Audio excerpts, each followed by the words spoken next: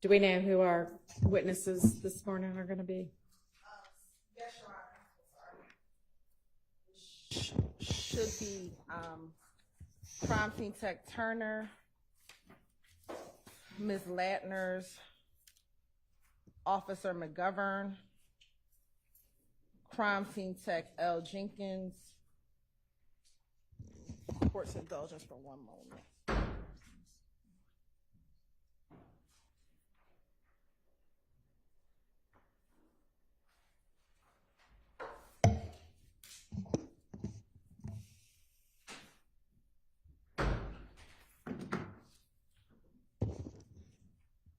Ms. A.S., who we've spoken about previously, Ms. Smith.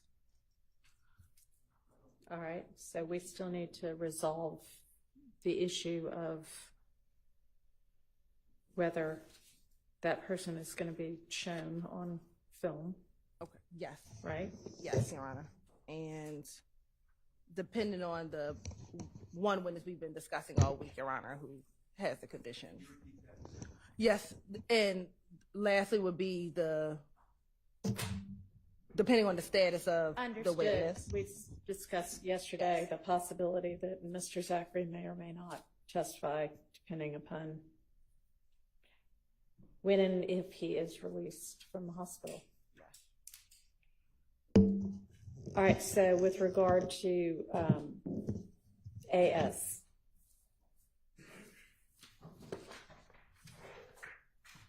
Your Honor, the state's position,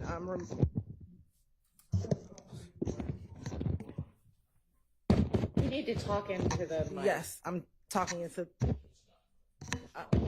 It is working. She's just not close enough to it, and it's attached. So you're going to have to just pick one up and use that one.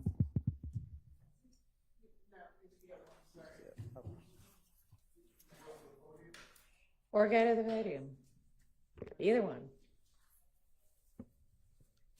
Regarding Ms. A. Smith, again, Your Honor, the state is asking for her not to be shown on television.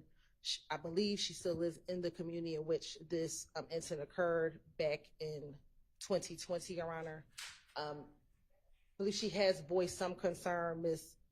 Love is the prosecutor who has been in the most communication with Ms. Smith, but my understanding is she has voiced some concern. I can't go into specifics regarding her safety in this case, Your Honor, given that she still lives there. I believe at one point she did communicate with one of our victim advocates that members of one of the defendant's family had approached her. And this was probably about a year ago. And so she was supposed to provide us more information about that particular individual. And so those are some of the things that I am aware of that she has discussed with us and with the state. And so given some of those factors, we would ask for her not to be shown on camera, Your Honor. All right. And is there any objection to just having her audio but not her face shown? Yeah, Your Honor, I object to that. I don't believe that what you've heard from the state today rises to the level that was set by the previous court on the standard by which a witness would not be videoed while testifying. Of course, this is the first I've heard that maybe possibly she may have talked to a victim advocate. I know that when this came up in court the other day, that was not mentioned, but absent that, which it sounds a little bit loose at this point, I just don't believe it rises to the standard. And if this is what's established, then any witness could potentially just raise their hand and say, I don't want to be videoed. Okay, well, obviously this trial's been going on for a really long time and not that many people have done that, so that doesn't appear to be an actual legitimate concern. Well, Your Honor, I would say that since these requests have started coming in, that approximately, I don't know, I'm making a guess, so don't hold me to it, but roughly 20% of the witnesses that have appeared on the list that we get at the end of the day on Friday for the next week, I would probably about 20%, are highlighted as not to be shown. So it's not a one or two off thing in the history of this case. Okay, so since I've been presiding over this case, which has been since what, mid-July or so, this is the second witness that has had anything raised. So that doesn't seem to be the percentage right now, but that's not the determining factor anyway. It's whether there is a legitimate security concern that can be substantiated by either the witness or the state. I mean, Ms. Hilton, are you representing that she has had threats made to her that she's brought to the state's attention? She's communicated, I know for one specific incident, that a family member of one of the defendants had approached her. Okay, But and what? Approached her asking her not to testify in the trial. She did not say that that individual threatened to harm All right, her. so maybe we find out a little bit more from her when she gets here. Is she here now? I don't believe she's.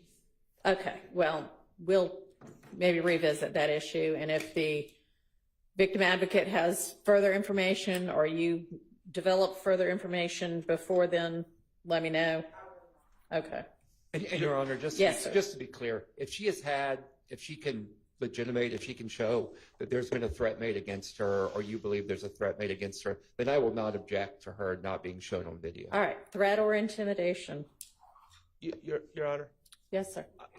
Turning the page from the video, on video, off video, with Ms. Smith, the information just recited by Ms. Hilton is the first I've heard of this. I don't know what this interaction is, but the state, am I correct that the state, regardless of whether she's shown on video or not, is not going to seek to admit any testimony about whatever this interaction was as part of her testimony, is it?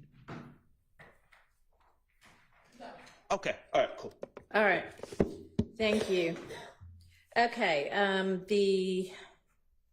is there anything else the state intends to present with regard to that particular 911 call with Ms. Latner's? Mr. Adkins had sort of left the door a little bit open to bring something else up.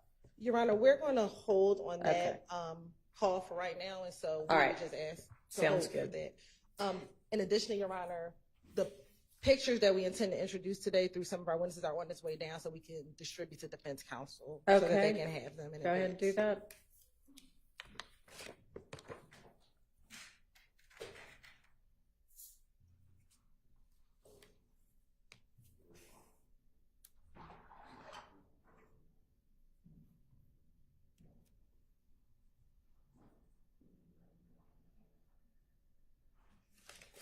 All right, and then I wanted also to go over the couple of motions in limine that were filed last night or yesterday afternoon that I referenced, but that we didn't review.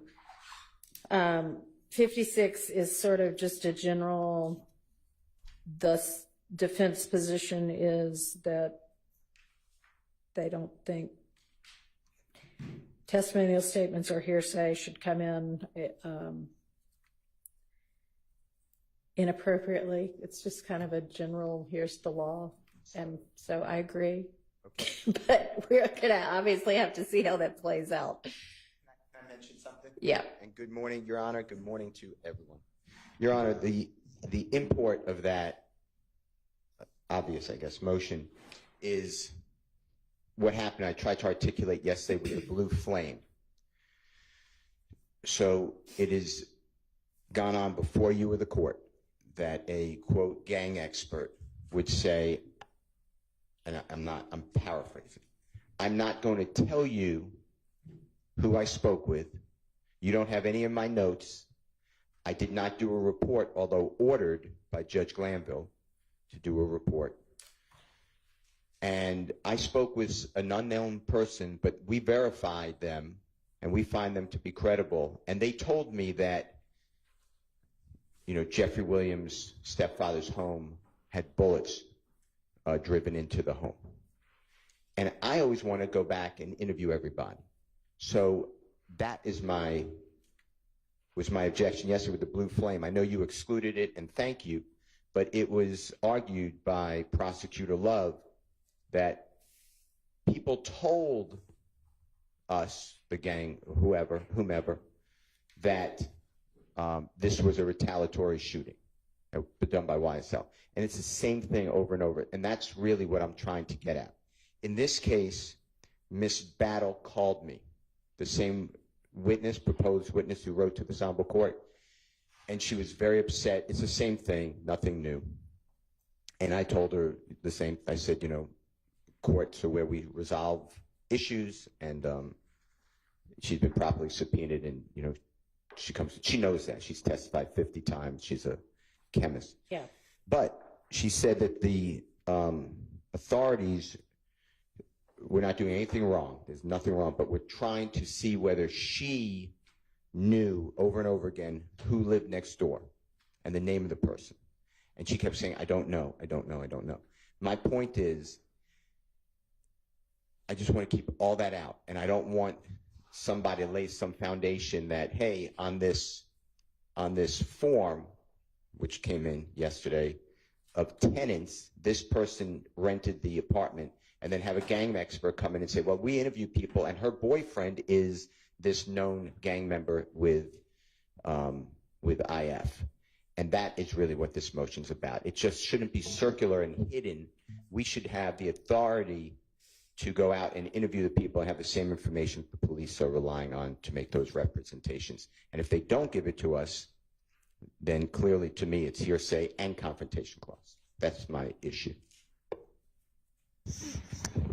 Aaron, I think with many of our experts, they can rely on Pick up the mic and use it. Sorry. With our experts, they can rely on reports or certain information to gather their conclusions. And what I believe happened during the course of this period in 2015, from January to ultimately October, is all these shootings occurred. They received these reports, they gathered information, they interviewed witnesses, and they were able to get information to form opinions about what was happening during the course of. Yes, experts can rely on hearsay in forming their conclusions, but there's a difference between the expert coming in and saying, based on our whatever they do, our conclusion was this is a retaliatory shooting, which would be permitted under the rules of evidence.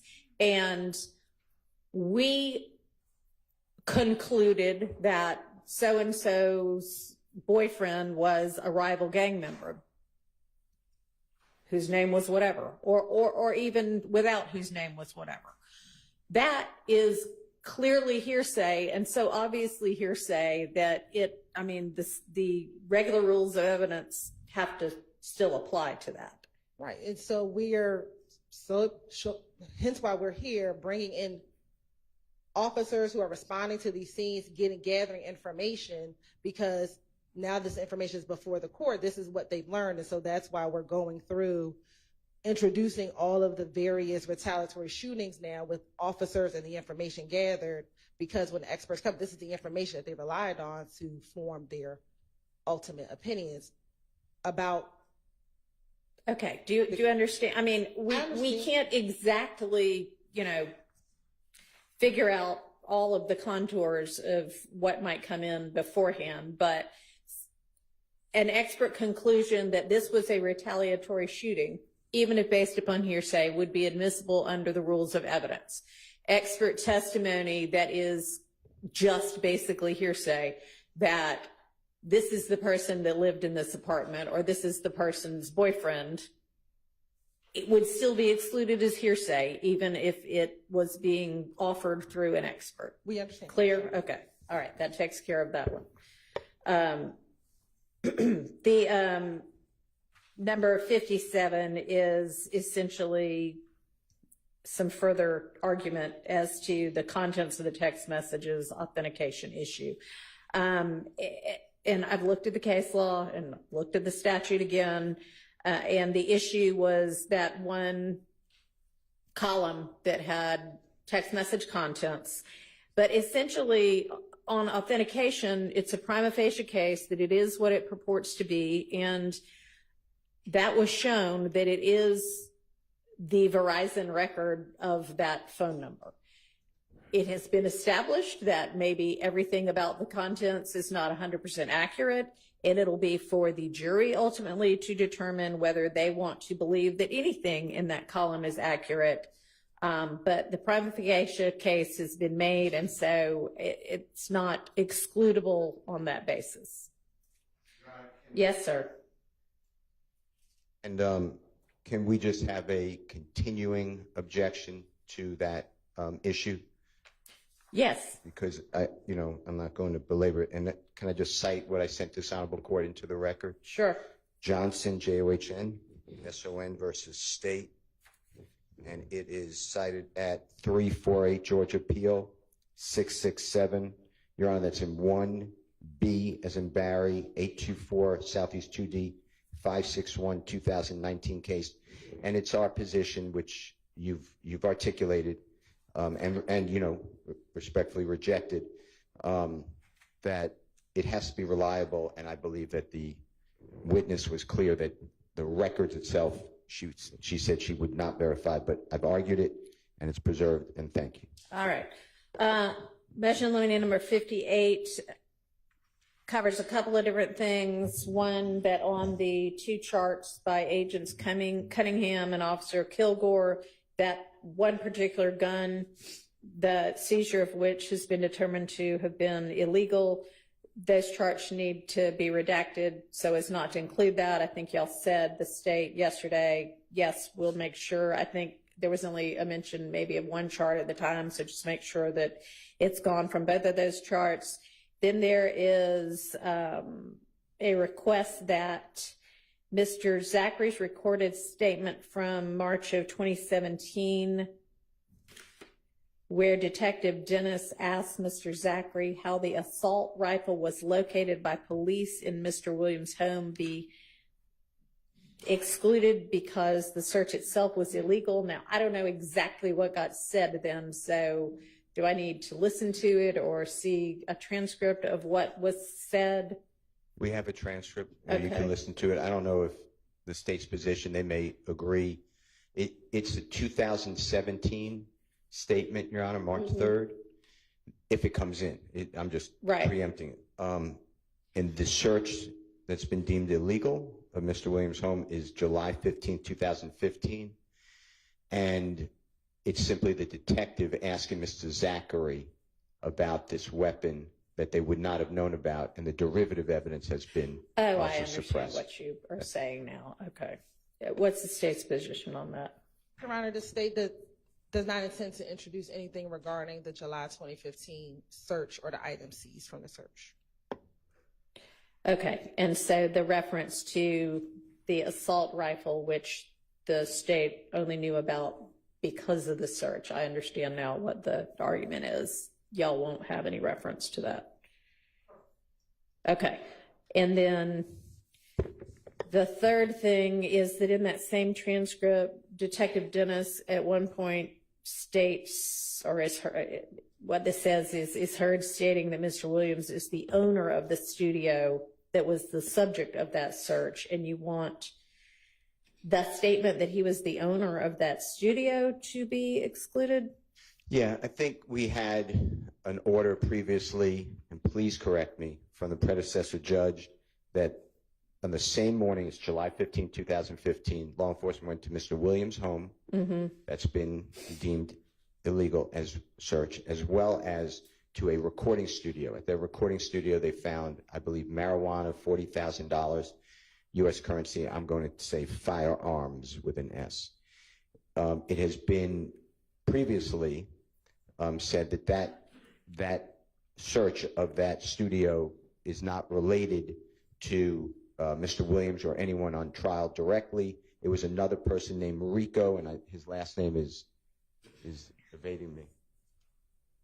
I can't remember, but it's Rico Ritchie, R-I-C-H-I-E, and that would be excluded, and I just want to make sure that that doesn't get mentioned either. And the way it was said in the transcript is that that's Mr. Williams' studio, which is just not right, but Mr. Williams did have a connection to the studio because he would perform at many studios throughout. So it's not true that he's the owner of the studio. Is that what you're saying? He's not the owner of the studio. Okay. Any issue with that piece of that interview being excluded? We believe that is in the order, and we will follow the court's order. Okay, I don't understand what you're saying there. Are you conceding? Okay. All right, so that takes care of that. Can I add one more thing to that, Your Honor, this motion? Sure. I think the court ordered it yesterday, but the blue flame shell casings are on that same chart that is referenced by Agent Cunningham, according to the state, as an exhibit of hers, as well as Officer Kilgore. So I asked that blue flame mentioned on that chart be please removed. And that's the search by the Firearms police database. It will be removed. All right, thank you. All right, and then the last one was a supplement to the big motion to exclude various pieces of evidence that we'll need to go through whenever we have our next non-jury day. So we won't deal with that one right now. Your Honor. Yes. May I just add one thing?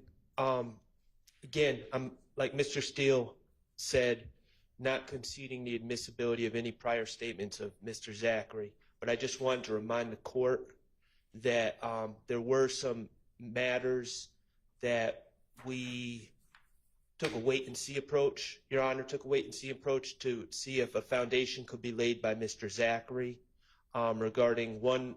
I was reviewing in preparation of court today. One specifically was whether something counted as a tacit admission, and we just needed to hear from Mr. Zachary to lay a foundation on some of those matters.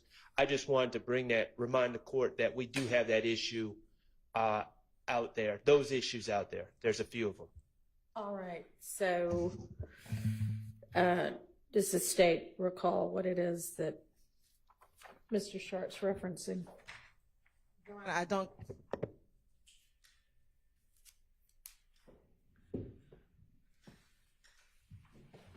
I unfortunately do not, because I don't think I was here when the Quindarrious Zachary statements were reviewed. Mr. Atkins and Ms. Love were here, and give me a moment. I can reach out to them to see. All right, well, I guess until he shows up here, it won't become an issue anyway, but maybe circle back on that when we've got a different prosecutor in the courtroom, when and if we get Mr. Zachary. All right, thank you. Okay, do we have the jury? Not everybody, okay. Your Honor, yes, sir. Step out for 3 minutes. Yes. Before that's done, We'll wait. Can I ask a quick question? Okay. Apologize, Mr. Weinstein. Your Honor, the state was kind enough to point me in the right direction for the witness list, and they said, I think the Honorable Court is on that email. So they said that Miss Bailey, Bailey, Miss Galloway, Galloway, and Miss Chavo,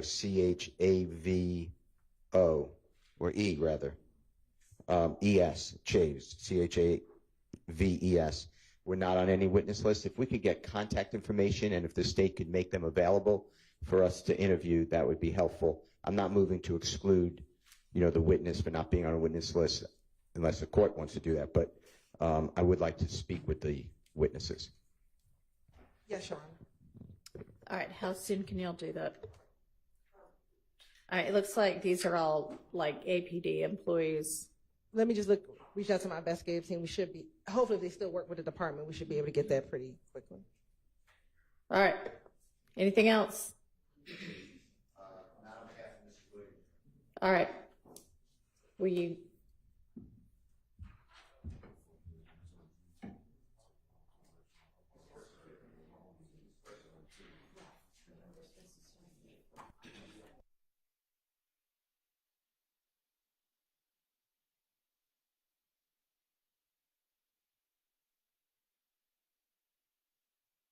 Or want to use the restroom real fast. Hopefully we'll have all of the jurors in the next 5 minutes or so.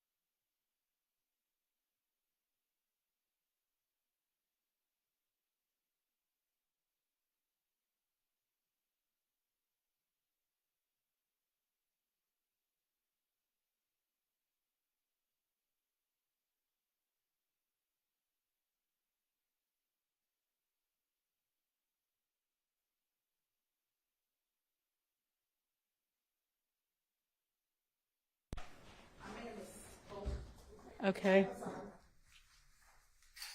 Earlier, when we were talking about A. Smith, and I talked about an individual, a defendant's family member reached out to her, that was not that witness, and I'm sorry, it was a different witness who relayed that to me. It was not Miss Smith. It was another witness who relayed All right. that. So I just wanted to clarify that. Okay, so is there anything the state wants to present with regard to the request that AS not be shown on video? Yes, Judge, and I believe she's on her way, but what she has relayed to the state is that since the time that this has been going on, her family has found out things that she had not alerted them to, that it is causing her, she says, distress. She does not say that she has been threatened. She said that it is a source of great concern for her. And she has asked that we not, she said she doesn't want to be here, but she certainly doesn't want to have her face publicized. She said that when her name began being mentioned, that caused problems for her, and she does not want to have to endure that. Under those circumstances, and understanding counsel's arguments regarding sort of guidelines by the court's predecessor, we're asking that the court exercise the court's own discretion and allow, based on her concerns and the concerns of any lay witness to that extent. They're not asking to cover their faces in court behind a veil, but to not have their faces publicized nationally is what they're asking. All right, so you say the court's discretion as though it is 100% up to the court. It's not up to the court. It's the case law that guides it. And in Georgia, it is very, very, very tilted towards showing everything all the time. And the court has very little discretion in stopping that from occurring, even if there are, probably none of the witnesses want to be blasted throughout the world, understandably. So that's why the guideline and the determiner was, are there legitimate security concerns? And if there are legitimate security concerns, then detail what those are.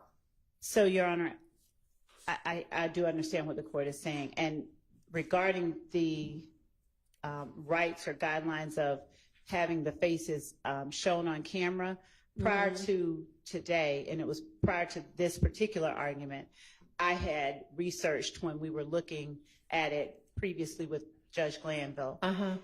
My understanding, and the court has a vast amount of knowledge about what the particular laws in Georgia are, because the court has dealt with those. But my understanding was that there is no, just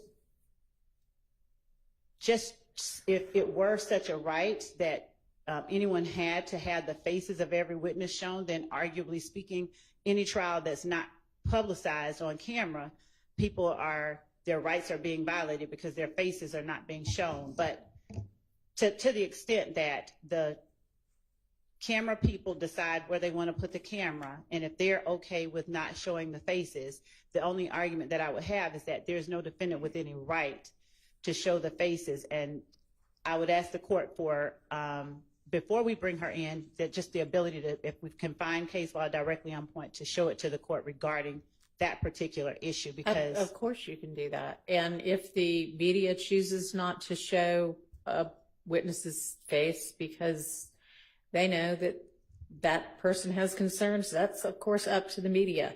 I mean, frankly, this court is open. Anybody can walk in here anytime they want to and watch the proceedings. But that's just not really the way the Georgia courts overall have perceived the whole televising and videotaping of court proceedings. So sure, I'm happy to consider any kind of case law that you want to present. Thank you. And obviously, if the media wants to focus on somebody else during that time, that is wonderful. But Unless you present to me either case law that covers it or legitimate security concerns, I can't order them not to. Thank All you. right. Thank you. Okay, so are we now ready for the jury?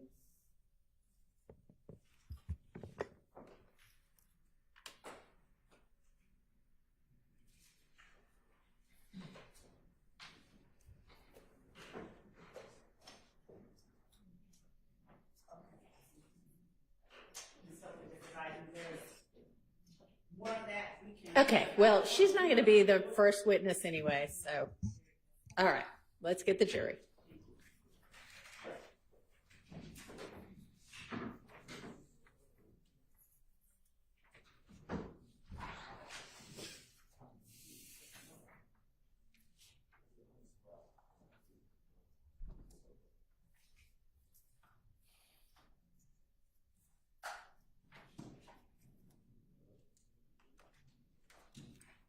He brought me one from the jury. He brought me one from the jury.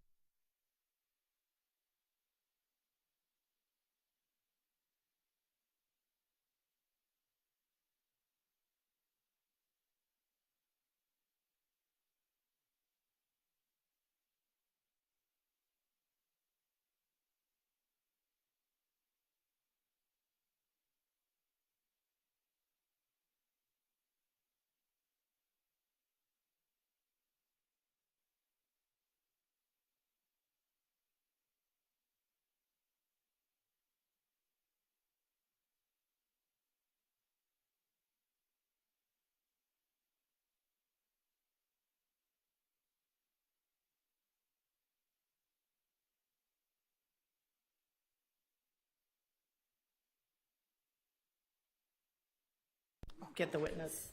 That is absolutely fine.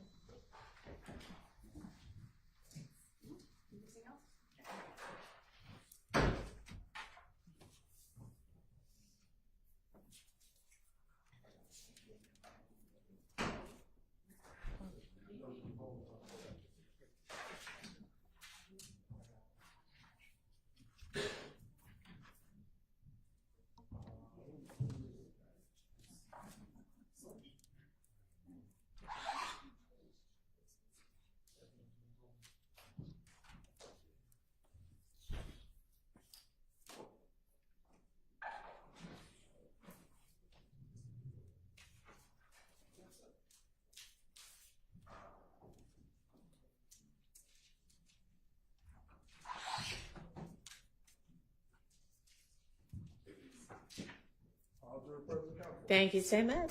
Your Honor, state calls crime scene tech Alfred Turner to the stand. All right.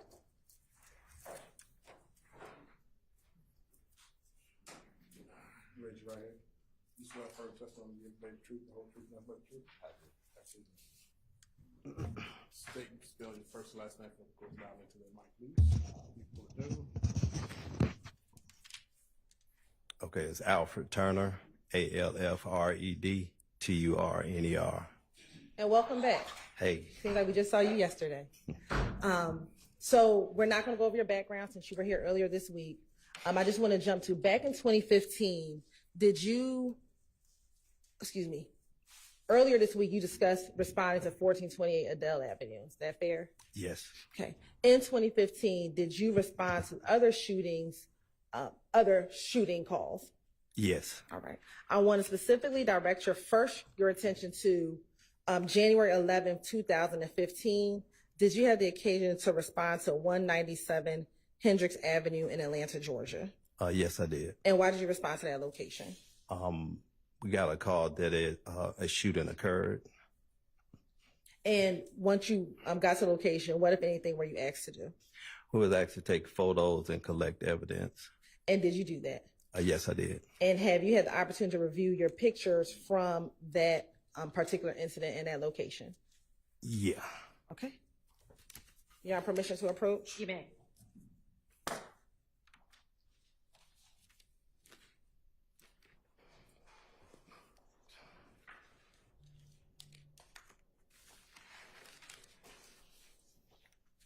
I'm showing you what's been marked as 1 triple DA through 17 triple DA.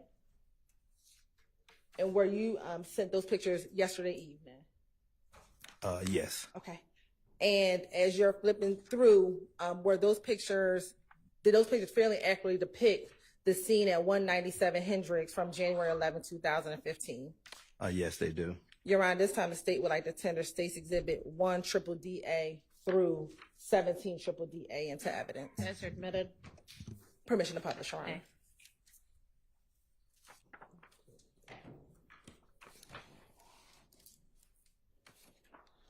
Now, first starting with 1 triple DA, if you can tell the jurors, where are we looking at, or what is depicted in 1 triple DA?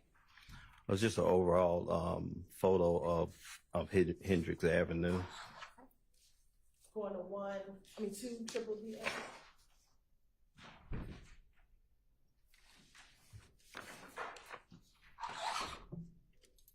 Looking at 2 triple DA, was this the home that was the focus of your investigation? Yes, it was. All right. Looking at 3 triple DA, and now 4 triple DA, and 5 triple DA. What, if anything, is depicted on 5 triple DA? That's for damage to the screen of the window of that residence. Okay. Now looking at 6 triple DA.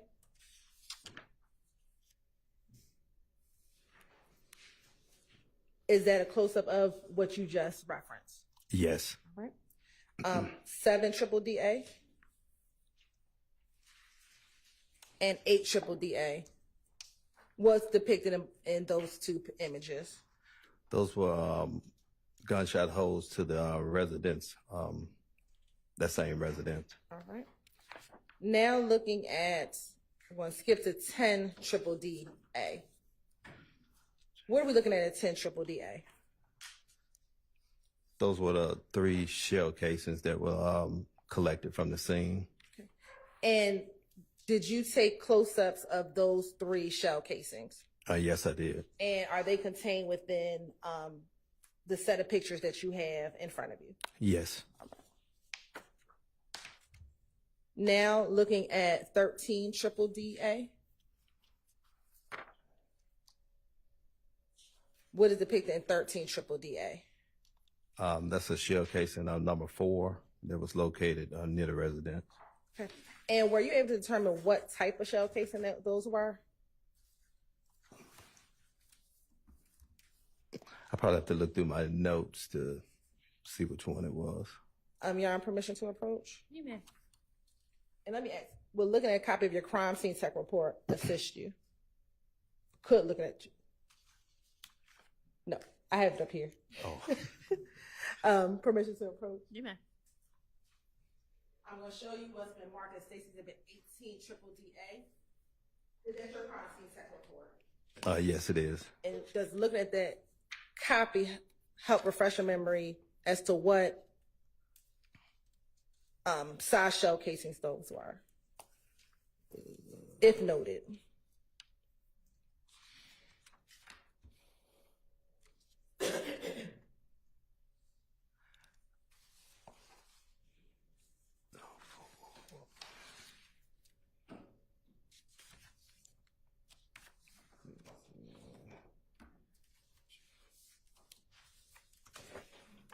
No, I don't have that on here. Okay.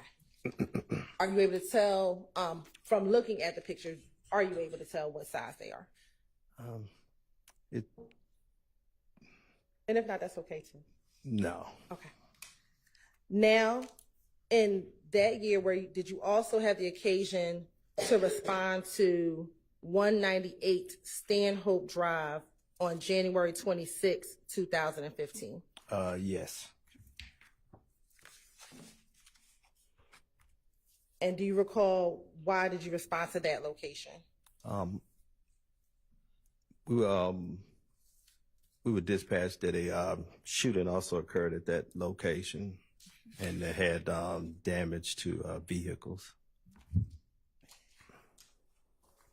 And when you were called out to that scene, what, if anything, did you do at that scene as well? They also wanted me to photograph the scene and collect evidence at that scene as well. Okay.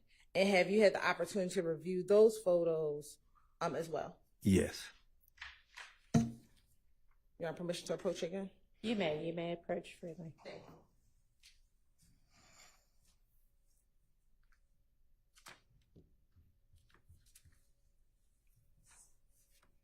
I'm showing you that marked as 1DDD through 29, 1DDD subsection C through 29DDD subsection C. Are those the items that you pictures that you previously reviewed? Yes. Okay. And did those fairly and accurately depict the scene from 198 Stanhope on January 26, 2015? Yes, they do.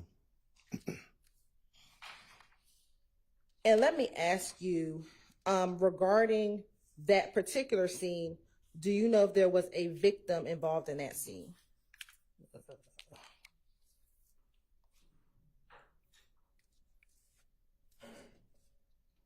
I'll probably have to look on my notes to see. Okay.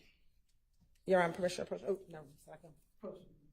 I'm showing you what's been marked as State's Exhibit 30DDC. Is that a copy of your crime scene tech report? Yes, it is. Will that help refresh your memory? Yes. You can take a moment and look, and if your memory's refreshed, you can let me know.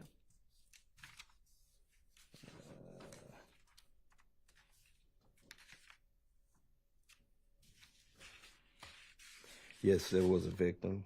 And who was that victim? I believe it was Trevante Turner. All right. And I believe I admitted it, but if not, Your Honor, say what I contender. State's Exhibit 1DDD C through 29DDD C into evidence. Okay. Do you mean, you haven't this morning? Did you mean a different day? No, I thought I may have said it earlier today. No. Okay, Your Honor, this time the state would like to admit 1DDD C through 29DDD C into evidence. Okay, those are admitted. And permission to publish. You may.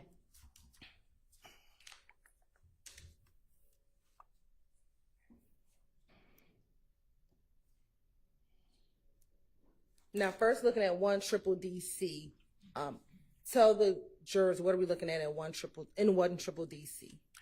That was the vehicle that they were that we were dispatched to take photos of multiple gunshots. Okay. Looking at 2DDD C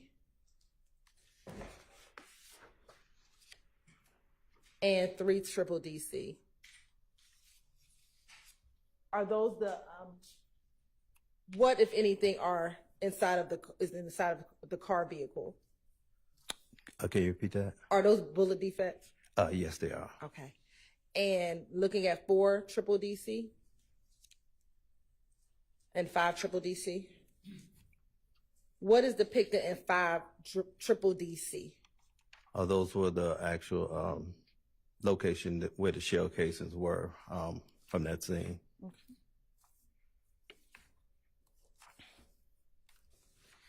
And did you take individual pictures of all of those shell casings? Yes, I did. Okay. And are those included in the stack of pictures that you have before you? Yes. All right. I want to go to State's Exhibit 21DDD C.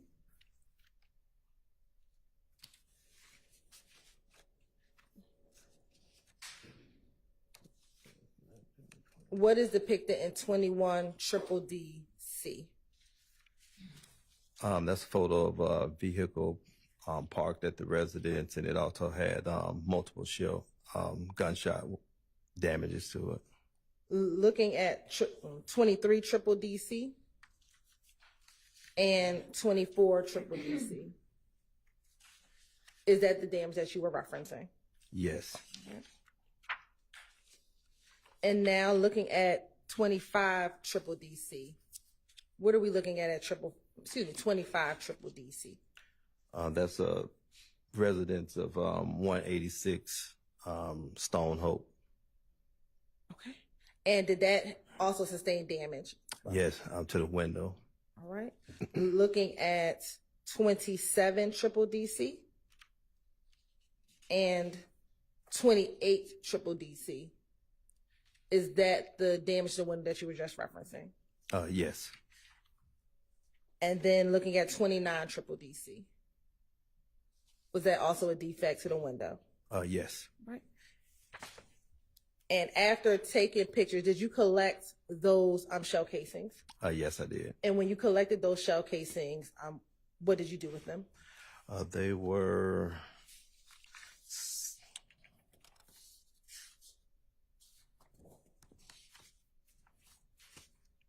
put in our Atlanta Police evidence locker as evidence. Okay.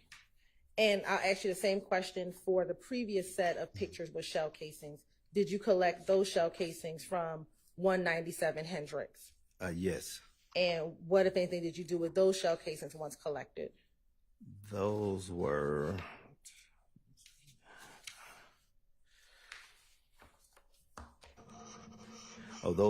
turned over to Officer Williams on the scene.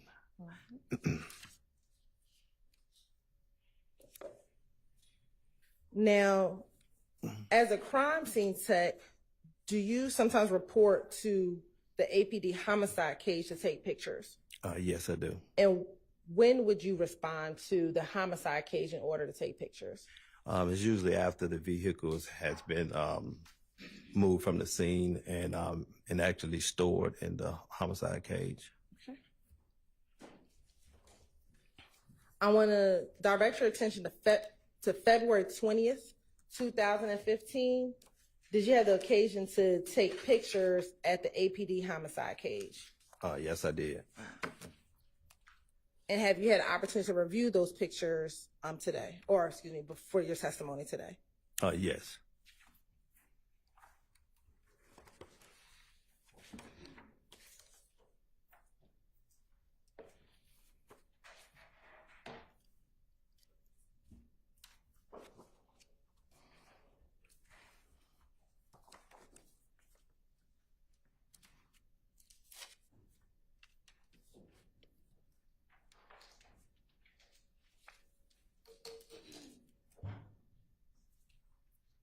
I'm going to show you what's been marked as State's Exhibit 1 triple D to 11 triple D.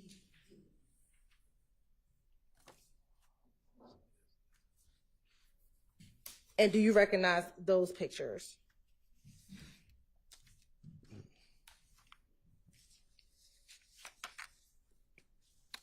Yes, I do. And how do you recognize those pictures? These were the photos that, excuse me, that was taken at the homicide cage. And are they a fair and accurate depiction of the picture that you took at the homicide cage on February 19, 2015? Yes. Your Honor, this time the state would like to tender State's Exhibits 1 triple D through 11 triple D into evidence. Those are admitted. And Crime Scene Tech Turner, did you know the location of where that car derived from? I believe it was 140 Maury Avenue. We're looking at a copy of your police report, Crime Scene Tech report, have professional memory as to the exact address. Yes. I'm going to show you what's been marked as 12 triple D for identification purposes. Is that a copy of your Crime Scene Tech report? Yes, it is. Okay. And does that help refresh your memory to the address of where the car was taken from? Yes. And what was the address? It was 114 Maury Avenue. And what is the date of the incident? When did the incident occur? That was February the 2015. Was that the date of the incident or the date that you took pictures?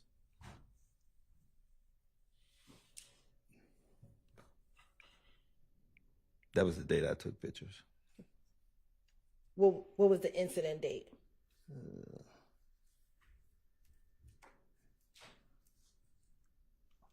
I'm sorry, 2019, 2015. No, what was the incident date?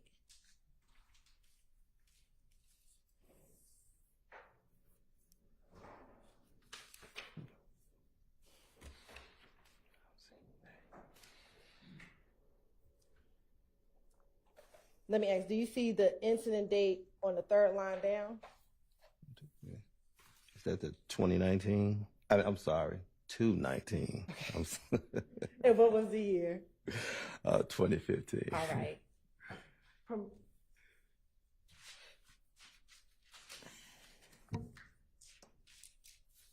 And Your Honor, now permission to publish 1 triple D E D. Triple D D. You may. Okay. What are we looking at 1 triple D D? That's just a rear photo of the vehicle. And 2 triple D D? And now we'll look at 3 triple D D. What was being depicted with the placard for number 1 and 3 triple D D? That was a photo of a cell phone. Okay. Now looking at 4 triple D D.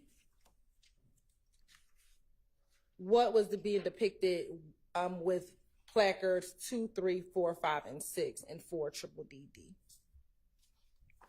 But first, it was a photo of the back seat inside the vehicle, and I believe there were shell casings on all of those. Okay. And did you take individual pictures of those shell casings? Yes. Right. And is that reflected in 5 triple D? Yes. And 6 triple D D? Your Honor, can I borrow your stick? Stapler? Stick. Pointer. Pointer. Thank you.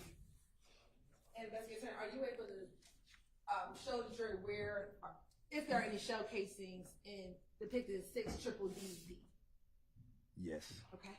But if you can just take this stick and point to where those shell casings are. One right here, and the other one is like right there. If you go to 7 triple D D, is that a close up of the 2?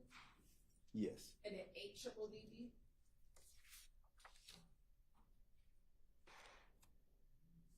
There's actually 3 here.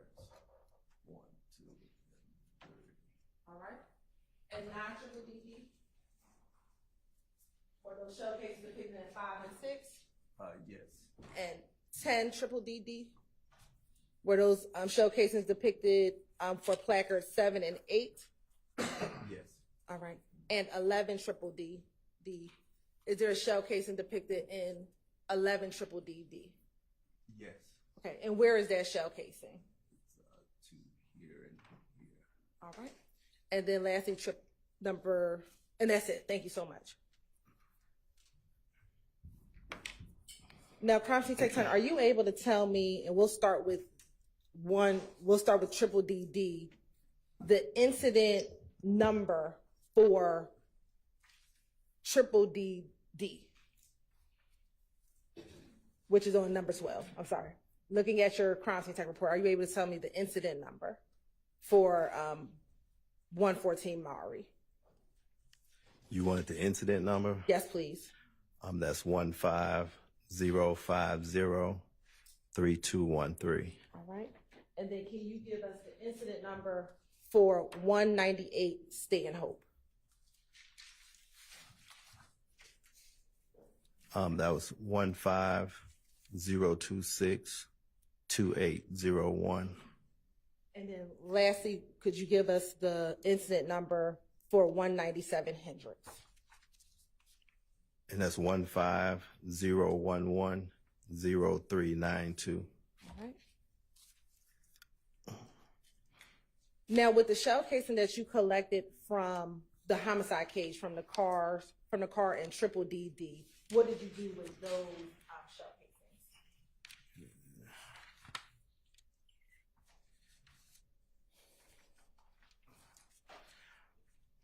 They was processed for fingerprints, and after that, they were sent to APD property as evidence. Okay. And do you know if at any point those items were taken from APD property to the APD crime lab? No, I don't. Okay. Court's indulgent.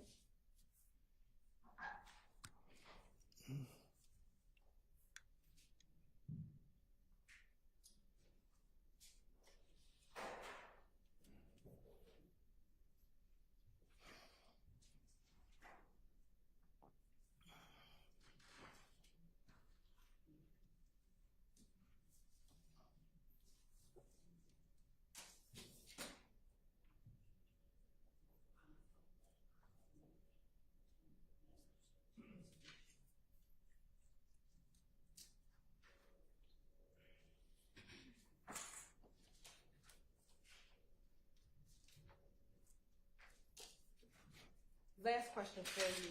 So, Prosecutor Turner, when you package your, Use the mic if you don't mind. when you collect crime scene, shell cases from the crime scene, how do you package your shell casings? What we do is individually pack them, usually put them in a little envelope. We put the time we collected, the location, the case number, the address, and I have my initials on it. And are each shell case in an individual envelope? Yes, unless they really close to each other. Okay. Yeah. And when you said the location, what did you mean by you put the location number on there? Like if it's inside a vehicle, you usually put inside the vehicle in the seat or something like that. Okay. Thank you so much. Thank you. All right, any defense questions for this witness? Your Honor, on behalf of Mr. Williams, we have no questions for this gentleman. All right. Nope. Okay. All right, thank you for your time. You're excused. Call your next witness. Mr. Matthews, is this a lawyer with you or somebody else? Yeah.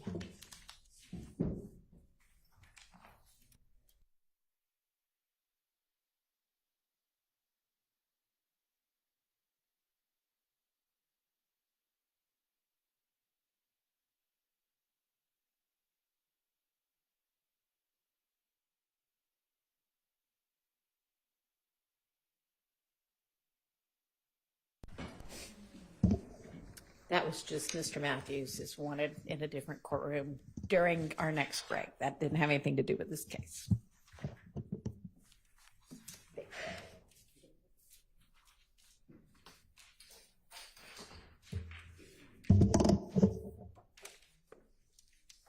Raise your right hand. You swear affirm testimony to give you the truth, the whole truth, nothing but the truth. State the spelling of first and last name of the court. Louise Jenkins, Louisejenkins. Excuse me.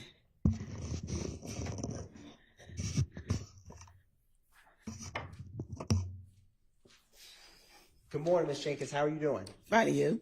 Doing well, doing well. Are you currently employed? No, I'm retired. Happily? Happily. What was your last job? Atlanta Police, crime scene. What year did you retire from APD? 2015. What year did you start with APD? 1985. Can you tell the jury a little bit about your experience when you started working for Atlanta Police Department? I started at criminal records and I did dispositions and I went to court to take dispositions and then I did warrants. And from there, I started crime scene in 1987. How did you end up working in crime scene? It's all in the same department, and I started taking notes and started studying fingerprinting, and I got interested in it, and then I started in fingerprinting. And did you ever become a crime scene technician? Yes, I did. Can you explain for the jury your experience as a crime scene technician? We go to court. We had to go to take classes, and we do collect evidence, process, fingerprint, photographs, go to court, and we take our crime labs to either GBI or Atlanta Police crime scene.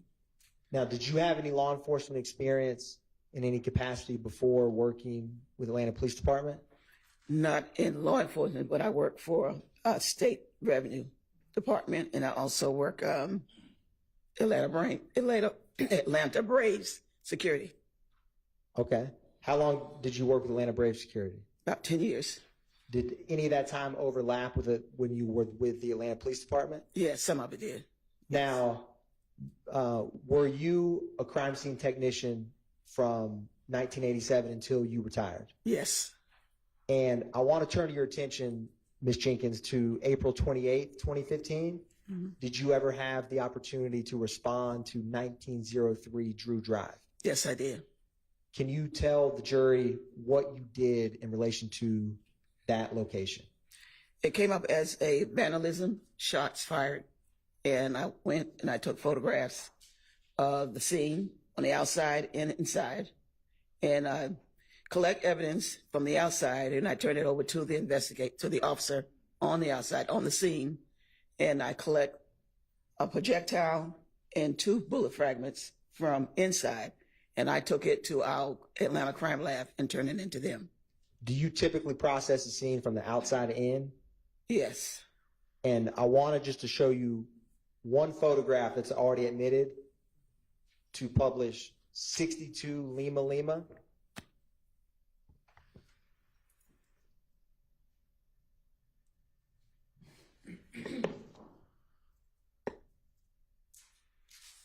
It's on here.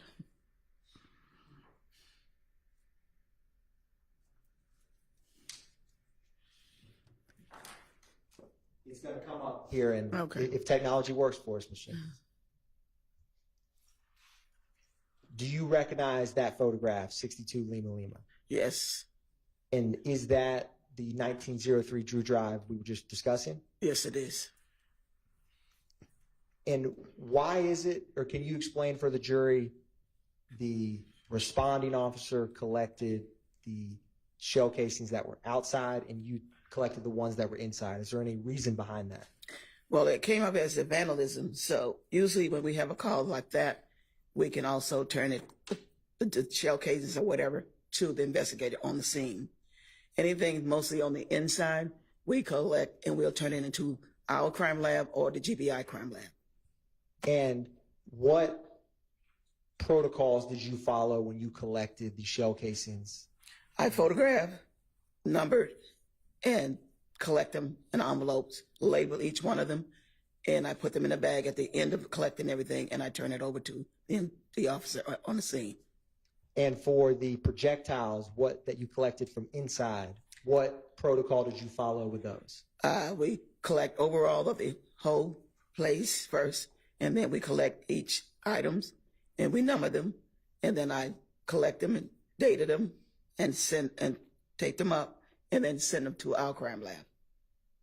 After you processed 1903 Drew Drive and collected those projectiles, did you have any other involvement with this specific crime scene? I did not. One brief moment, Your Honor.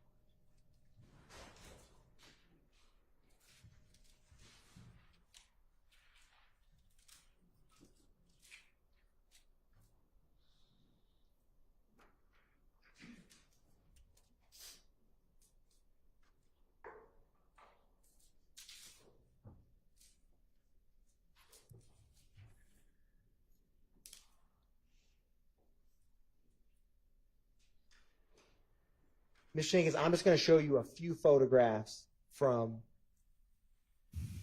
I'm going to publish, yes.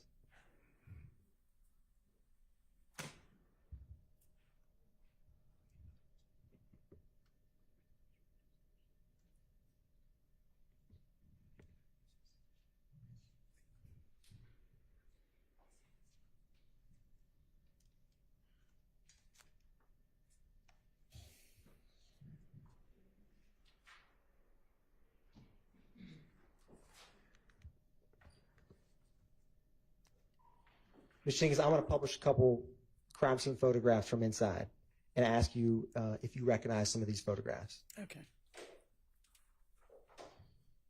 And I'm publishing State's Exhibit.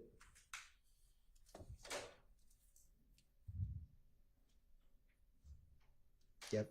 Previously admitted 22 Lima Lima.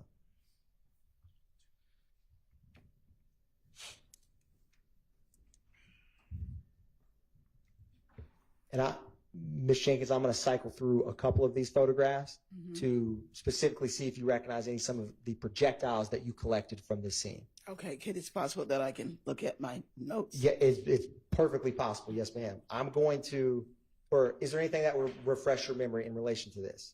The notes that I took, the pictures that I took. And is that in your crime scene record? Yes. Your Honor, I'm approaching and handing the witness.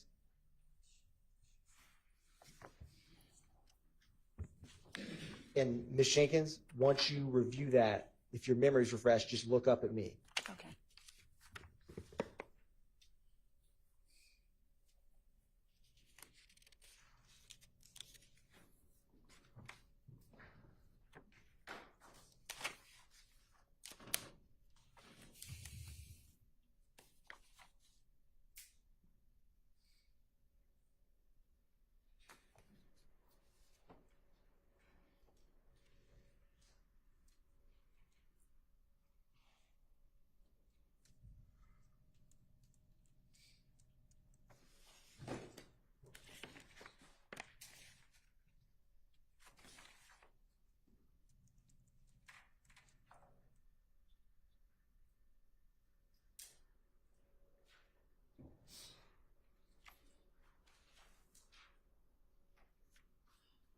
Okay.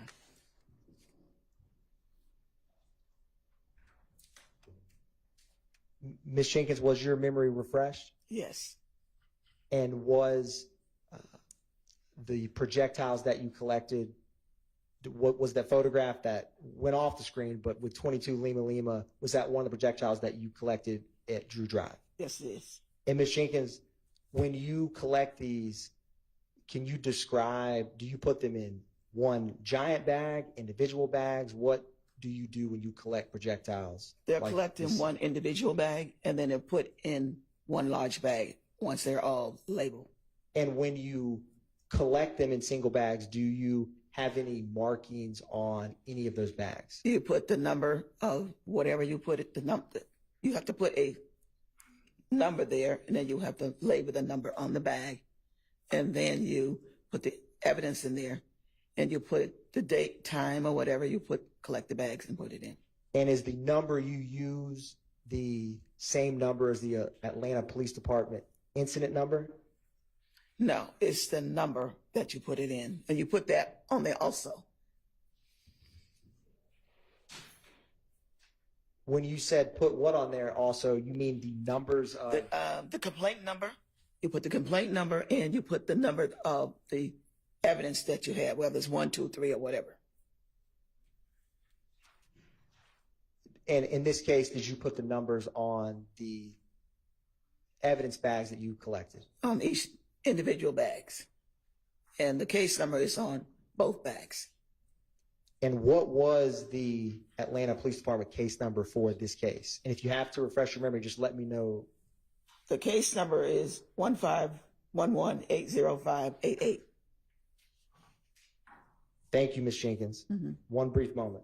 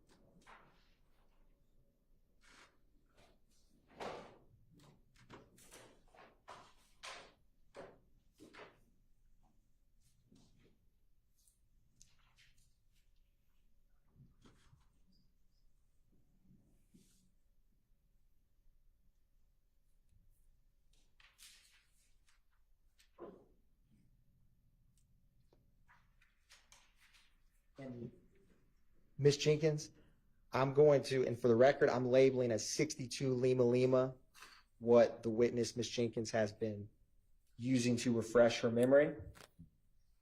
And Ms. Jenkins, can you describe what it is that you have been using to refresh your memory? My report that I made from the call that I had.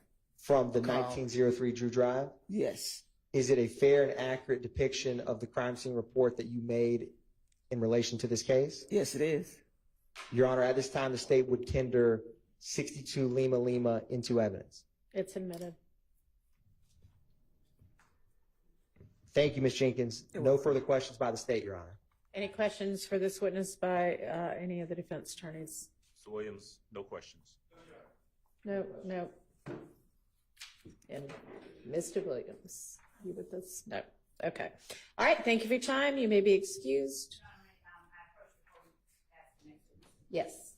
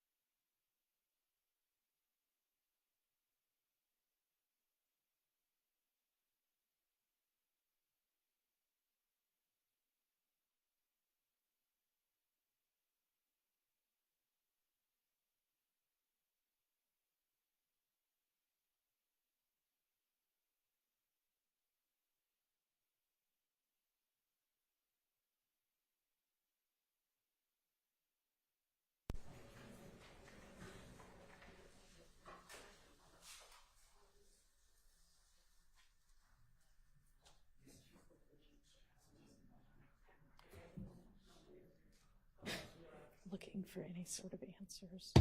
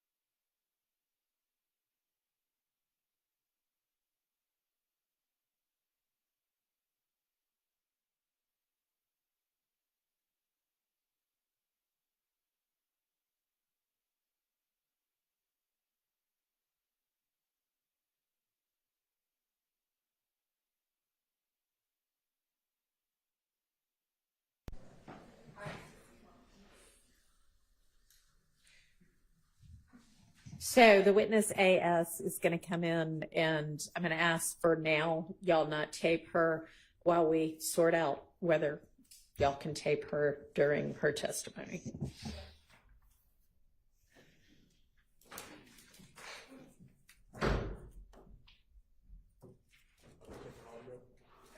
Yeah, audio is okay.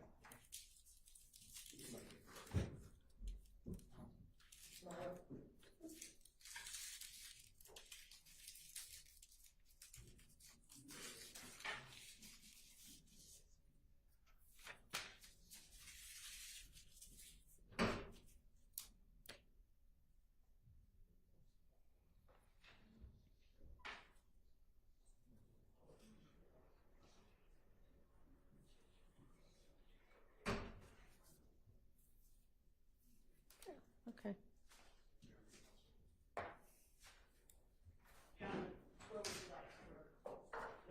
The witness stand, she's not being taped right now. Videotaped. Come on up to the witness stand if you don't mind. Okay, go ahead and have a seat. And I understand from the state that you've got some concerns about your face being shown on the live stream. Can you tell me what those concerns are? Just anything doing my job. I just don't want to have no parts in it. I don't want to be on camera. Pull the mic down next to you and try to speak into the mic. So is it anything beyond just not wanting to be on camera? Do you have any concerns about your well-being or your safety?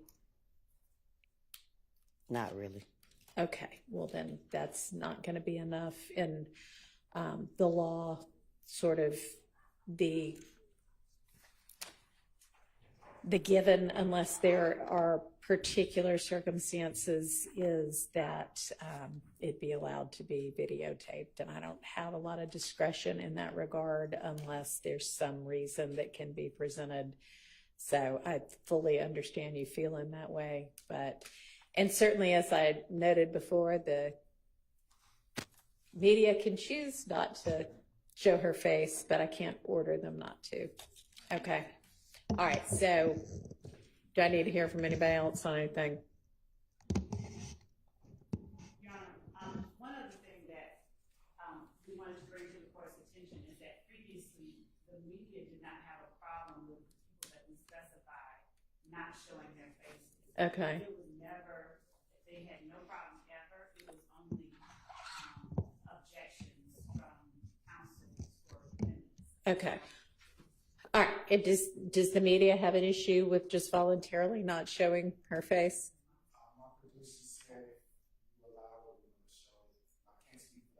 Okay.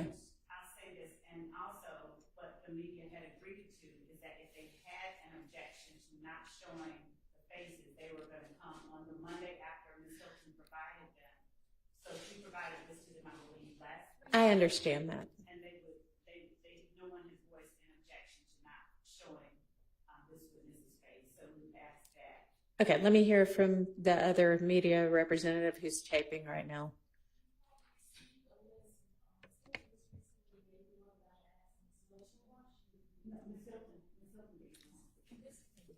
We can't really hear you. Speak up a little bit.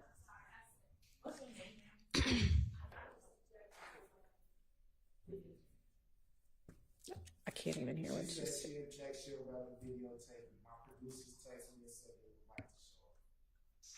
Your Honor, may I also clarify something? Hang on just a second. Yes. So were you saying something about not having gotten the notice? No, I didn't get a notice, and I asked Ms. Love. She ignored me, and then she wasn't here. Okay, so who sent the email last week? So, Your Honor, I sent the email last week, and Ms. Sylvia was not on that email. All right, we'll put her on all the future emails. But she did ask for it on Monday, and I forwarded to her on that Monday. On Monday, okay. And Well, she did receive. If you'll go ahead and add her to the distribution list for all the future ones. And we will continue to follow the procedure that had been put in place previously, that the objections, if there are any, need to be made the Monday morning after the Friday emails. Yeah, and Your Honor, I don't believe that representation made by the state is accurate, that the media are the only people that have the opportunity to object to That's this. not what she was representing. I think what she was saying was that they had not objected before. Ms. Westmoreland, you wanted to say something? Your Honor, I believe it's been clarified. Okay. Turning the page again. I just want to make sure that Ms. Smith has been instructed as a witness. My concern is that there's always rumors, and I just want to make sure that Ms. Smith knows that she's only to testify about things that she actually has personal knowledge of. All right. Ms. Love, I think you know what Mr. Sharp's referencing. Have y'all had a discussion about? All right. Okay, so does any defendant want to, I think in the future, the test is supposed to be, you know, is it within the requirements of due process to cover or exclude? And a lot of these cases are about a defendant objecting to coverage or the media objecting to coverage. And so if the defendant or the media objects, I need to hear the basis for the objection, and then I'll make a determination based on all the different factors that are set forth in Rule 22. But anyway, I haven't really heard anything that would lead me to believe that the case law would support ordering that this witness not be videotaped. So, Ms. Love, do you want to take just a few minutes to discuss with the witness what you need to? Okay. Where should I do it? Right here? If you want to step right outside, that's fine.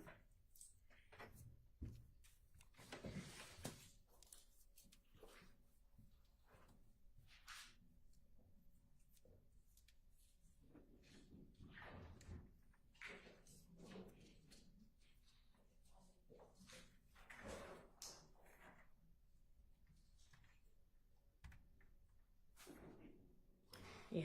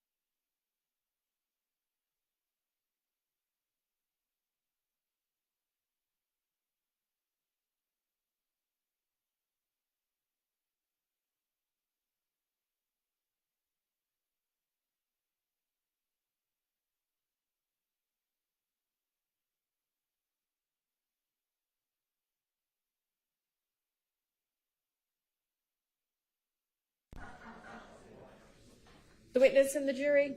Okay, let's get the jury.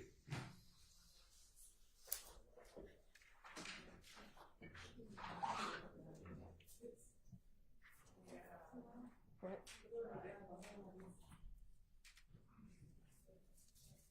What's going on there? I don't know what they're going to do.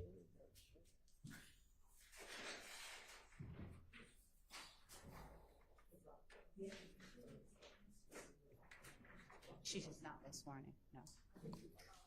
No. No.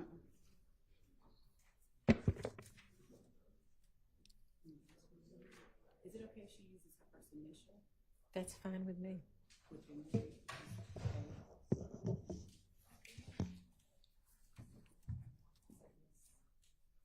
Yes.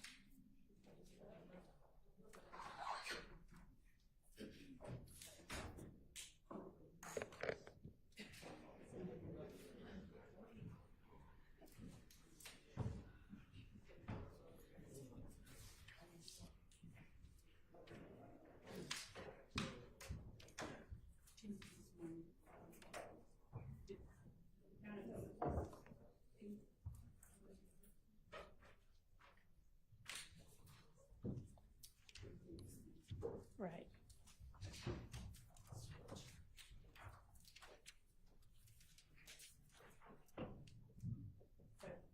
Jury present, counsel. Thank you. Okay, Ms. Love, go ahead.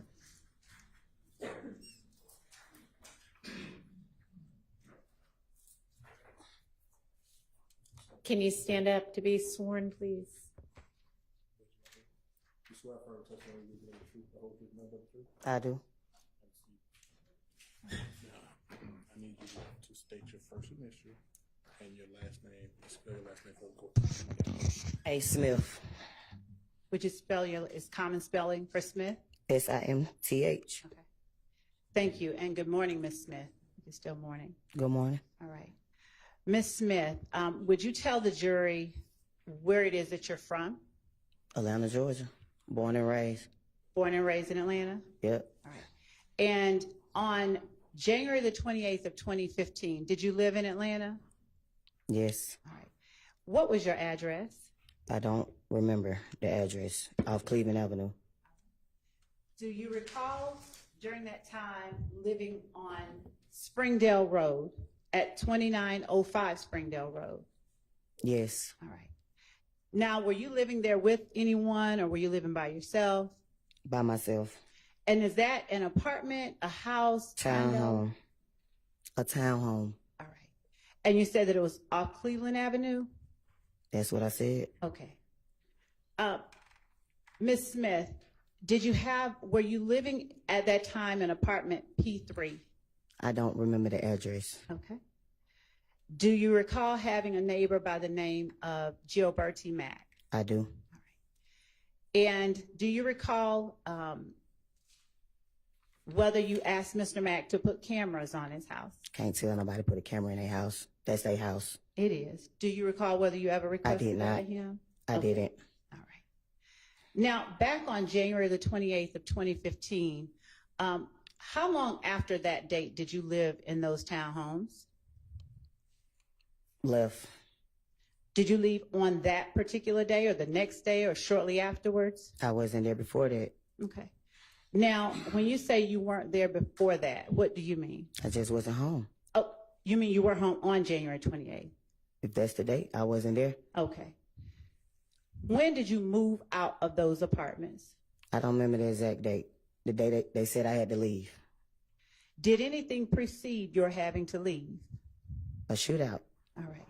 Now, when you say a shootout, what do you mean? You weren't there, so what do you mean? And the jury hasn't heard this, so please tell them what you mean when you say a shootout. I mean, I had to go there. I got a call from the rent office saying that my house got shot up. Okay. And was that at night? Do you recall? I think so. All right. And so when you go on scene to see what's going on, what do you see? Bullet holes. Where do you see the bullet holes? I don't remember exactly what a bullet holes was. As far as not specifically remembering them, what I'm asking is, are they inside your home? Correct. All right. Do you recall whether the window or the door was hit or something different? No. All right. Now, when you got there, were there police inside your home? No. Did the police go inside your home with you? With me, no. Did they go inside your home? I'm sure they did. All right. Now, when you say a shootout happened and after that you left, do you know how long it was after that that you left? No. All right. At the time that you lived, and I don't want to get too much into your personal business, but at the time that you lived at that apartment complex off Springdale Road, did you know a person by the name of Kelvin Watts? Of course. Okay. And what did you call him? Shell. Okay. Shell, did you also call him Lil Kel? No. Okay. Did you ever call him by the short name Kel? I just told you, Shell. I understand. So at the time, around January 28th of 2015, or before, had Shell been hiding out in your house? Sustained. Had Shell been staying at your house at all? We was dating. Okay. How long had you all been dating? A few months. All right. Now, when you were dating, did Shell stay at your house sometimes? He visit. He didn't stay. Okay. Did he ever hide out at your house? He visit. I just answered your question. I understand. Did you ever tell police on January 28, 2015, that Shell had been hiding? Objection, Your Honor. I just answered your question. Speculation. Overruled. And Ms. Smith, I'm not going to keep you up here very long, but I'm going to ask you a specific question because the jury, Your Honor, if I may just be allowed. Overruled. I'm going to ask you questions so that the jury, who doesn't know the answers, so that you can answer for them, okay? Did you tell the police that night that your friend Kelvin had been hiding out at your place? I did not. Okay. Do you remember talking to police that night? No. Right. Do you recall the name, or do you recall an Officer Collins being the officer that responded to your scene? I do not. Do you recall what the officers looked like? I do not. Okay. Do you recall talking to anyone about your friend Kel in the presence of officers? No. Okay. Do you recall telling them anything about anyone that might have wanted harm to Kelvin? No. Okay. How long do you recall, if you recall at all, the police being on scene? I don't know. All right. I wasn't there. Were you there when you got called and you came out? When I got there, nobody was there. Okay. So you don't. Next day, I went down the next day. They said I had to come the next day. You said when I got home, they wasn't there when I got home. So the night that the rent office called you, is your testimony? The rent office just, I know the person. She called me and told me. The next door neighbor called and told me my house got shot up. And what was the name of the next door neighbor? Just called his name. Gregory, whatever his name is. Gilberty Mack? I know him as Gio. Okay. So when Gio called you, it was that night that your house had just gotten shot up? A few people called me. It wasn't a secret. All right. And did you arrive on scene that night? Did you get back to your house that night? I came, nobody was there. Okay. Do you know about how long after you called or you were called that you came back to your house? No, I do not.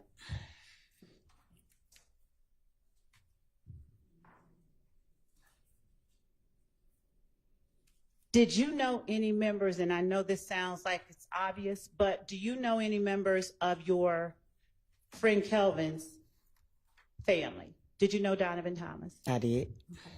Were you close with him? Yes. All right. And were you able to observe Kelvin's interaction with him? I wasn't. Okay. Do you have any knowledge of whether Kelvin was Nope. close to him? Nope. I do not. At the time, did you know an Antonio Sledge? Of course I did. Why do you say of course you did? Because I dated him. All right. Were you dating him at the same time you were dating? I wasn't. Kelvin, how long before your house got shot up did you stop dating Antonio Sledge?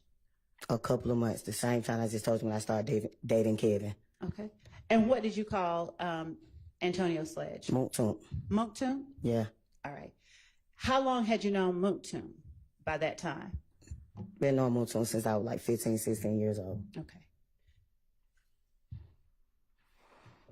How long had you known Kel, or Shell Kel, at that time? Not that long. Okay. Now, at what point do you now recall speaking to the police at all about shooting at your house?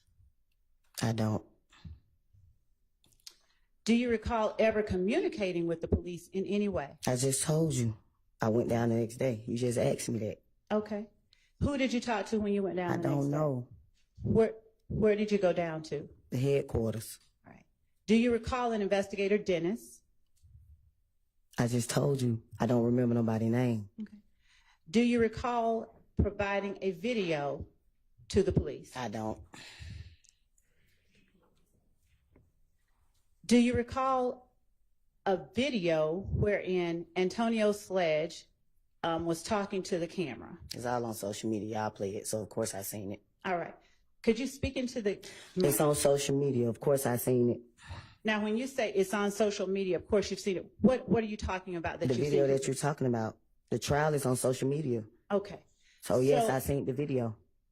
And describe the video that, since we've shown a lot of them, that you're talking about. The video's of Mootsoon calling Shell Kel out. All right. Did you know at that time Lil D? Of course I did. All right. How long had you known Lil D? I don't know. All right. Now, the video of Mootsoon calling Shell Kel out, did you provide that video to the police? I don't recall. Okay.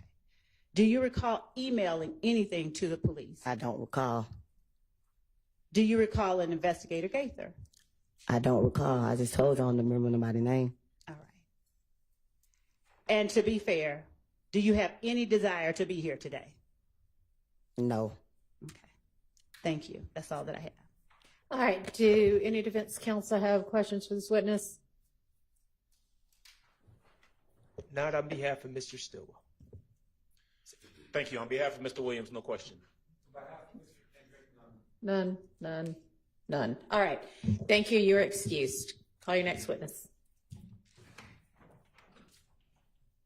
Your Honor, the state calls Ms. Latner to stand. All right.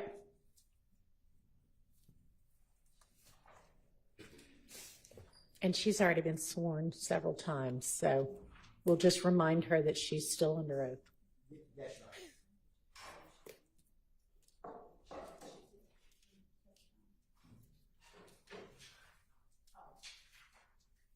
Your Honor, Ms. Latner was previously testifying, and so I understand that she was finished. She was testifying during the Burns court, Your Honor. But I believe that she was done. Okay. Outside, so we'll verify that. Okay. So y'all are saying don't get on you too much. Yes. Okay. Got it. Well, let me ask this. If she's not finished, do you have somebody else ready? I don't think so. She was Not finished. she's not finished.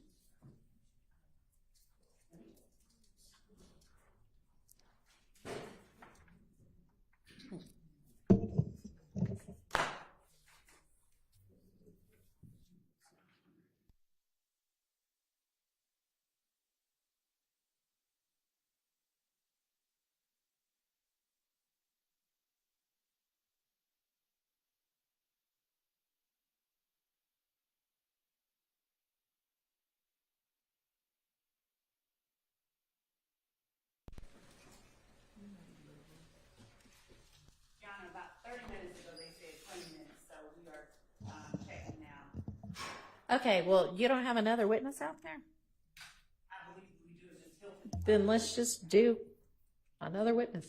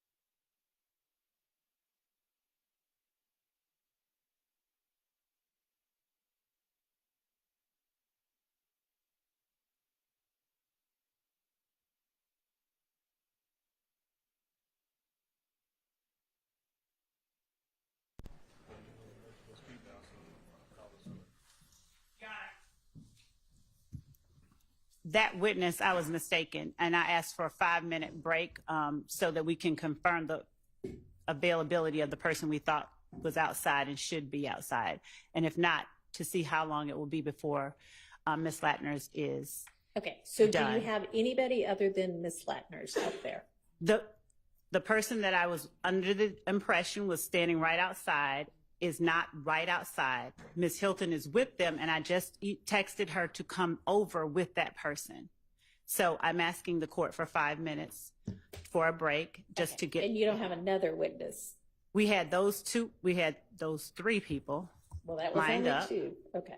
So if you know that one witness is going to be testifying somewhere else, then make arrangements to have, I think that maybe Ms. Hilton out there. So let's just get that next witness out. Is Yes. the next witness ready? Okay, bring the Thank next you. witness in.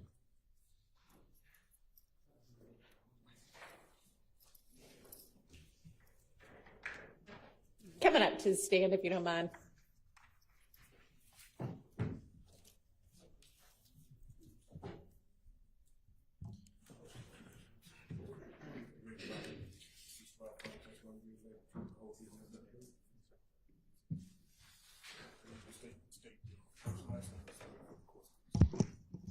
Ryan McGovern.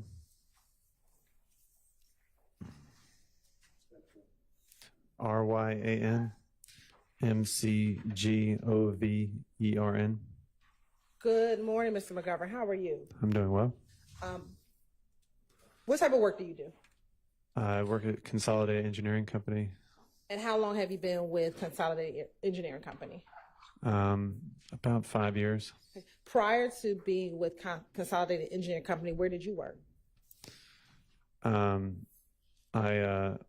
had a few different jobs. I was doing rental property management and some construction work, and prior to that, I worked in law enforcement. Okay. And when you worked in law enforcement, what law enforcement agency did you work for?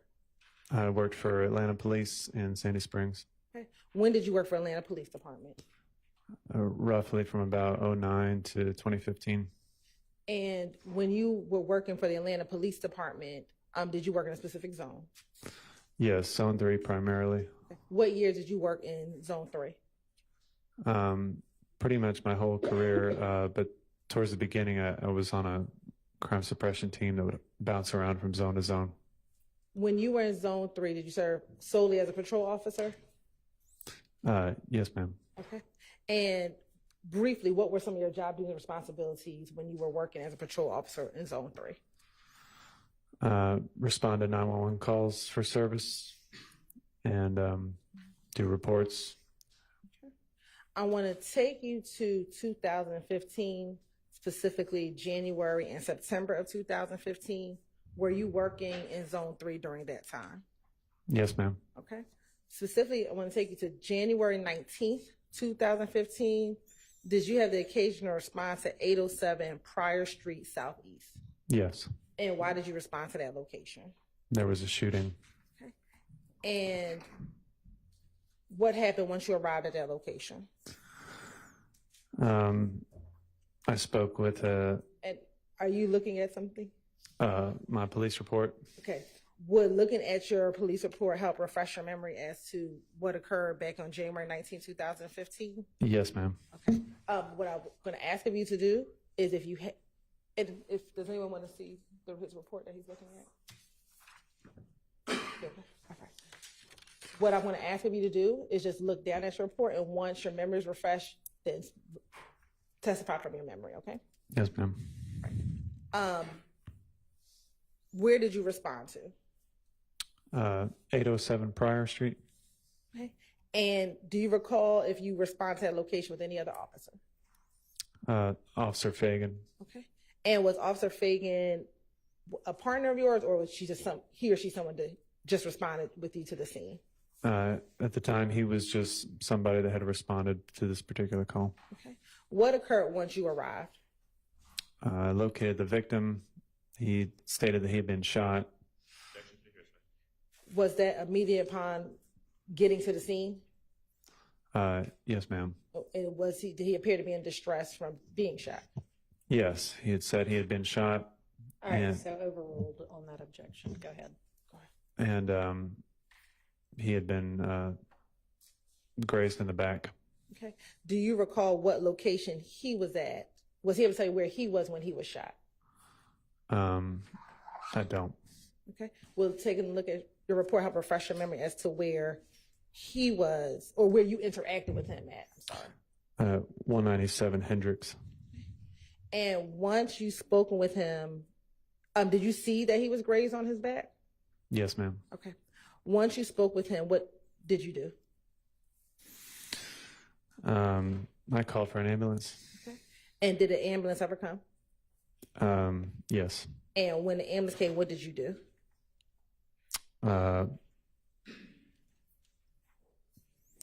Followed him to the hospital and then spoke with him there. All right. And once speaking with him at the hospital, did you ever return to the scene? Did you ever return back to 807 prior? I don't believe so. Okay. Let me, as we're looking at anything, help refresh your memory as to whether or not you returned back to 807 prior. Yes. Permission to approach? You may.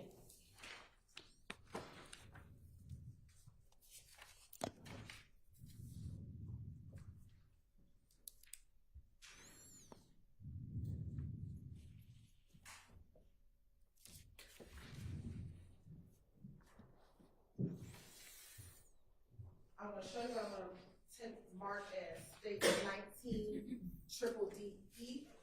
And just take a moment, look at this report and tell me if it helps refresh your memory as to whether or not you return back to the location.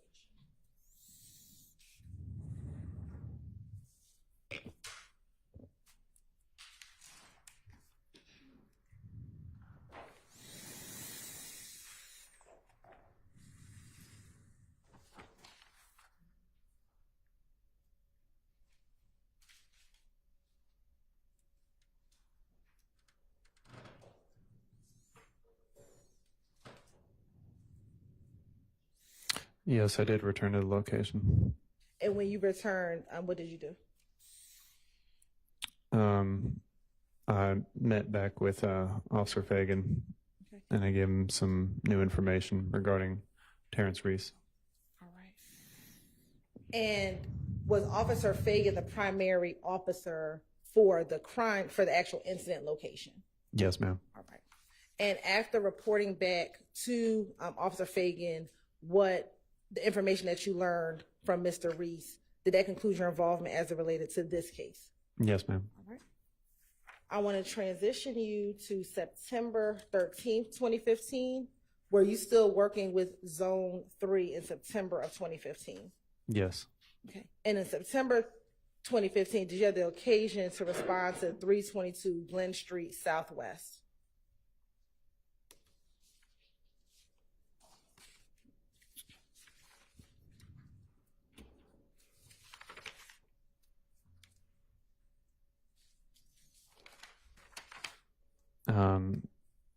I don't recall. Okay. I'm going to approach with State's Exhibit 18, triple D. Tell me if you recognize State's Exhibit 18, triple D.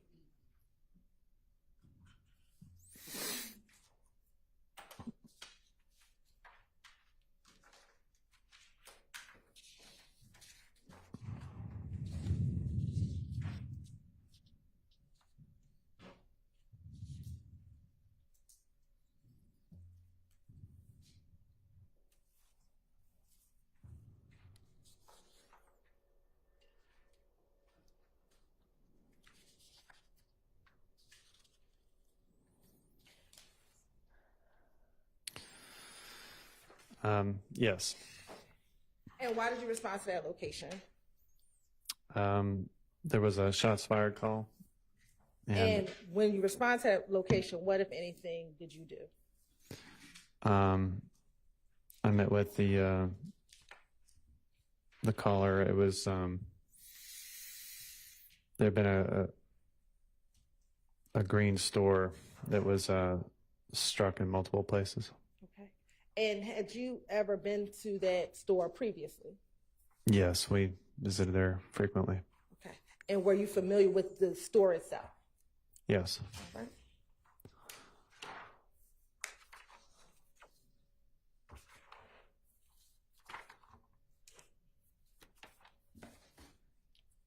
I'm going to show you what's been previously marked as Exhibit 1 triple DE to 5 triple DE. Tell me if you recognize what's in 1 triple DE to 5 triple DE.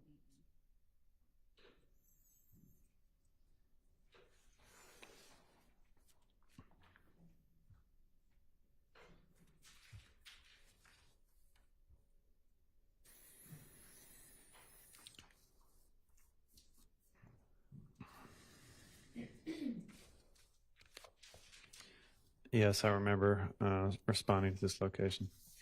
And is that a fair and accurate depiction of the green store that you responded to back in September of 2015? Yes, ma'am. Your Honor, this time the state would like to tender State's Exhibit 1 triple DE to 5 triple DE into evidence. All right, those are admitted. Permission to publish. You may.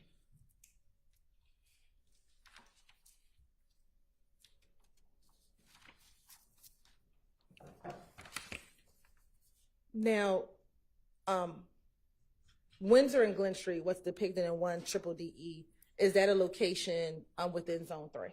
Yes, ma'am. All right. Looking at 2 triple DE, what is depicted in 2 triple DE?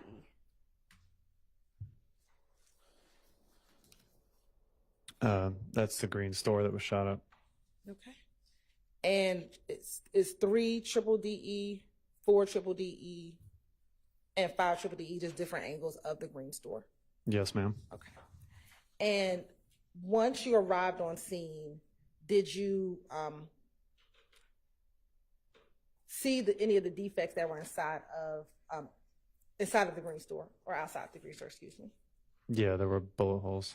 All right. Was there any other damage to anything else at the store?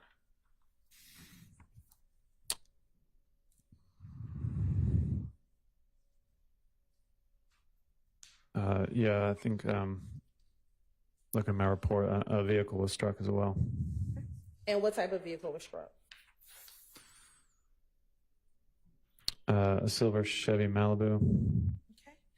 And once you observe both the building, the defects of the building and the car, what, if anything, did you do while on scene? We roped off a crime scene and notified supervisors, and evidence was collected. Without telling what anyone said, did you speak with any witnesses while you were on scene?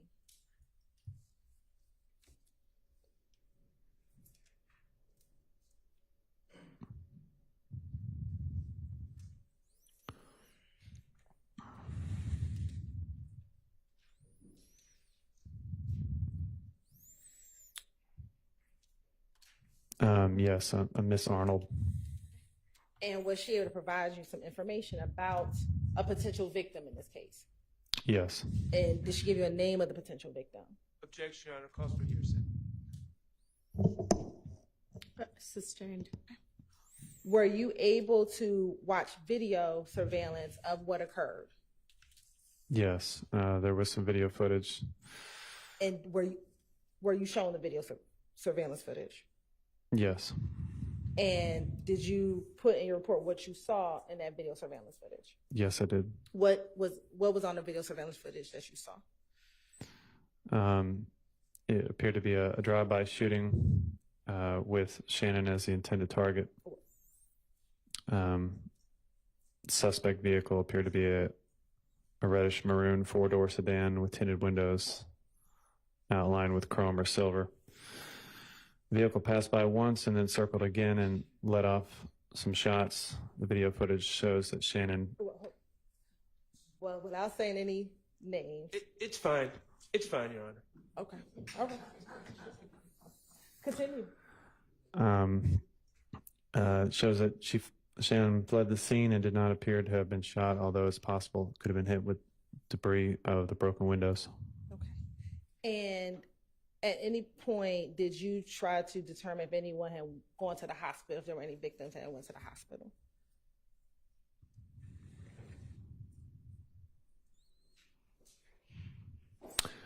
Grady Hospital was notified of the incident, but there was no shooting victims that came around at about that time. Did you ever call out any crime scene techs to come and collect the evidence from that scene?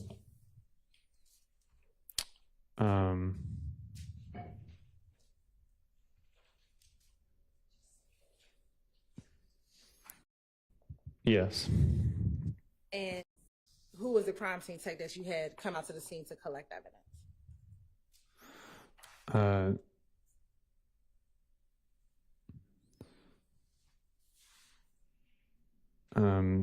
Unit Pebbles and Unit Moore, 7324 and 7340. And after calling out crime scene, would that have concluded your involvement in this case? Yes, ma'am. All right. Court's indulgence. Oh. What was the case number assigned to, I'll first ask you about the case that we're on, the September 13th, 2015 case. What is that case number?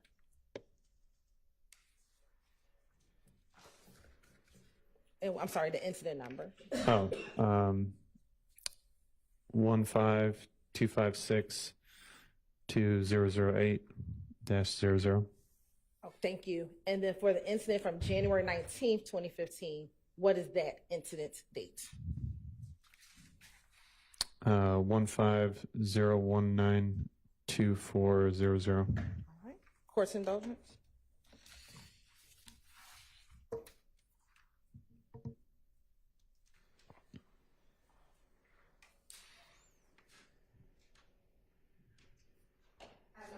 All right, thank you. Any defense questions? All right.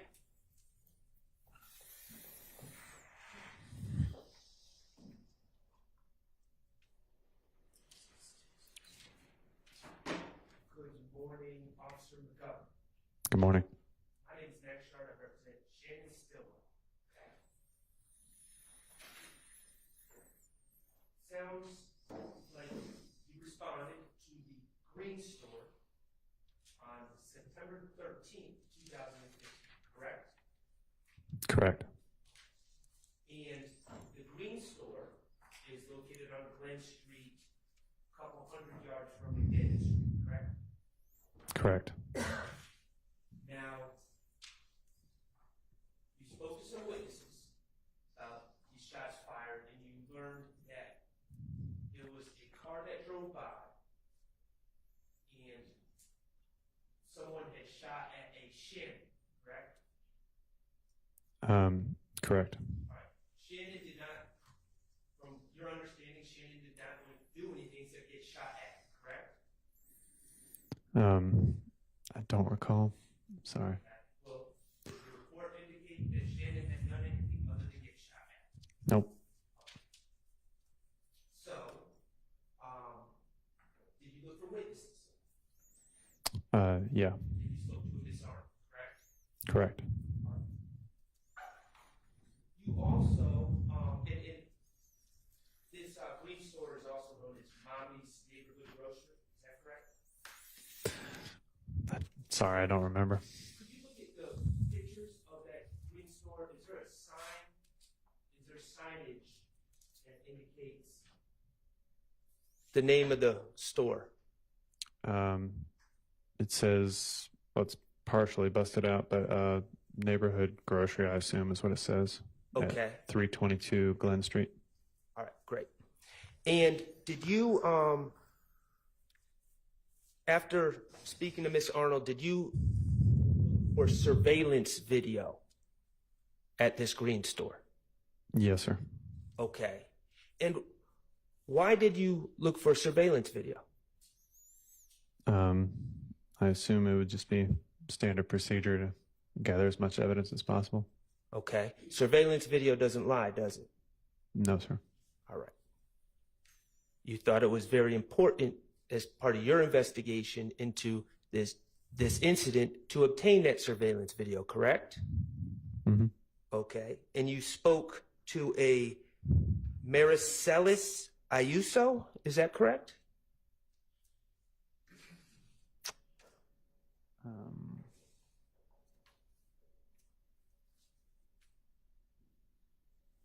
Yes.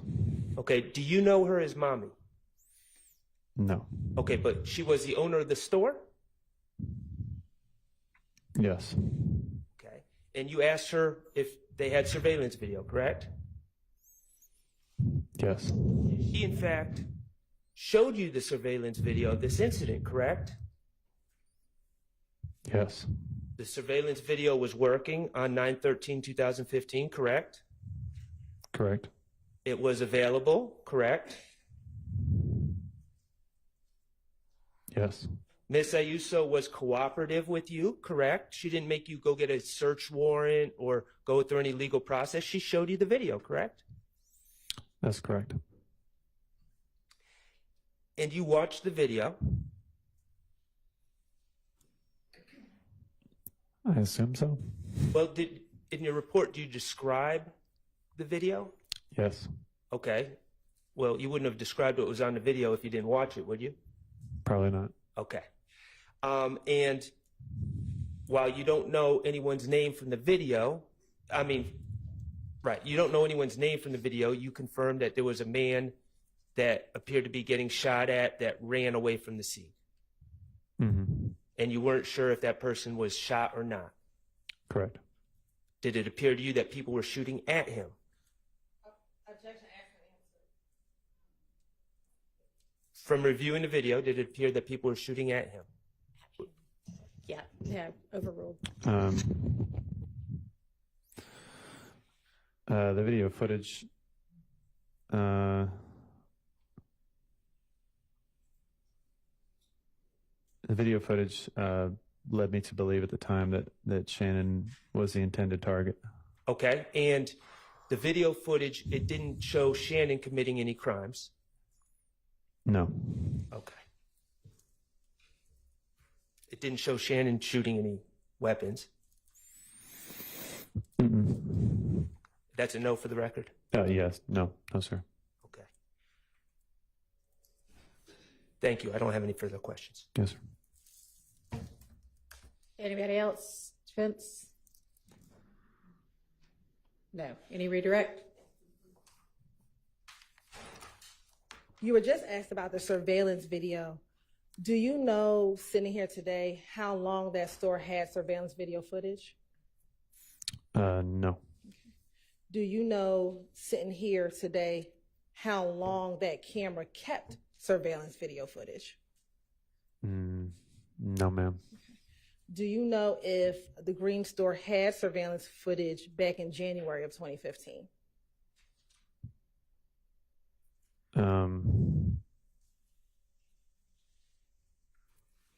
I don't think so. I'm not sure. You're not sure? I'm not sure. Thank you. No further questions. All right. Okay.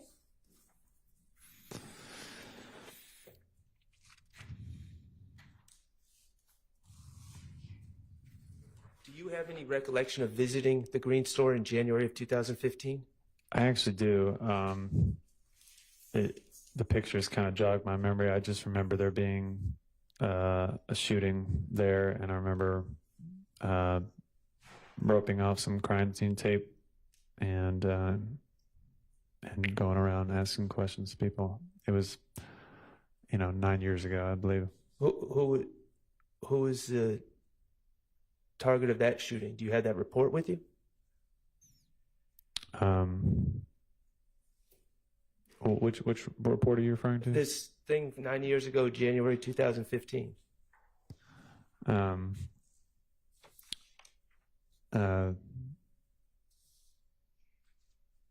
Well, they were both a long time ago, I guess. But do you have a report from January 2015 with you? Yeah, there's one report I have from January. Could I see it? Sure. And there's another report from September of 2015. Okay. This report from January 2015 is at 807 Pryor Street, correct? It says, I, Officer McGovern, was dispatched to a shooting call at 807 Pryor Street. Yes, sir. Okay, so that's not the Green Store. No. They're both 9 years ago. I'm just saying it was a long time ago. That's all I'm saying. I understand it's a long time ago, but you're not this. I visited a location in January 2015. As you're recalling, you're just referring to this document that the DA's office gave you, correct? Yeah, that's my police report. Okay, and but you visiting 807 Pryor Street, not the Green Store. No, the Green Store was this one. Right. And that was September 13th, 2015, correct? Correct. Okay, so I'm asking, just to clear this up, do you have any recollection of, you don't have any recollection of visiting the Green Store in January 2015. You're referring to Pryor Street. No, I have a recollection of visiting the Green Store for a shooting, whatever month or date it was. I don't recall. Okay, so you have no idea what, as a police officer, you visited the Green Store before, other than September 13th, 2015. Well, I remember more than just visiting. I mean, we visited it quite frequently, but I remember that particular store had gotten shot up, and I remember roping off some crime scene tape and interviewing some people. Okay, all right.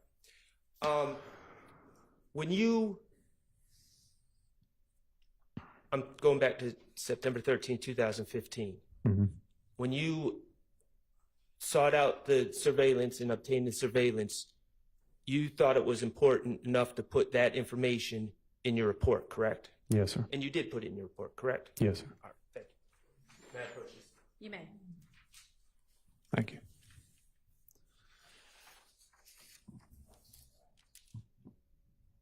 All right, you are excused. Thank you for your time. How long is your next witness going to be? Your Honor, about 50 minutes to an hour. Okay. And is that Ms. Latner's? Yes, Your Honor. Okay. Is there a shorter witness that's available right now? It's fine if there's not. Okay. Well, let's go ahead and have her then. Yes, Your Honor. The state calls Ms. Latner to the stand.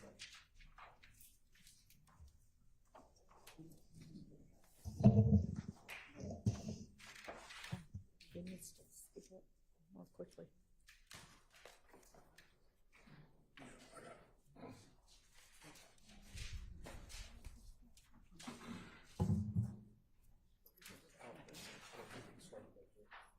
So you've already been sworn probably several times. I'll just remind you that you are still under oath. Go ahead and have a seat.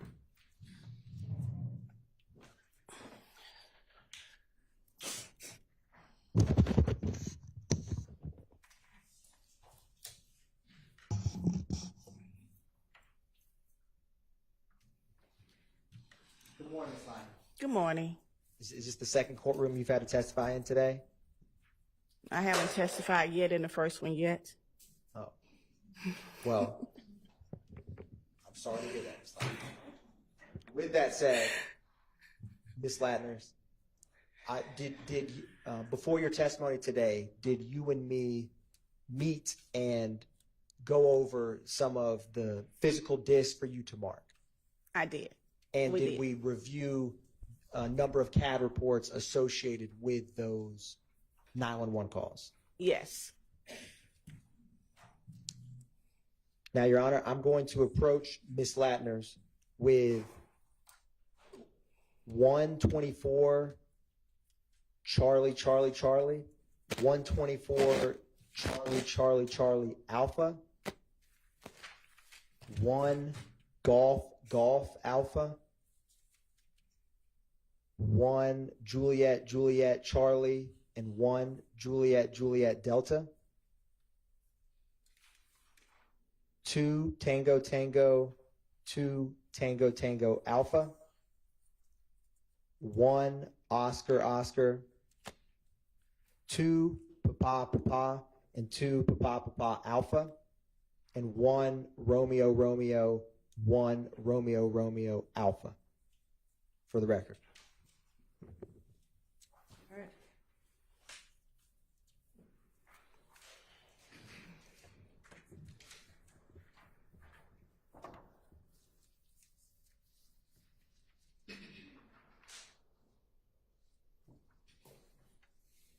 hope you have the letters all memorized, Ms. Latner's, like we practiced.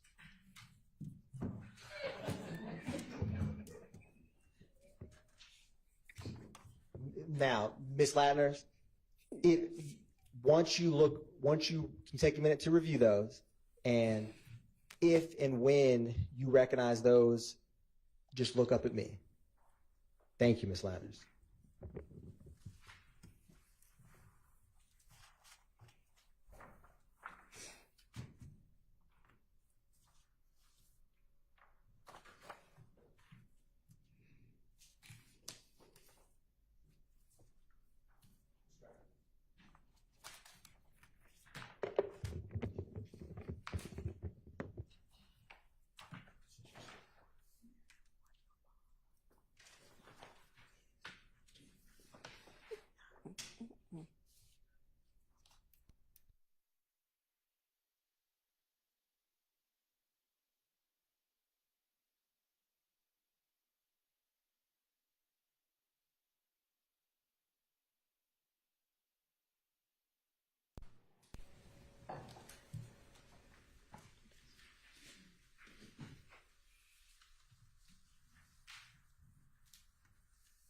Thank you, Ms. Latner's.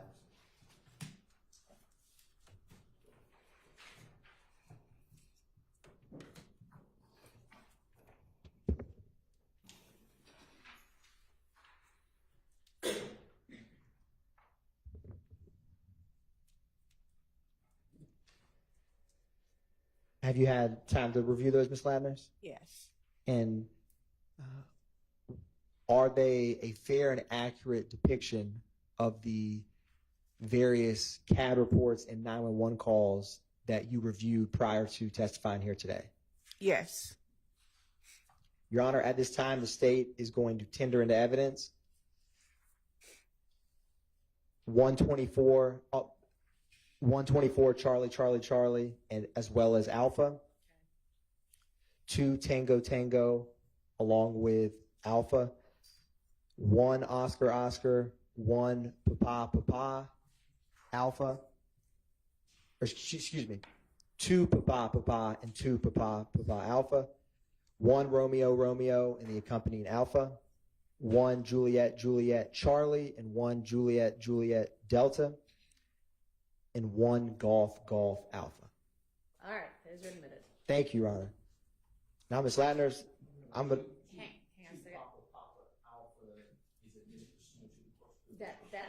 Yes, that's certain. Absolutely. Thank you, Your Honor. Right. And publishing State's Exhibit 124 Triple Charlie.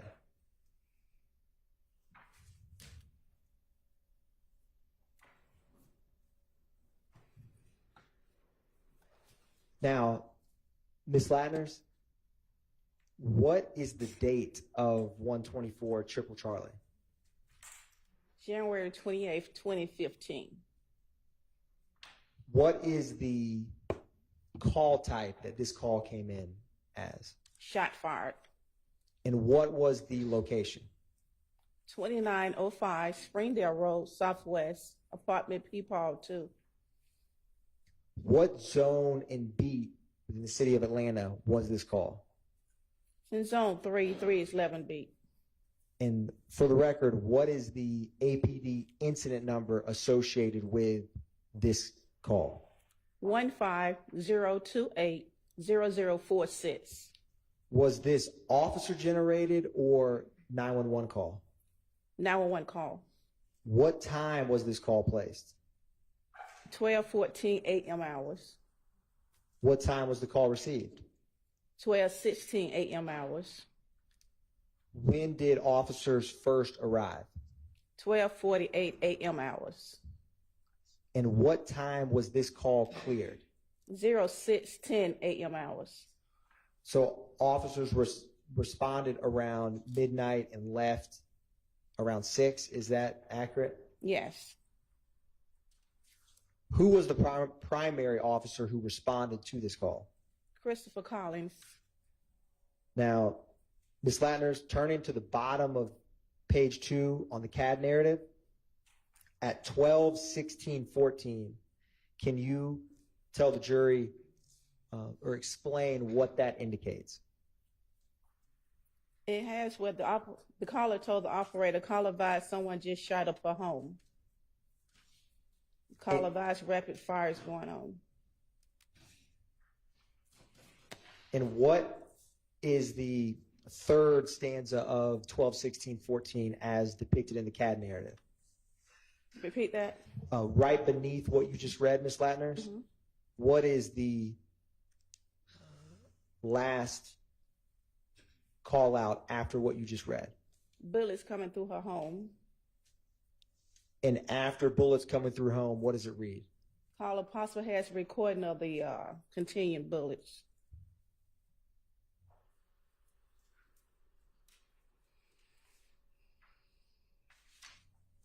Now, Ms. Latners, I'm going to publish for you, and you have before you 124 Triple Charlie Alpha.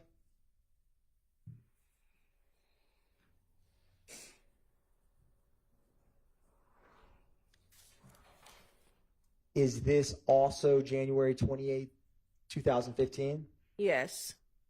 What's the call type for this CAD? Shot fired. Is the address different or the same from what we just discussed? Same address for different apartments. Number. On what time did this call come in? 12:17 a.m. hours. Is that close or far in time from the CAD report we just discussed? It's close. What time was this call cleared and reflected in the CAD? It was cleared at 12:19 a.m. hours. If you turn to the CAD narrative, the second line from the bottom at 12:19:13 a.m., what does that indicate? It advised that the call advised the 911 operator heard about 5 shots in the area, no further. And Ms. Latners, what was the disposition on this CAD report? The operator stored the incident because she found an incident before that, so she just relayed the calls to that incident. Is that a possible explanation for why this CAD reflects such a short, cleared call time? Yeah. Yes. Now, Ms. Latners, I'm going to publish 1 Golf Alpha.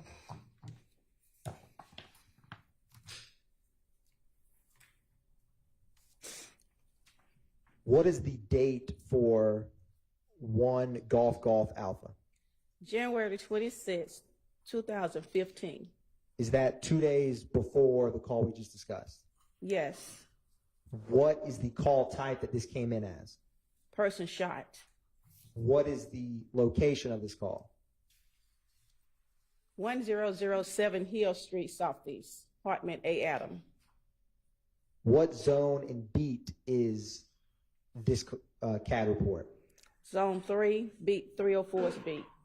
Was this citizen or officer generated? A 911 call.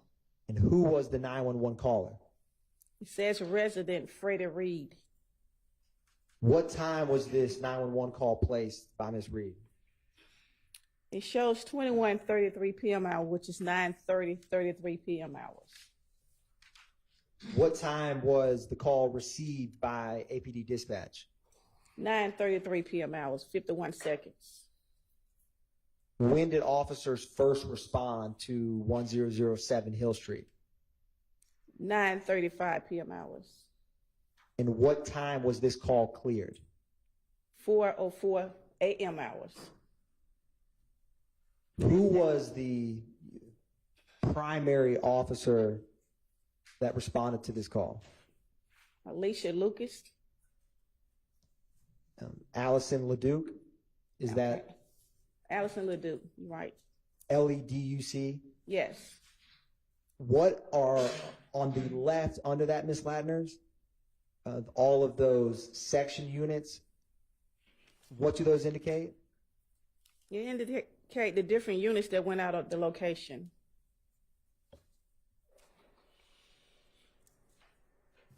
Now, Ms. Latners, if you can turn to the CAD narrative on page 3, What is the first remark at 9:33:51? Female advised they shot up her house and she was shot in the leg.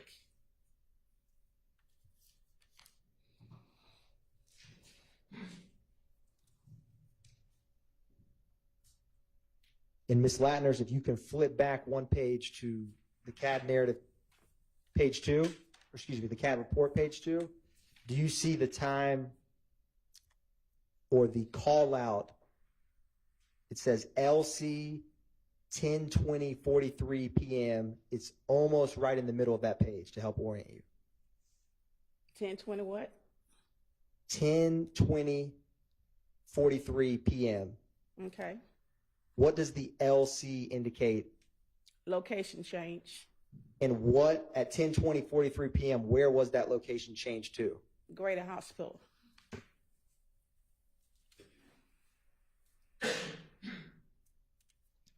And Ms. Latner's turning back to page 1, what was the disposition for this case or this CAD? 17. Is that indicate a report? A report was made.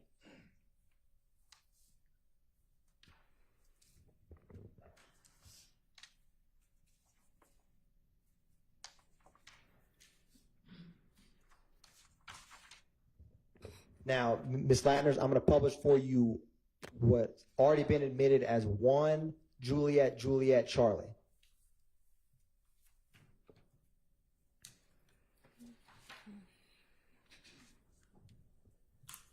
What is the date for this CAD report?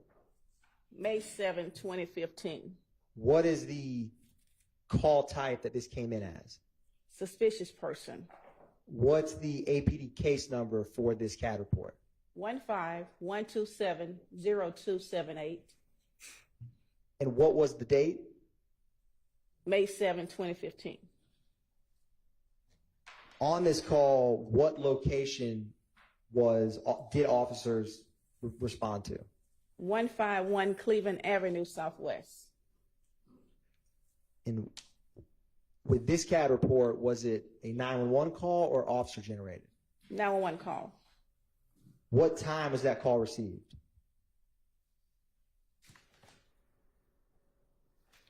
It received at 2:05 a.m. hours. What time were officers dispatched? 2:08 a.m. hours. And how quickly did they arrive? What time did they arrive? 0:10 a.m. hours. And what officer was the primary unit that arrived on the scene? It shows 1312 Baker. What time was this CAD report cleared? 0709 a.m. hours.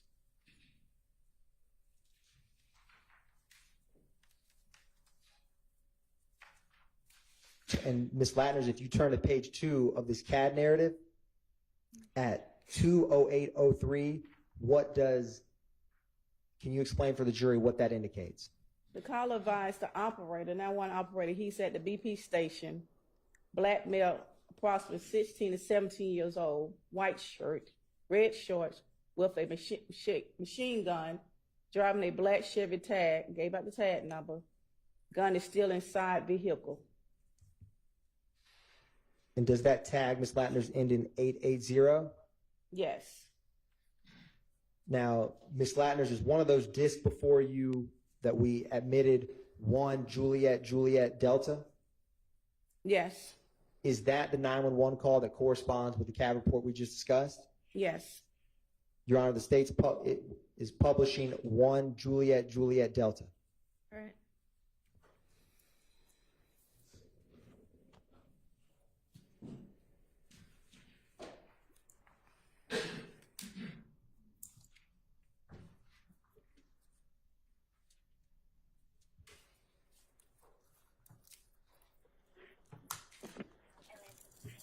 Atlanta 911, operator 6587. What is the address of your emergency? Hey, I'm up here at the BP gas station.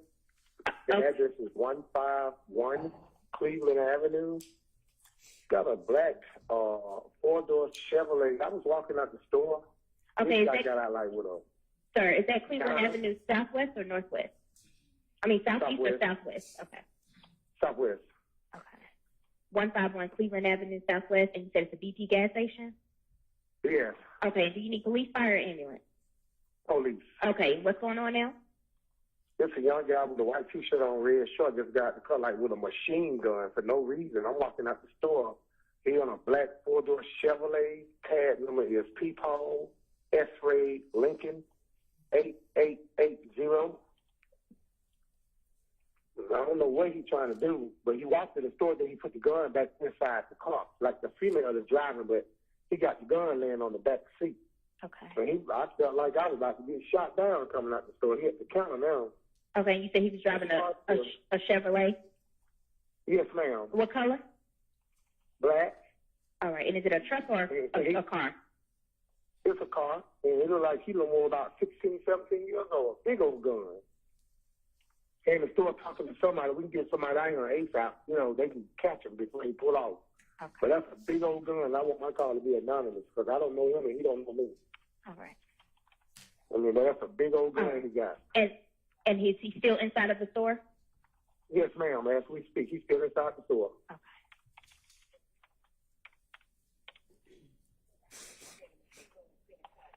All right, and the machine gun is still inside of the car?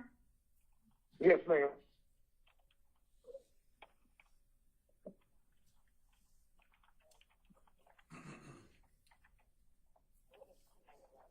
All right, and what does the female look like? I think it look big and I just saw wild hair on her head. It looked like a female from behind. And is she black or is she black, white, Hispanic? Both of them black. Okay. But he like he was about to walk in the store with it. He goes sticking it down in his shorts and stuff. Then he saw me when I turned around. He jumped in the back seat and put his legs down on the back seat. Okay. You know.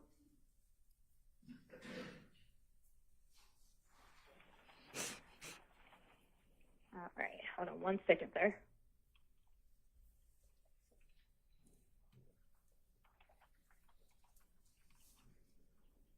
And you said he had on a white shirt and red pants, right? Red yes, shorts? ma'am. White shirt, red shorts. All right, okay. And he's still inside the store at the time as well? Yes, ma'am. Okay. Yes, ma'am. All right.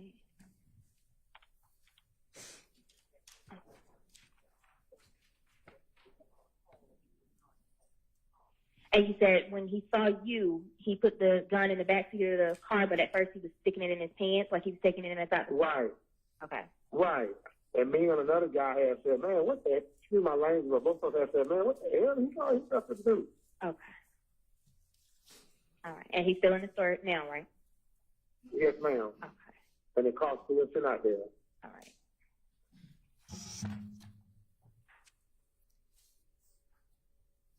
What is the female doing? Is she just sitting in the car? She just sitting on the wheel, yes. I don't know whether it's a machine gun or a chopper, but whatever it was, they have a big old banana clip on it. Okay.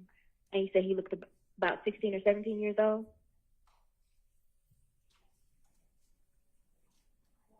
Hello, sir. Hello, sir. Stopping at 412.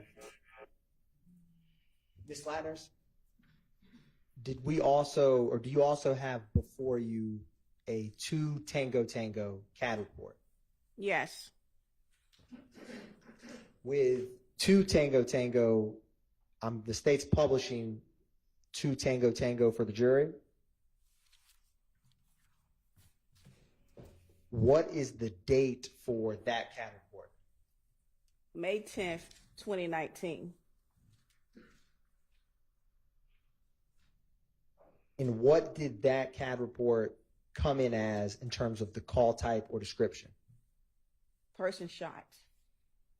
What is the APD incident number associated with this case? 191302224.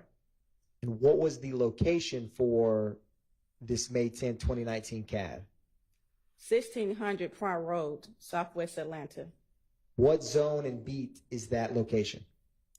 Zone 3, 305's beat. And was this a 911 call or officer generated? 911 call. What time was the call placed? 9:35 p.m. hours. How quickly were officers able to get dispatched to that location? Maybe a minute. And when did they ultimately arrive? 9:40 p.m. hours. What type of response time was this person shot call? 10 minutes. What time was this call cleared? 12:29 a.m. hours. Now, at the top, Ms. Latners, what is the disposition and code number for this incident?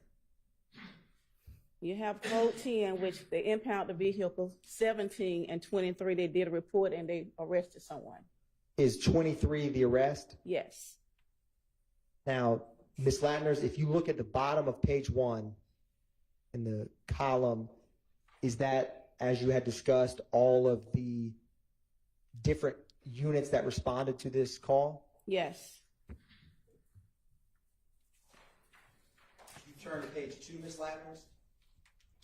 At the bottom, at timestamp 10:03:38 p.m., what is indicated at that time? Advised 3304 location change en route to Grady. And if you turn to page 3, Ms. Latners, towards the top at 10:19:09 p.m., what is indicated at that time? Advised 3304 at Grady Memorial Hospital in trauma room number 4. And at the bottom, Ms. Latners, of page 3 at 12:29:26 a.m., what does that indicate? Advised 3306 cleared the call on the 50. His pull-in was code 10-17-23. Which is the impound, arrest, and report? Yes. Now, Ms. Latners, turning to page 4 of the CAD narrative, what is the note at 9:36:21 p.m.? Male possible shot. Subject got into a green sedan, green Audi sedan. And immediately below that, what is indicated? Black male, gray Kia, doors open, gray Kia sedan, license plate, Charlie John Baker 1950. And a few minutes later, Ms. Latners, at 9:38 p.m., what can you explain for the jury what occurs at that time frame? 7300 unit advised a person on fleet on foot towards the apartment complex. What does it, do you see no further 78 Sierra? No further 78 on the subject. And what does that mean in CAD parlance? They have no more description of the person. Now, 1 minute later, Ms. Latners, at 9:39, what is the CAD call out at that time frame? Advised left vehicle on Park near a three-way grocery store. And about 4 minutes later, a couple lines down, Ms. Latners, at 9:43 p.m., what occurs at that time? Vehicle is shot up. And do you see the unit number 7171 also at 9:43? Yes. What does that unit advise at that time? 3303 advised shot in the neck. Someone shot in the neck, alert, conscious, and breathing.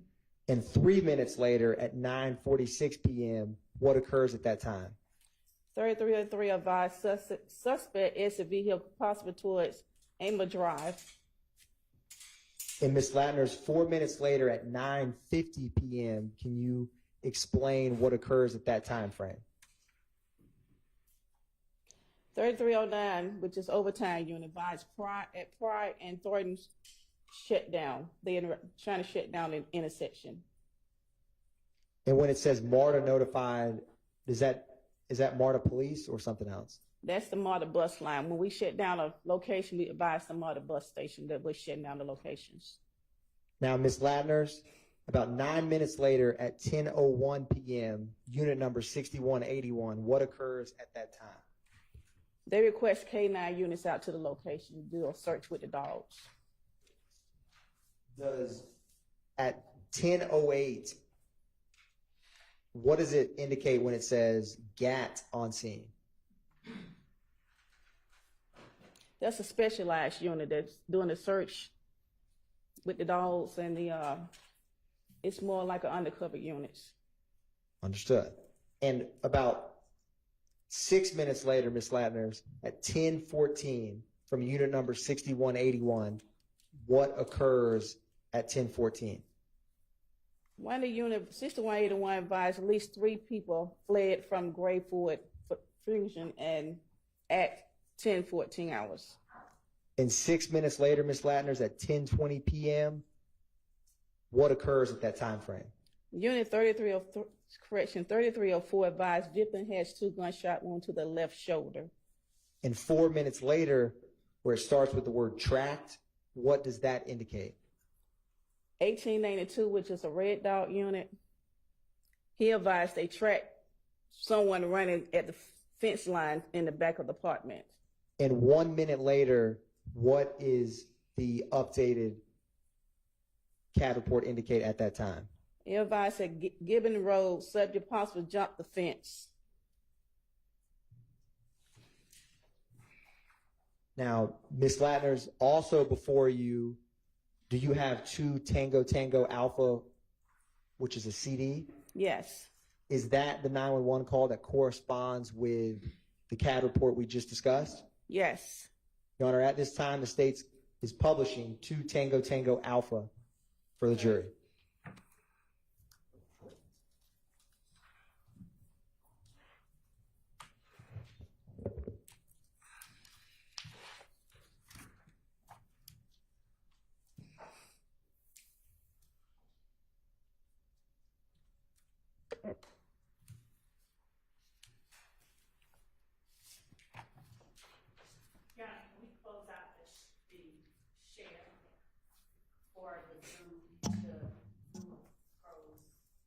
Yes, but I'm not sure what you're asking.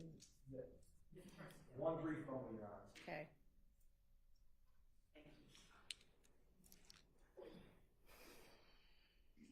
The computer just froze, Your Honor. So we have to back up and run. Okay.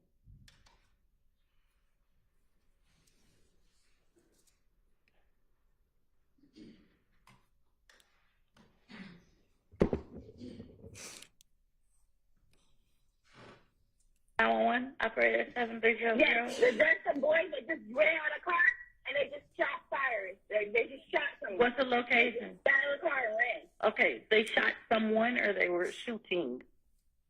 Already shooting someone. Okay, what's the location? Here, also, I'm right here by the freeway grocery store, and they're running back right now to the car. Okay, give me 1 second. I'm trying to get your location. What 2 cross streets are you at?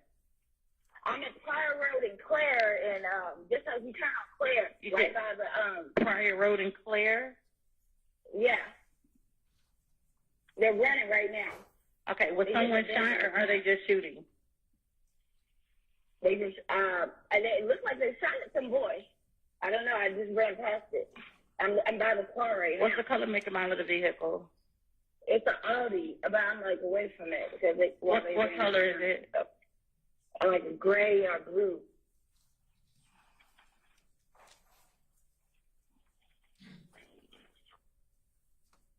They got into a gray Audi sedan. Yep, 4 doors. It's like the light color. Do you have a license plate number? I can drive back around. How many boys are there? It was like 3. I don't know if anybody's in the car. Like the door is open.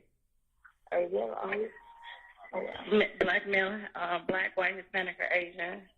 Probably black. Yeah. Oh, no, it's a Kia.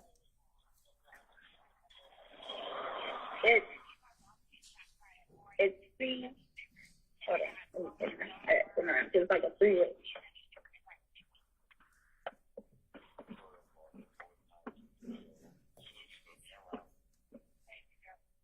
I'm still here. Give me 1 second. It's CJBL 1950.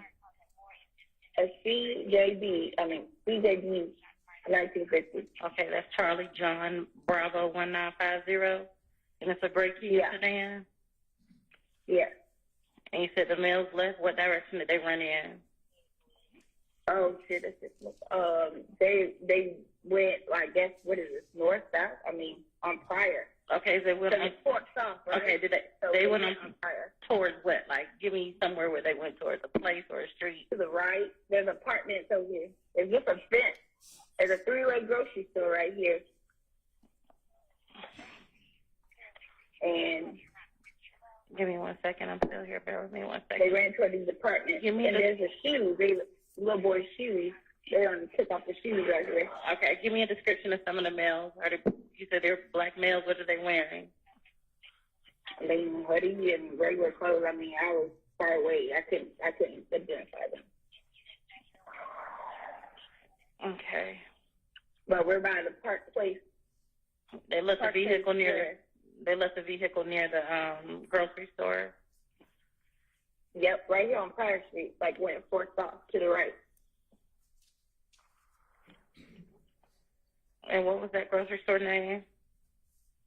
Three-way grocery store. Did you want to meet with police when they get there? Excuse me? Did you want to meet with police when they get there? No, I'm gone. Okay. I didn't see anybody. Thank you so much. I didn't go by the car remotely. Okay, thank you so much for calling. If anything changes or you see anything more, can you...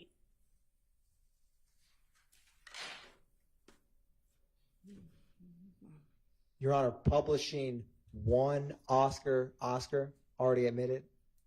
All right.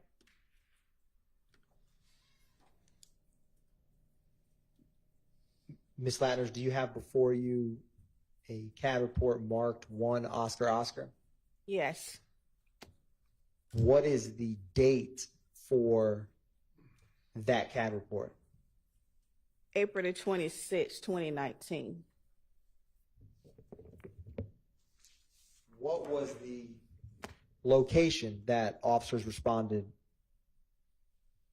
741 Morosco Drive, Northeast Atlanta. Now, was this a 911 or officer-generated call? Officer-generated call. What was the zone and beat for that 751 Morosco Drive? Zone 2, 211 speed. What time did the officer generate this call? 12:39 a.m. hours. And is the dispatch time the same time as when it was received? Yes. What time was this call cleared? 05:06 a.m. hours. And who was the primary, or who was the officer for this CAD report? Unit 1211, Ralph Sharp.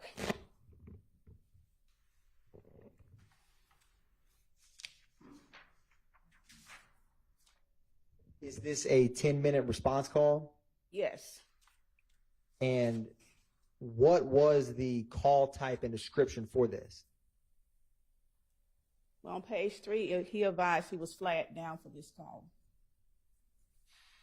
And Ms. Latners, what was the disposition ultimately for this CAD report?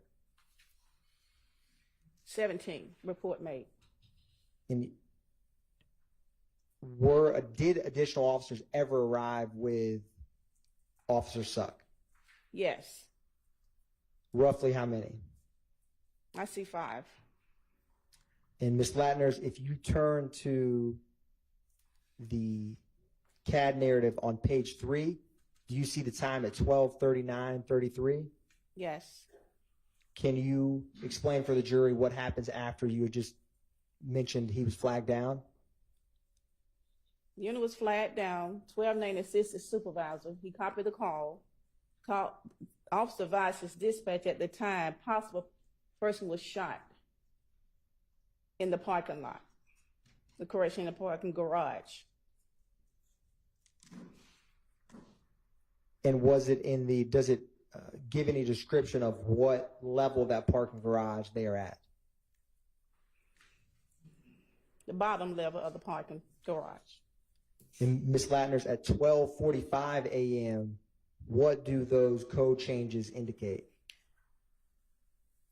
Well, the unit investigated the call, found out the person was not shot, the person was robbed. And what is 44 Papa? 44 is person robbed.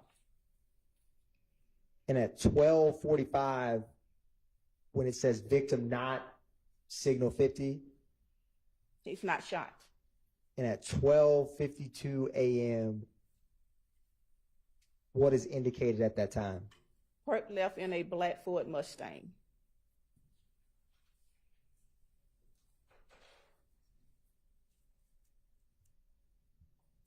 Ms. Latner, do you also have before you 2 Papa?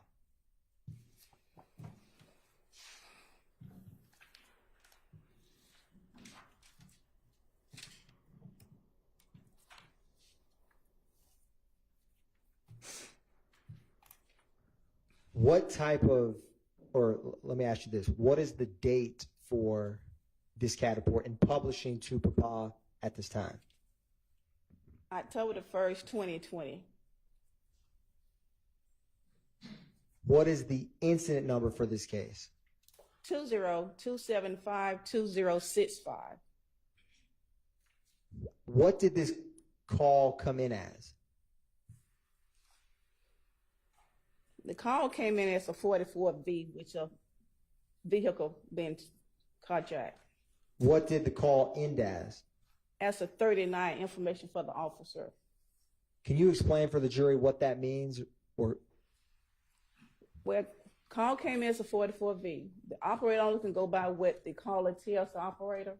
Once the officer get out there and investigate the call, he has the choice to change the signals. So he changed the signals to a 39 information for officer. now, Ms. Ladders, what zone and beat was this call in? Zone 3, 303's beat.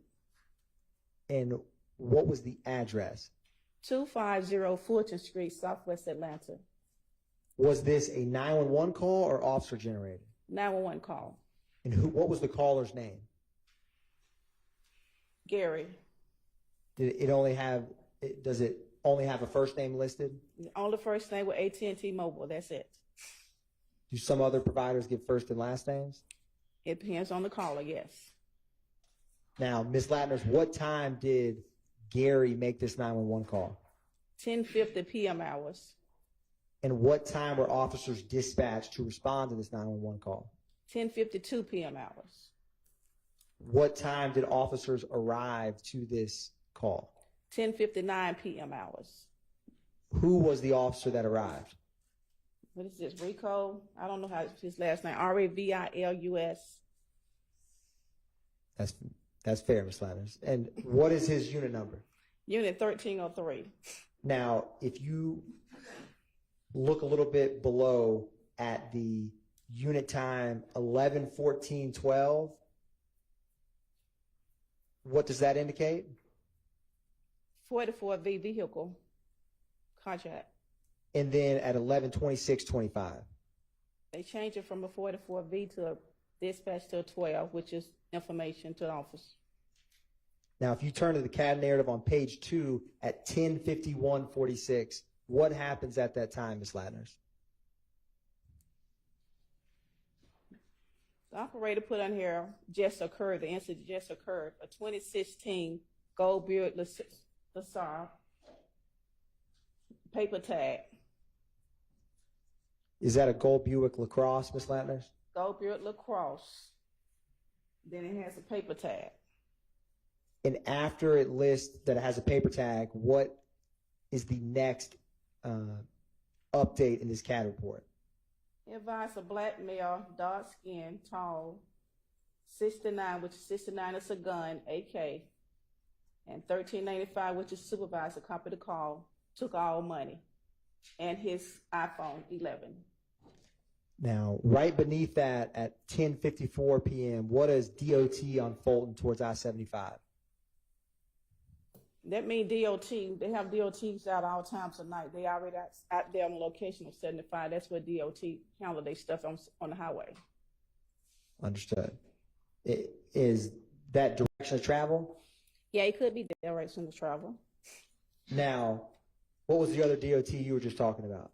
The DOT units. Understood.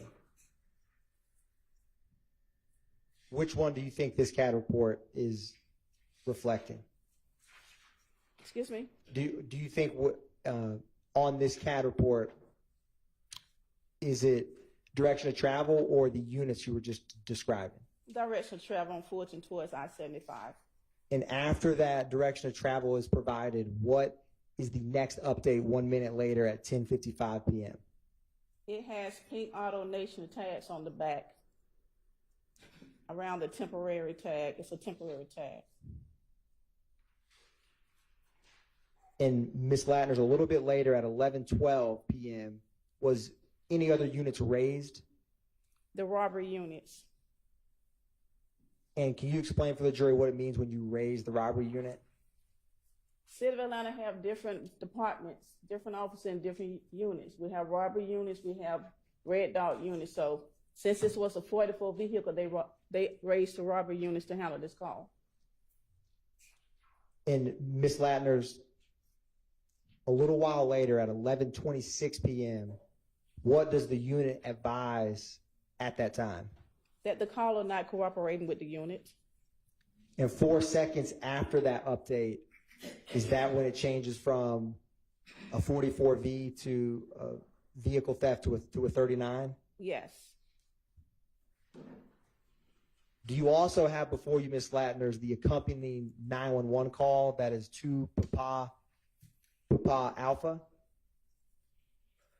Yes. And is this the 911 call from what we just described, the gentleman with AT&T known as Gary? Yes. Your Honor, at this time, I'm going to publish to Papa Alpha. All right.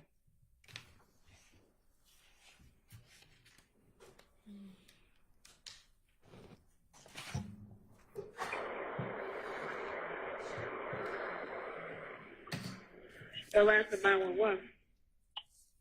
Yes, I just got robbed. Where are you? What's the address right here? 250, who? 250 40th Street. What happened to you? Okay, everybody coming to you. What happened? I pulled up to meet my nephew homeboy, and him and his homeboy robbed me. Your nephew robbed you too? No, his homeboy. My nephew locked up. Okay, what I pulled up to give his homeboy some money to put on his book, and he robbed me. I got you. Was it by gunpoint? Yeah.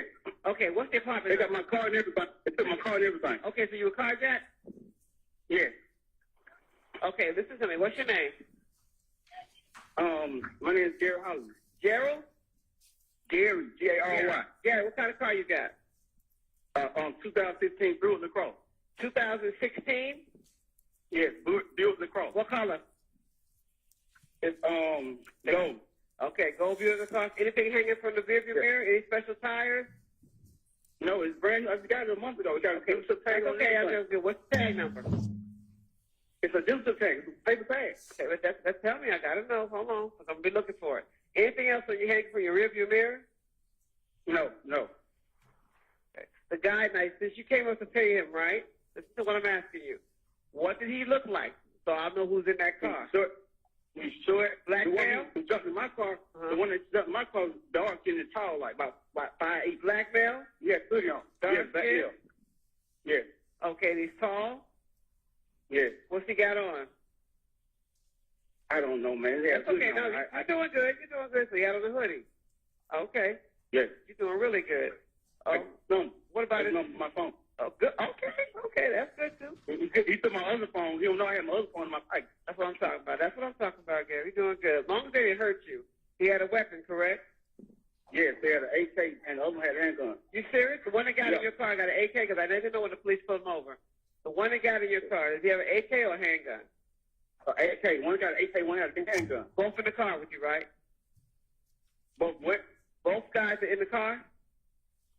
No, one is in my car, the other one's in the other car. Now, the one that is in your car, does he have the AK? I don't know, man. I walked this up in the door. I don't know. No, listen, you're doing good. No, I'm doing a lookout. So we're giving everybody, telling everybody on the radio what's going on, okay? Because we're coming to you. Don't worry about that. But I want to try to find him. Okay. I know I have my phone good. I got to know me. Let me put my phone. Okay, I just see you. You're doing really good, Gary. I need you on the recording line. Okay. All right. So you came to pay. Well, how much did you give him? They took our money. Okay. Our money. Okay, gotcha. I haven't even given, you know what I meant. Okay, now what kind of phone did they take from you? iPhone. Okay, iPhone. iPhone 11. iPhone 11. That's good. That helps me a lot. They're gonna have to explain it. Okay. 6, 7, 8. Do you know which way they went? They went down 4th Street, like towards 75. 6, 7, 8, 7, 8, 8. Okay, on towards 75 north or south? 7, 8, 8. 5, 7, 5, 4. Don't worry about the phone number. I need you to pull towards 75. Yes. All right, you doing good. Are you hurt or anything? You need an ambulance or anything? You all right? No, man. Yeah, I'm good. That's okay. You know, your object is to go home. Okay. All right. And I got you on here. It's going to be a 2016 gold Buick LaCrosse with a paper tag, correct? Let me ask you something. Where'd you buy your car from? Auto Nation. So Auto Nation. Is Auto Nation on the back? Yes. Good. Okay. It says. What? No. It's right here. Who is that behind you? Hold on, baby. It's a female right here. Okay, tell her, hold on for me. It says Auto Nation on the rear bumper. That it's helps. a pink. Same thing I said. Okay, so a pink Auto Nation tag, that helps. Okay. Yeah, okay. They already rolling to you, and they're looking too. Pink. Okay, then your nephew, does he know them, or did they just call you on the phone and tell you that lie that he was in jail? No, I know you locked up. So he called me like, no, I said give him some money on his book. I pull up and give some money put on my nephew's book. Gotcha. Wow. Sorry about that. All right, we're on the way. I'm going to look out for your vehicle. We'll be there in a minute. Right. All the reason I'm doing this is that. I want you to stay where you are, Gary, okay? Gary? Yes. We're coming to you. Stay where you are, okay? Okay. All right.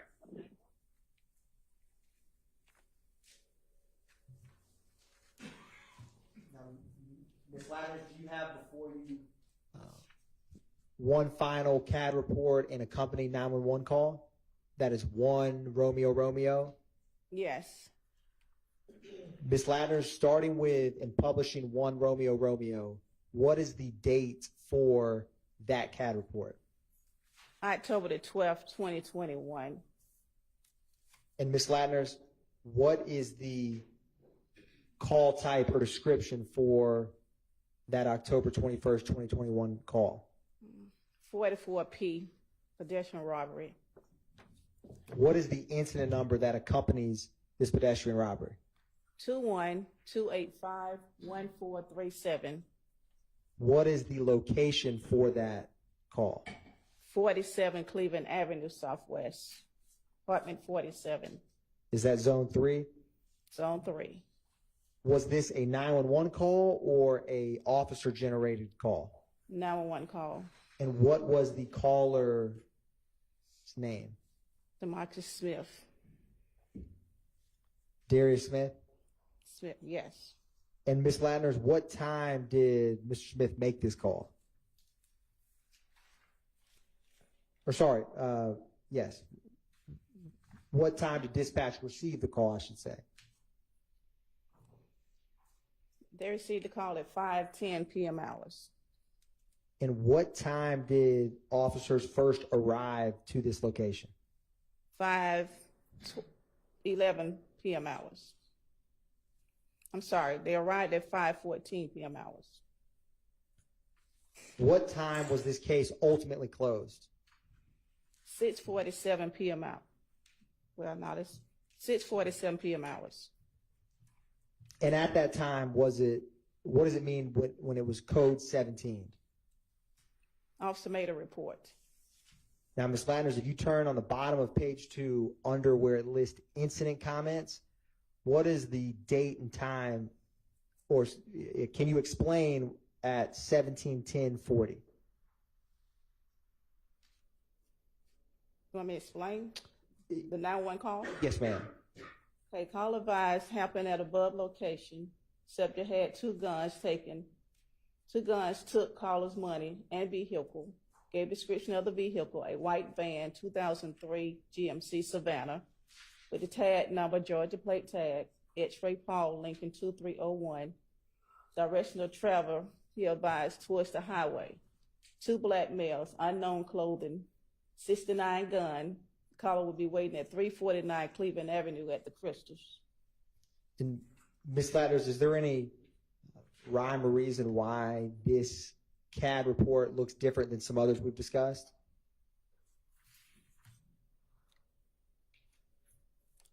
Well, it all depends who print the CAD report out. Understood. If you were printing CAD reports, which do you like, this version or the ones we've discussed earlier this morning? Sustained. Your Honor, the state is going to publish 1 Romeo Romeo Alpha. Is that the 911 call, Ms. Lattners, that goes with this pedestrian robbery? Yes.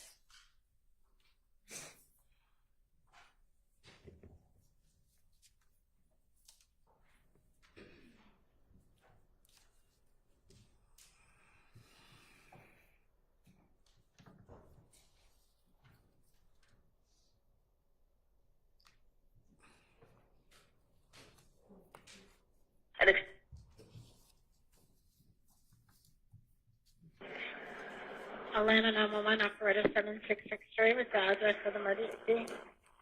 Yes, I had just been carjacked at Cleveland Avenue Park. They put guns on me, robbed me for my jewelry, my wallet, my phone. I'm sorry that happened to you. Is that Harper Park? No, it's Cleveland Avenue Park. The one on Cleveland Avenue by the library. That's where it happened at. Cleveland. They took my van. I have a white 2003 GMC high-top van they took. Tag number X. Hold on, sir. I don't mean to be sounding like I don't share, but you're actually talking a little too fast for me to type it, okay? I'm still trying to get the address to where you are, okay? Yes, I left from there, ma'am. I left there. Okay. Where are you now? I'm right here on Ruby Harbor. I'm in the car.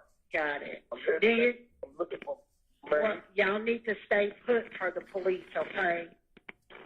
Are you able to, if it's safe for you to go back to where it occurred at? No, ma'am, I'm not going back there, ma'am. Okay. Do anyone know the address? Because I'm trying to pull it up, and I'm having a hard time. It's the same address as Cleveland Avenue Library, ma'am. All right, hold on. And they got my van, my wallet, everything. Yeah, but you don't need to follow them, okay? It's not worth your life. I know I'm not trying to follow them. I'm not. I'm just trying to get back to this location. When you say I'm trying to get back to this location, what location? I had to go back to Forest Park to get in the car with my brother, ma'am, so I can come back on this side to call you all because it was calling Clayton County Police. Can you just put a note in that they'll be on the lookout for my van, ma'am? Okay. And you said, what's the name of the park again?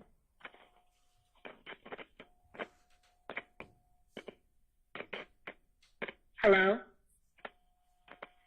Caller, are you there?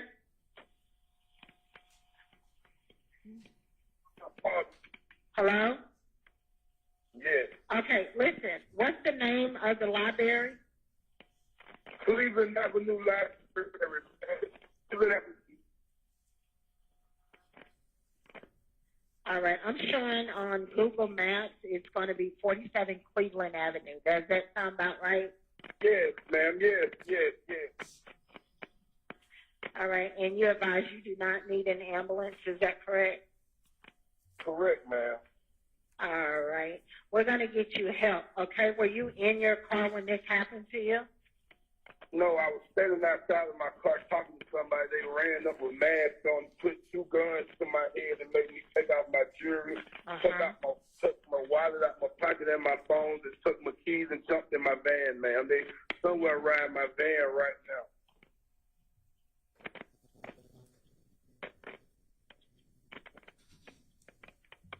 And, okay, and your vehicle's a white van? Yes, it was a 2003 GMC Savannah.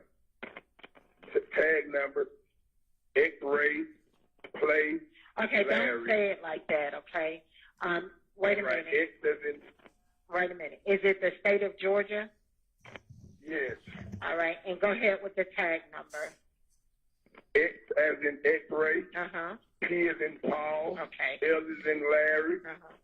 2301. And which way did they go in your vehicle? They went, when they came out the park, they went to the right towards the highway. So I don't know if they went toward, jumped That's on all the right. highway or whether. Yeah, I get it. And are these people black, white, or Hispanic, the guys with the guns? Two black males. Do you recall One what they time- go ahead. No, I don't remember what they had on. One of them about 5'11", 5'10", 5'11". The other was probably 5'5", 5'6" at the most. Where are you right now? Are you going to be on Ruby, Harper, and Simon Street or McCoy? Because they need to talk with you to get your report going. I'm going up Cleveland Avenue, ma'am. I'm going to To the library? No, ma'am. Okay. Because this is like a lights and sirens call. They need to know where you're going to be at. You understand? Like the officer needs to come to you. You don't want to meet with an officer? Hello? Yeah, I could meet them at the Kroger parking lot right there by the Papa John's. No, I don't think you can go there because that's going to be on South Fulton, I believe. What's The your Burger name? King on Cleveland Avenue. What's your name? Darius Smith. Darius Smith. Smith. What's your phone number? The phone number that I'm calling from now is 678-914-7175. Okay, so we got, before I need to find out where are y'all going to meet with an officer, because now I got to Google the address to the Burger King, unless you know it.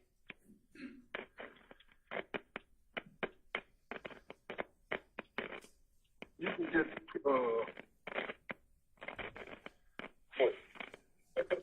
yeah, the Crystals on Cleveland Avenue.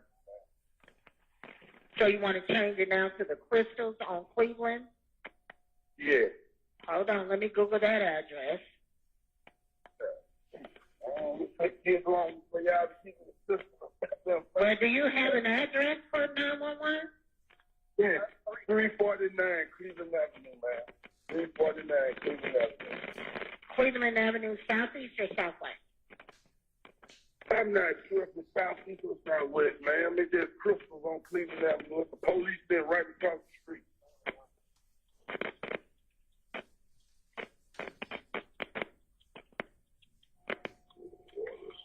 All right, sir, we're going to get the officer out. There's an emergency call. Like I said, they're coming to you, okay?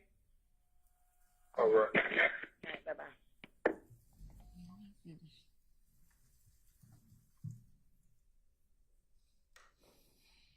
Thank you, Ms. Latners. Your Honor, no further questions by the state. Thank you. Defense attorneys have questions for this witness? Go ahead.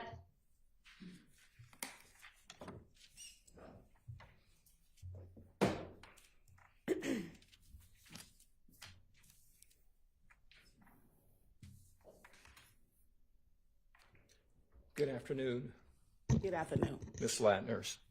Ms. Latners, I want to ask you some questions concerning various matters here this afternoon. I'd like to begin, Ms. Latners, with an October 1st, 2020. That's going to be a CAT report that's been put into evidence as 2 Papa.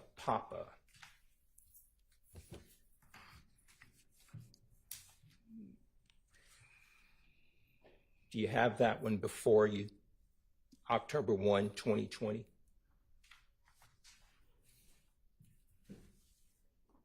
Yes.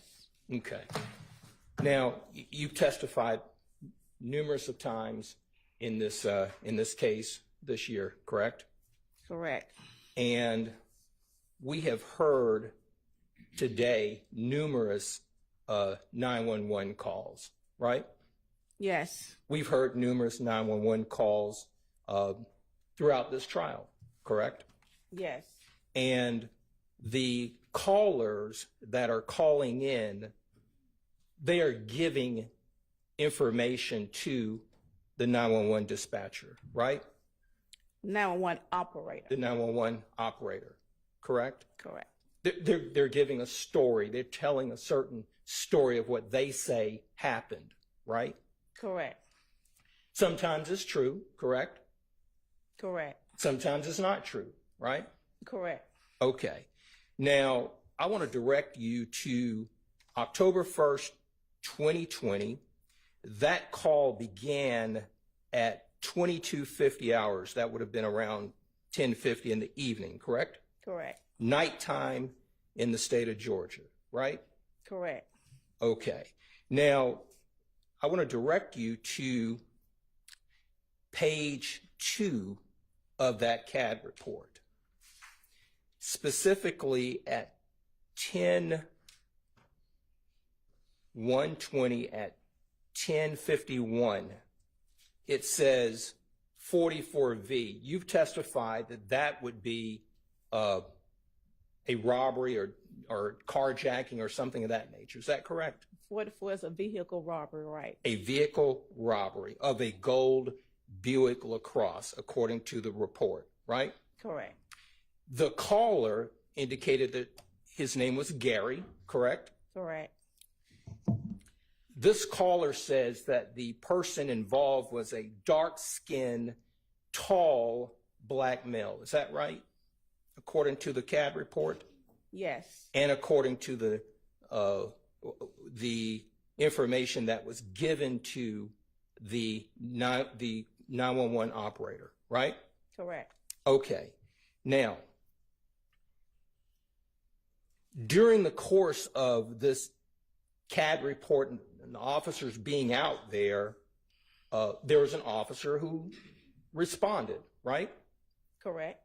And according to the report, the officer that responded was a Officer Revillis. Is that right? Correct. Okay. This CAD report documents a time frame from 22:50, 10:50 hours, to 23:26 when it says it's cleared, correct?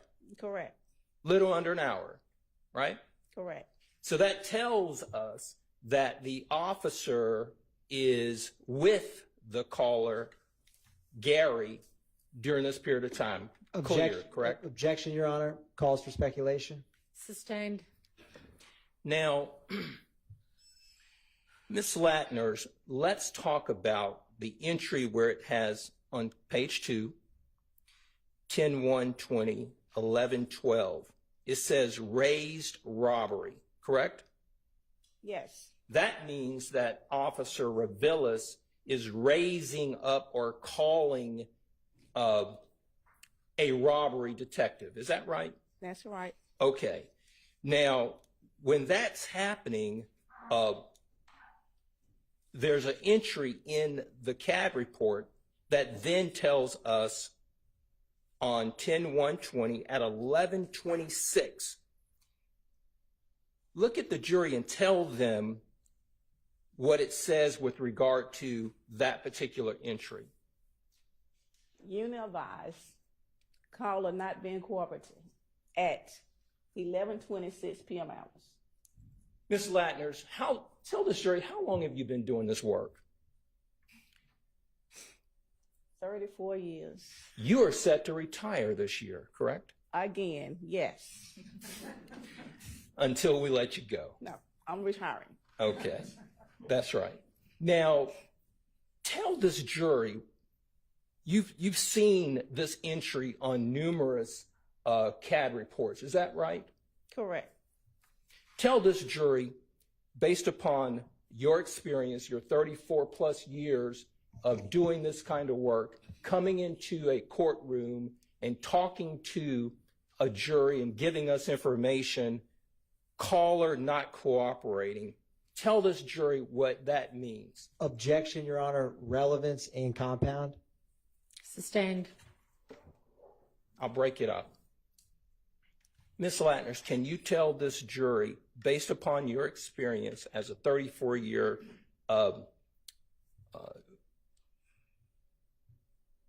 employee with the City of Atlanta Police Department as a custodian of 911 calls and CAD reports, when this particular entry is in there, what does it mean? It means 911 operator only can receive what they get from the caller. Once the officer get out on the scene, he investigates and he advised his dispatcher to change the call to a different incident. Okay. And she does what he asks him to do. Okay. Now, the responding officer, he raises up robbery, right? Correct. So he's talking to a robbery detective, correct? Correct. All right. Now, when he's talking to a robbery detective, the Officer Aviles then goes to a code of a 44V. Tell the jury one more time what 44V means.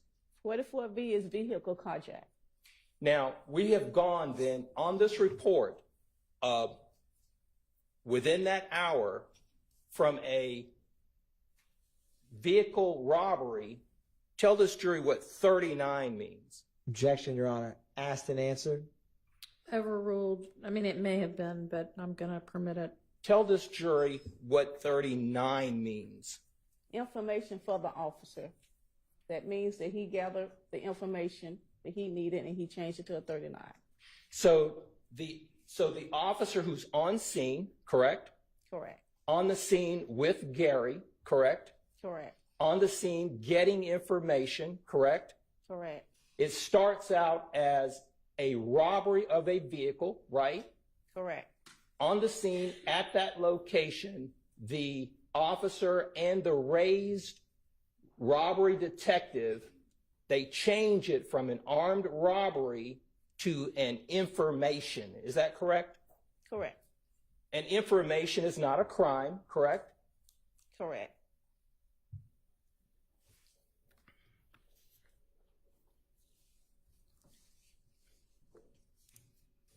Now,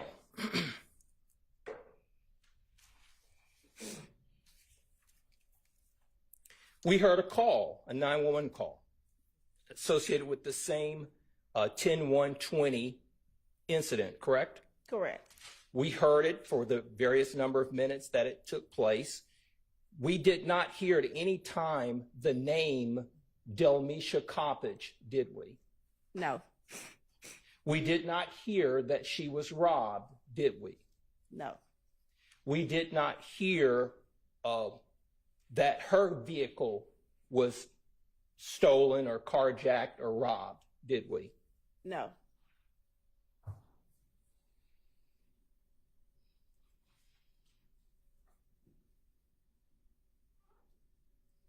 Did we hear any description of any vehicle other than a 2016 Buick LaCrosse? No.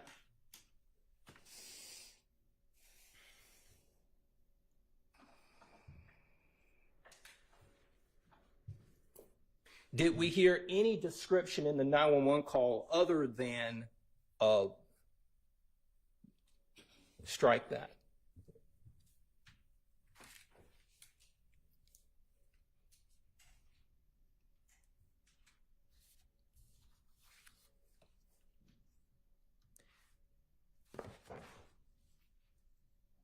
Ms. Latners, let's move to a different report. Ms. Latners, let's move to April 26, 2019. That's going to be one Oscar. You tell me when you have it.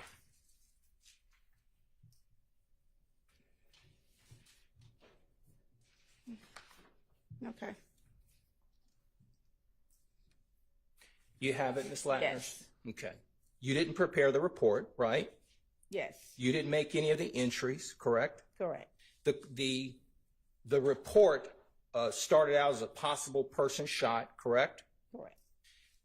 It was downgraded to no one being shot, correct? Correct. Now, there was no description of a perpetrator on the report, correct? Correct.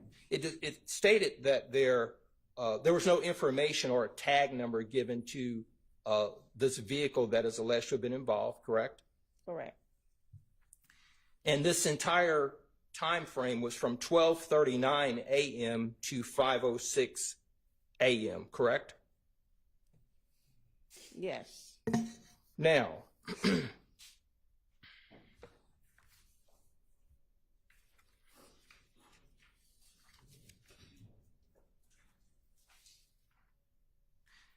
I want to direct your attention to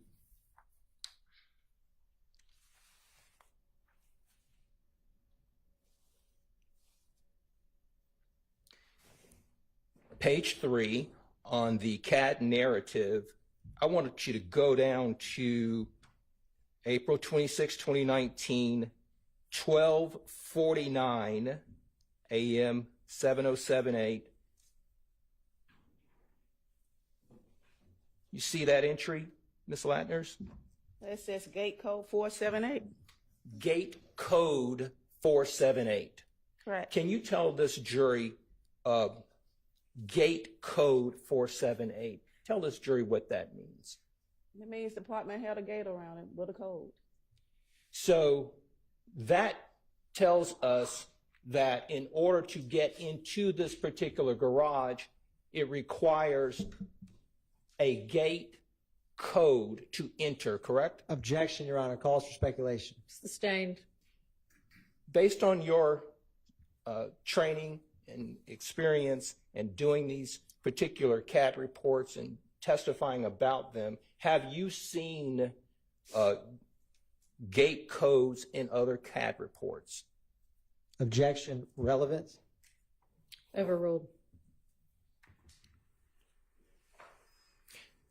Ms. Latners, you can You answer actually the have question. I seen it in other CADs? Yes, have you seen gate codes in other CAD reports?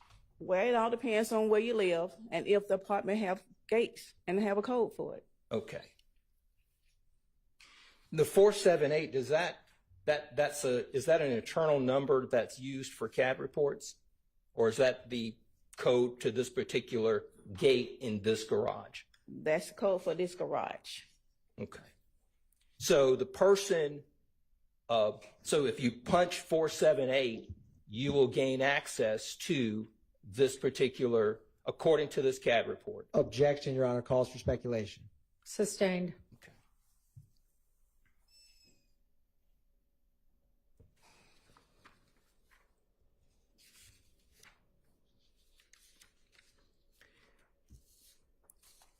Did you see gate code in the CAD report that we talked about for the 10/1/2020 CAD report? No. And this was are you familiar with 741 Morosco Drive, Ms. Latners? No. Okay.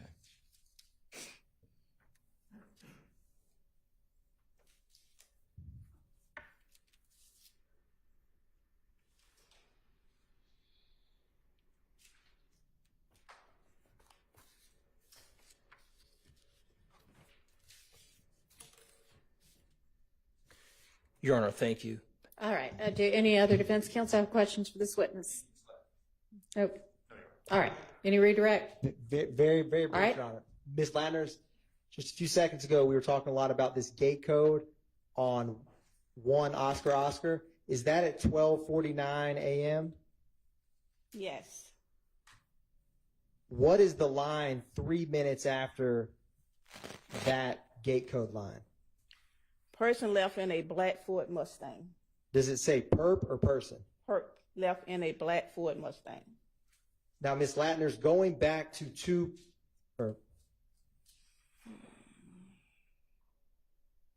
was there more than one person identified in a robbery? In the robbery? This car right here? Yes, ma'am. I don't see any. Does the caller indicate, is there anywhere in this CAD report that has any information about how someone entered a parking garage or location on that CAD report? No.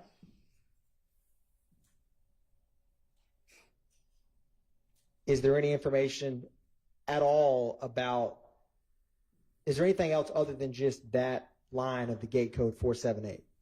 That's it. Is there any information about whether you need a gate code to walk in? Well, no. If there's any information, overruled. Is there any information about whether that gate is broken? No. Is there anything in this CAB report that indicates whether the robber was visiting someone in the complex? No. And Ms. Latner's going back to Papa, when a call comes in on cross-examination, you were asked about some information's true, some information's false. Do you recall that? Yes. Is there any way to know when someone, before officers arrive, what's true or not true about what a 911 caller is stating? No. And from the 911 dispatcher's perspective, do you try to determine if what is being said is true or not true before you respond? It's not their job. And is the initial officer's perspective of an on-scene victim the end of any further investigation? You can answer that if you know that from your personal knowledge. Repeat the question. If an officer, do you remember on cross, you have discussed about the 44V being changed to 39 info for officers? Correct. In Atlanta Police Department protocol or procedure, if you know it, does that stop a case? Can no for Overruled. Based on your own knowledge. Can you complete the question, please? Yes. Can further investigation by the Atlanta Police Department be done on a case where the initial officer changes the call to 39 info for officers? Overruled. Yes.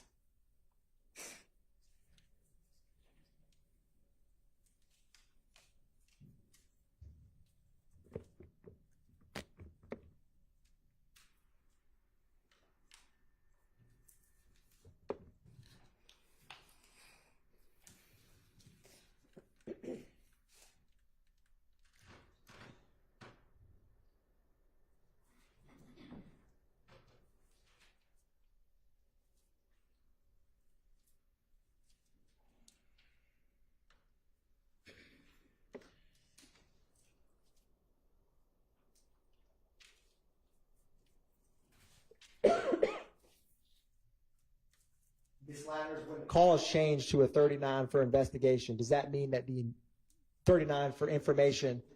Your objection mischaracterizes the 39. I misspoke, Your Honor. My apologies.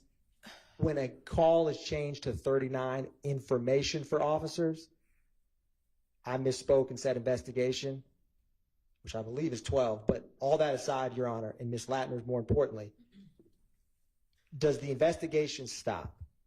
Does that mean the investigation is over? Objection, Your Honor, has been asked and answered. Sustained. No further questions, Your Honor. All right, any recalls? All right, thank you for your time, and you are excused. All right, it is time for us to break for our lunch, so we will do that, and we'll plan to be back here. It's almost 1 already, so let's say 2:15. See you then. All right.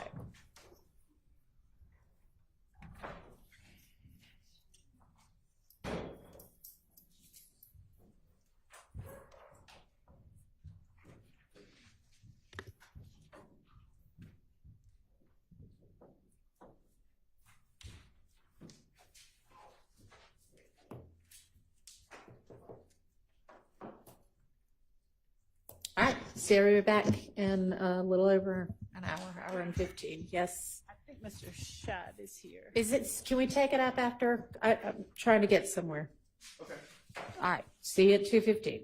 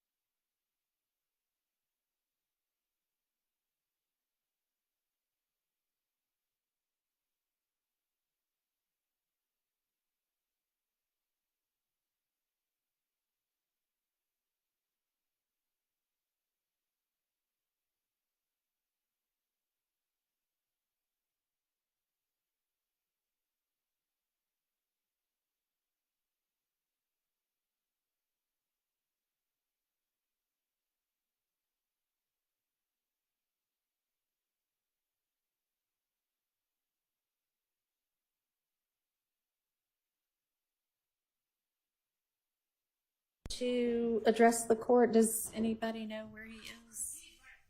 He's right there in the vestibule talking to Mr. Sharp. Okay.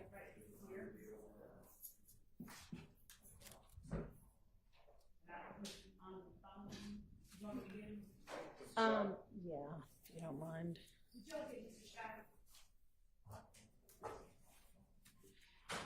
Check this out. I can now see over the computer.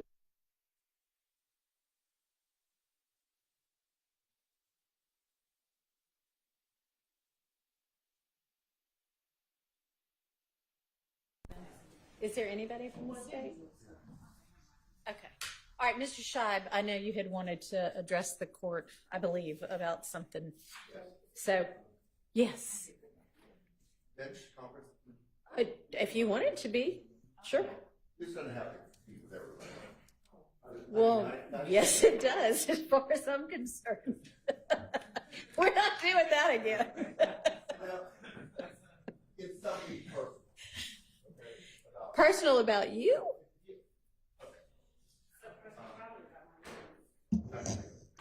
I've been doing this a long time. I've never had anybody accuse me of lying. I'm not going to go over what happened yesterday, but I don't come to the court and lie. I understand somebody, I'm not going to go over what he said I wasn't truthful about something, and at the doctors. I asked the doctor a question about my client's mental competency to take certain medication. I said, will it affect you? The doctor gave me an answer. Right. That was it. The phone was about 10 or 12 inches away from me, and I asked the question. And once I got that, then I relayed it to the court. I understand somebody came in here and said, what I said wasn't accurate.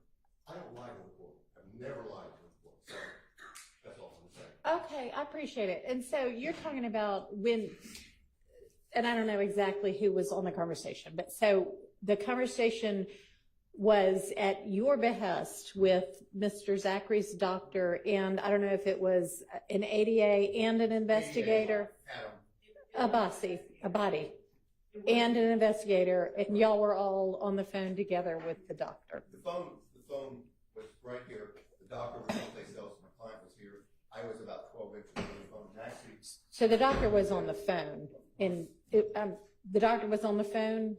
Okay, and you and Mr. Abadi and the investigator were all talking with the doctor. Okay. That was a conversation when I came in. Okay. Court, I understand. The ADA came in and said something different, indicated I was not being truthful. Okay. I don't lie to people. I don't believe that you do, and I appreciate that. And I didn't take it, I don't think he said anything as strong as, Mr. Schieb lied. I think it was just, that's not exactly what got said. And two people can hear the exact same words and take it two different ways anyway. But I appreciate that. So that being said, I talked to Zachary Okay. about 3 minutes ago. Okay. He's at the hospital. He's had low blood pressure and blood scenario. They were going to release him today. They didn't. Okay. They're going to maybe release him in the morning. Okay. But he has to meet a criteria of blood pressure and blood problem. Okay. I don't know. So he may be released tomorrow. He may not. I've got 5 courts and 5 different jurisdictions tomorrow. So have you filed a conflict? No, well, all those are like trial calendars, cases 3 or 4 years old, trafficking and different things. This is, I'm an attorney for a witness. Right. I know. So I think they take precedent. I'm trying to work within. I would be happy to, given the circumstance of your particular client and the request that, he not be held anywhere and that he get this over as soon as he possibly can. I am happy to communicate with the courts if you'll let me know and see if they can. We'll see what we can do. I've been here all day, every day. Yeah, I know. Get it done. I know. I know everybody else does too.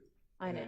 What I was going to ask for under 601 is have a hearing to deal with his competency. I think it would be something short as to mental competency because he is on drugs. He is on Dilaudid, and so under 601, the court. Well, I don't know what he's going to be on when he gets released. Can't leave without these are painkillers.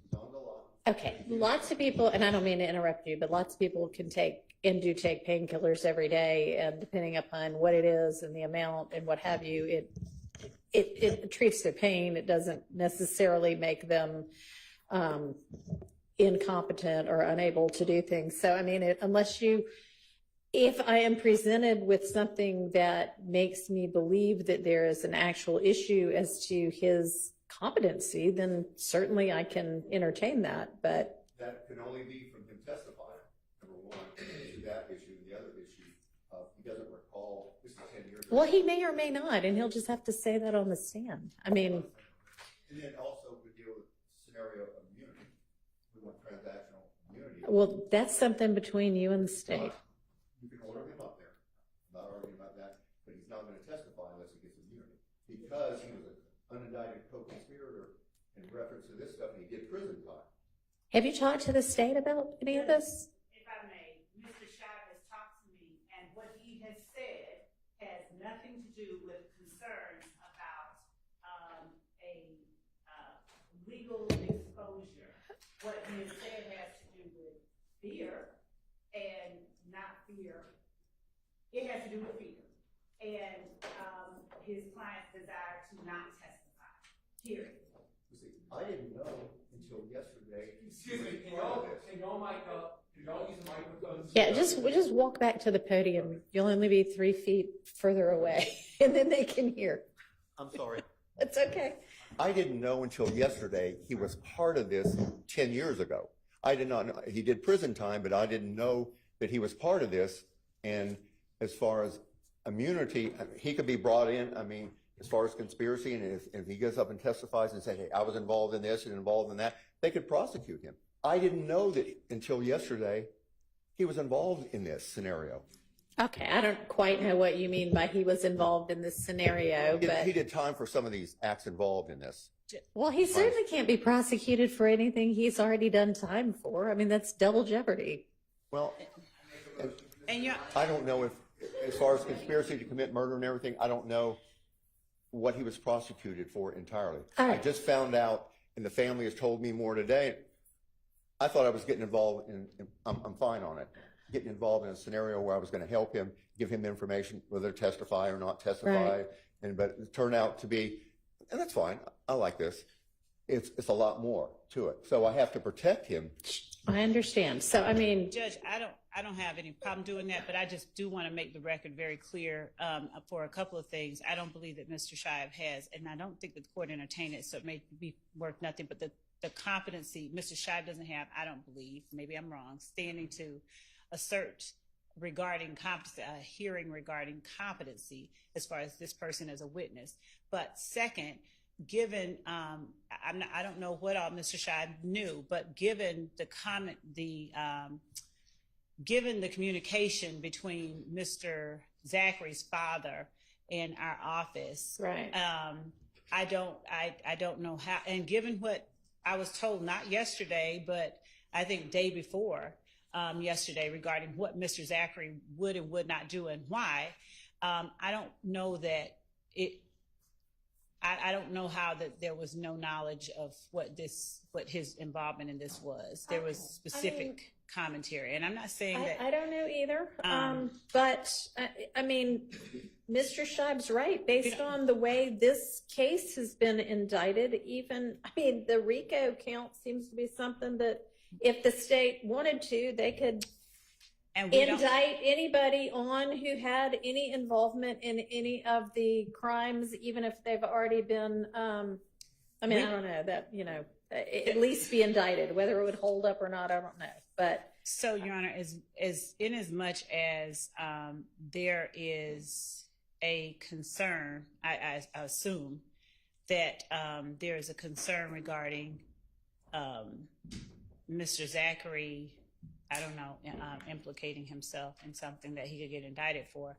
We don't have any problem asking the court to compel his testimony pursuant to the same statute that we have had to compel others. We don't have any problem doing that. All right, well, it sounds like y'all might need to get some sort of an agreement in place between yourself and Mr. Schieb. Definitely like something in writing. I mean, that's basically what you're saying, Mr. Scheib, right? Is that he... Part of the situation. And also, I think I ought to make Mr. Scheib aware, I just want to make sure he's aware, that part of the requirement for that statute is that he not commit perjury on the stand, and Mr. Zachary is currently on probation for a long period of time, and so I'm gonna put that out there. That's it. All righty. Well, Mr. Scheib has been a defense attorney for more years than probably he can count anymore. And a good one, a highly experienced one. And so he'll be able to advise his client as to all of the, potential drawbacks and dangers and what have you of such an agreement. Not an easy, clear-cut scenario. We're going to wade through some things. Okay. So we'll draft up that document. Okay, but considering that it sounds like it may be as early as tomorrow morning. I don't know. We'll have that. Doesn't sound like anybody knows yet. It's a developing kind of thing about when he might be released, but y'all need to get on that. So we'll have that drafted this afternoon for Mr. Scheib to review. And Mr. Scheib, if you want to communicate with my office about wherever we might need to be able to talk to other courts about your presence here. I have a simple way of doing it. If you issue an order me back into your court tomorrow, that'll You know what? If you want to draft one up, I will sign it. Okay, that'll be great. We'll send it over and to you in a couple hours. Great. You've got all of the addresses, right? Okay. I'll see you tomorrow. Thank you. All right. We need anything else from Mr. Scheib? Anybody? I don't need anything from him. If the court would indulge me what I asked right before he came in, because I have the next witness. Okay. And I don't want to. Because during the whole entire lunch break, you didn't go to the bathroom. Well, it didn't happen. Okay. Thank you. Okay. Well, go ahead. We've got Ms. Hilton now. All right. Anybody need to bring up anything before we get the jury in and start with our next witness? Anybody? No? Okay. So we got yet another motion in limine. The people at Mr. Steele's firm are working full time on filing motions in limine. It's very impressive. So motion in limine number 59 is about potentially excluding certain portions of a interview with Mr. Zachary from March 3rd, 2017. And I was trying to find, I've got 2 of his interviews, and March 3rd doesn't seem to be one of them. Is this one that we went over? Should have, and his 2 are August 5, 2015, Your Honor, and then March 3, 2017. Okay.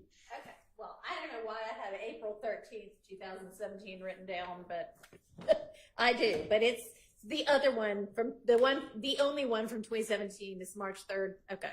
Yes, it might be the transcription date in April. Okay.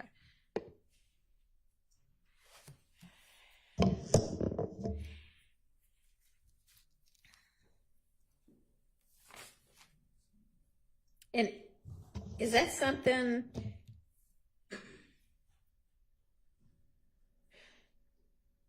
So if it's the bottom of 124 through about halfway through 127, my notes say that the state, all my notes says is okay, but what that meant in my shorthand was that the state agreed that they weren't going to utilize that. Perfect, so that's why I did that. Okay, that would be great. Hey, Your Honor, is that the issue we talked about this morning or something? No, this is yet another one. I don't have Mr. Steele's email, and because I was not present during. So if you want to just, I printed it out because I'm old, and you can just look at the highlighted portion and see what it is he's talking about.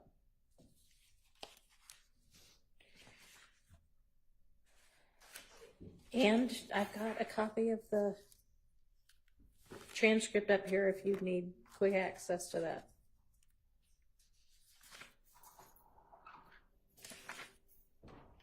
But my notes at least say that y'all said okay on that one, meaning we won't use that one.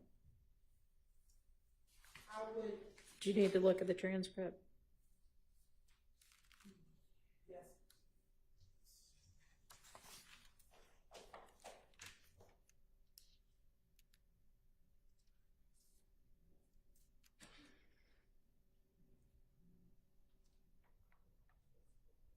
Because at one point on 126, he says, that's what I assume, that's what I heard. Correct, Your Honor. We're only going to play portions that we believe he was told as either a co-conspirator statement, which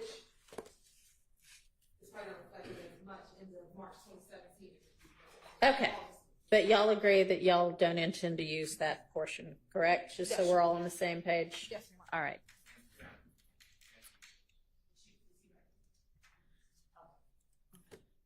All right, we have our next witness lined up? Okay, let's go ahead and get the jury in.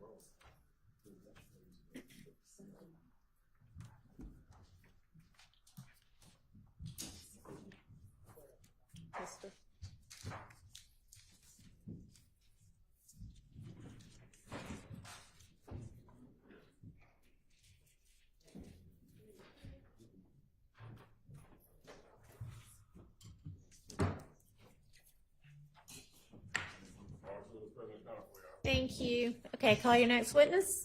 State calls Mr. Collins back to the seat. Oh, right, we were in the middle of him. Or no, we weren't. We weren't.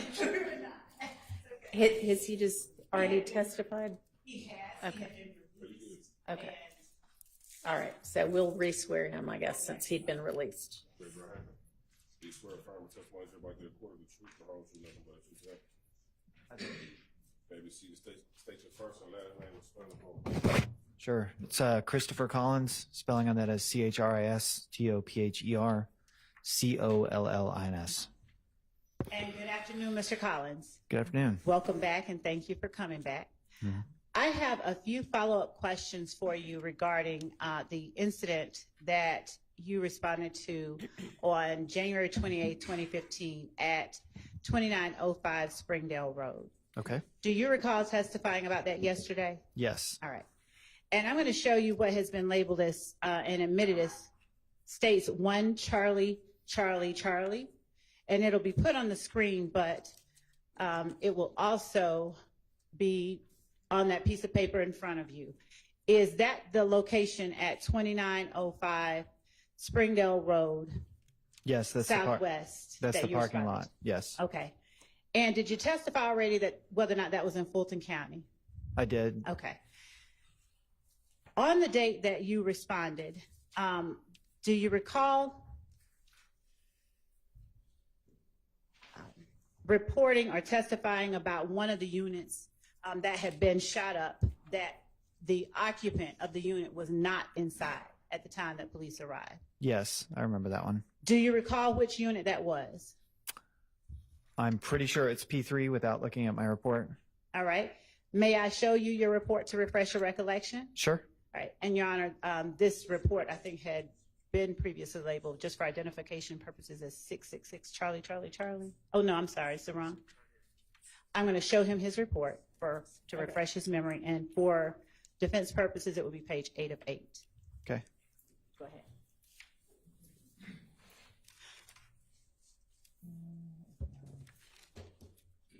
Yep. Apartment P3 was the unoccupied apartment. And when you say unoccupied, I'm going to take this back, okay? When you say unoccupied, do you mean it that it was not the resident was not there at the time that you all arrived, or it was an empty apartment that no one lived in? Oh, no one was there at the time because the back door was open. Okay. Now, do you recall at some point and the occupant of the home coming back? Yes. All right. Do you recall what her name was? No, not off the top of my head. If I show you your report, let me ask you this. Did you put that information in your report? Yes, it's in my report. And did you talk with her? Yes, that's in my report. All right. If I show you your report, will it refresh your recollection about what her name is? Sure. All right. I'm going to show it to you. Page 8 of 8. Okay.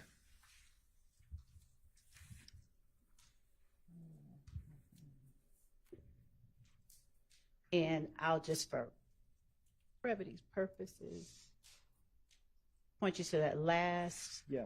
I've got the last name as Smith in here.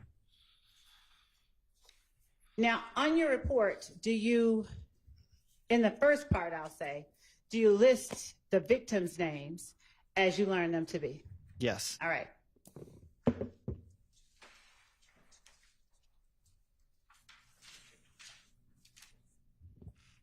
Do you recall the occupant of apartment P2? Do I recall their name? I believe that was his name, the occupant of P2.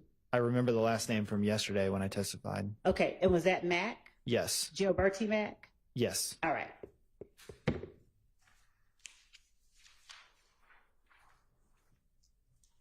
And,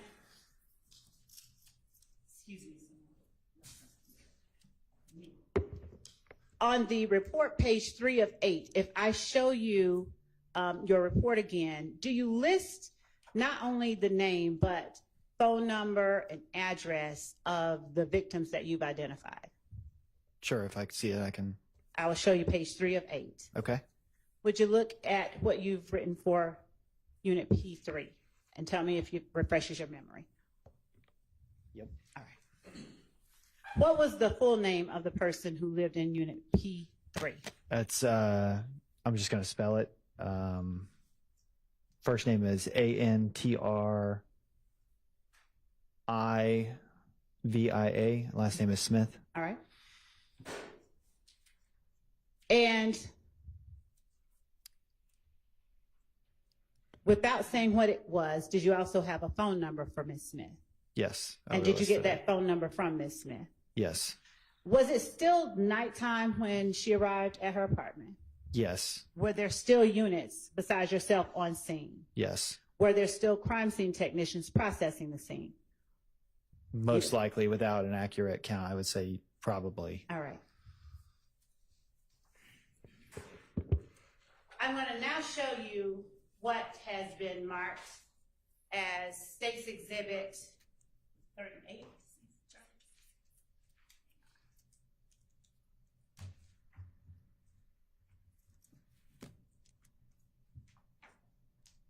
$65, Charlie, Charlie, Charlie.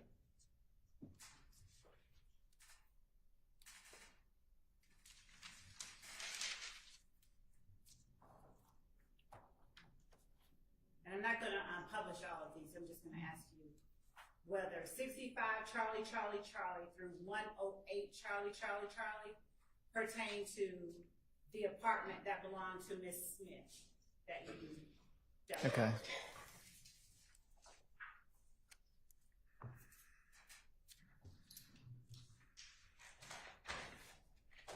Could you publish the first one?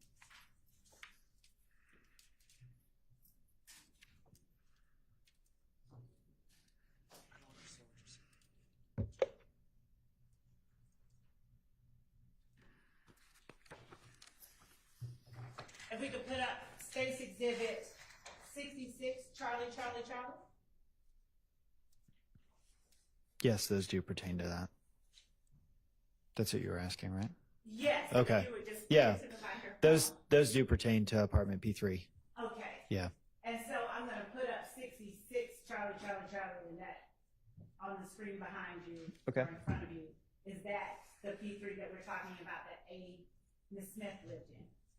Yes. All right. And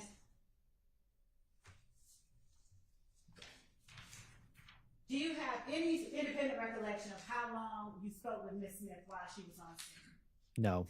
Do you recall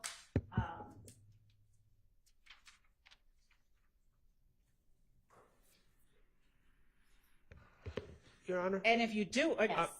May we approach? Yes.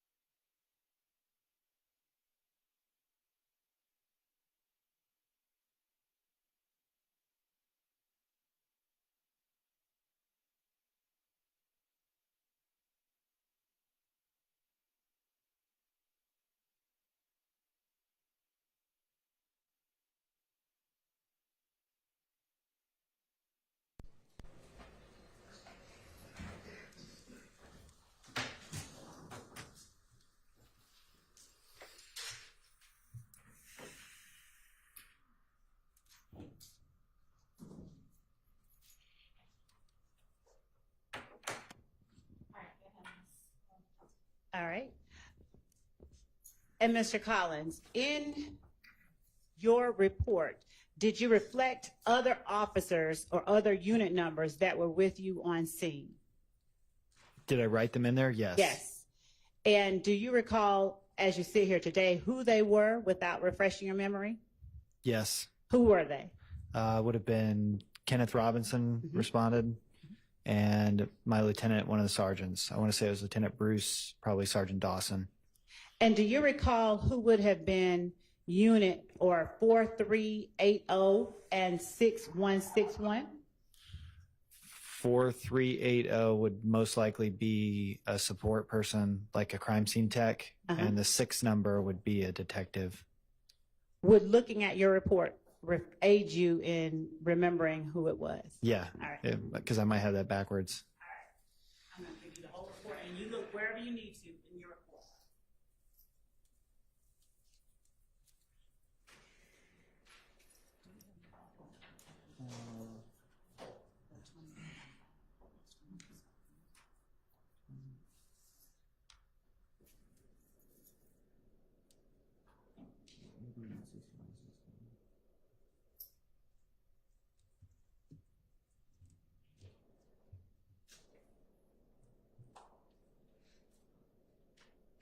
Okay, so 4380 and 6161 are listed in here.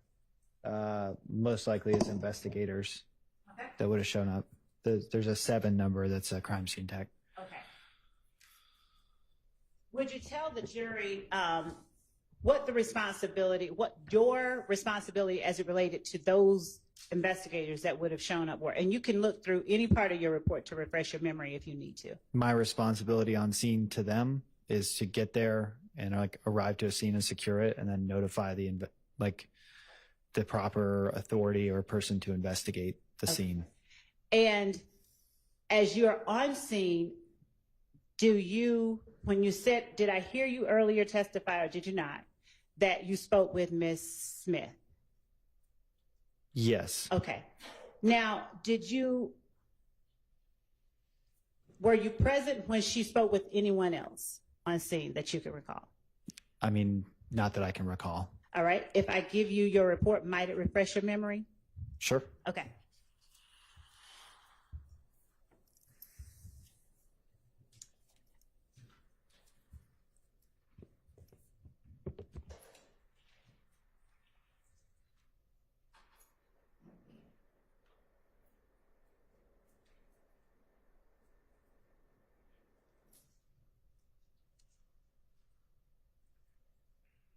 Okay. Yeah, I read it. And were you present when she spoke to these people? Or I would have still been on scene, but I don't know if I was sitting in on their conversation. Okay. But I did. Yeah. Oh, but you did what? You can say whatever it is. I mean, I wrote down in my report that she had made statements. Yes. Yeah. Okay. Now, do you recall what statements she made to you or what statements you heard her make? I do, after I've just seen my report. Okay.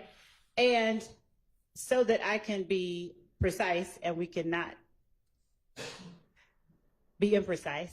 Yep. Did she tell you who was either staying Your at Honor, her? I'm going to object. On foundation, it's not been properly laid at this point. Your Honor, the witness just stated that he recalled after reading the report what he heard or what. The witness recalled in response to Madam Prosecutor's question that he was present for a conversation between the witness and the other two, and he was there on the scene. It's not been clear who the statements were made to. He just said he remembered what he recalled hearing, so overruled.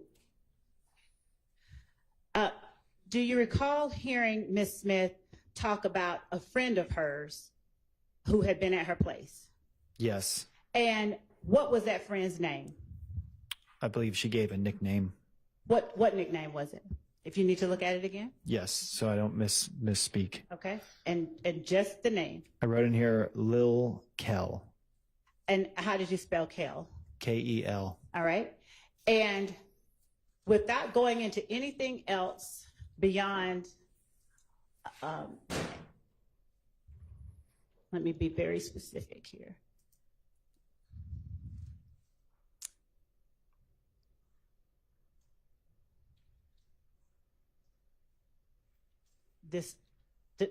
What refreshes your memory, if it does, after locale, did she say what he was doing at her place? She stated that he was like hiding out at her place. Hiding out at her place? Yes. All right. Now, did Ms. Smith also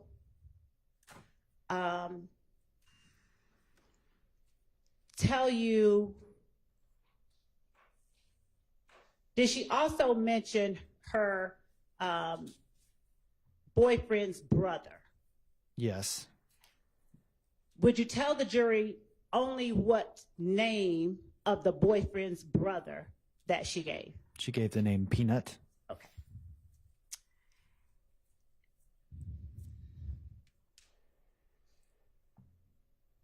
Was Miss Smith's unit the one that had the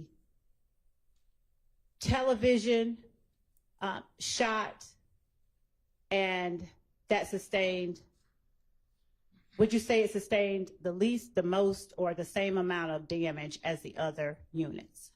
That one looked like it received more damage than the other units. I'm sorry, could you say it a little bit More. That one had more damage than the other units. Okay. And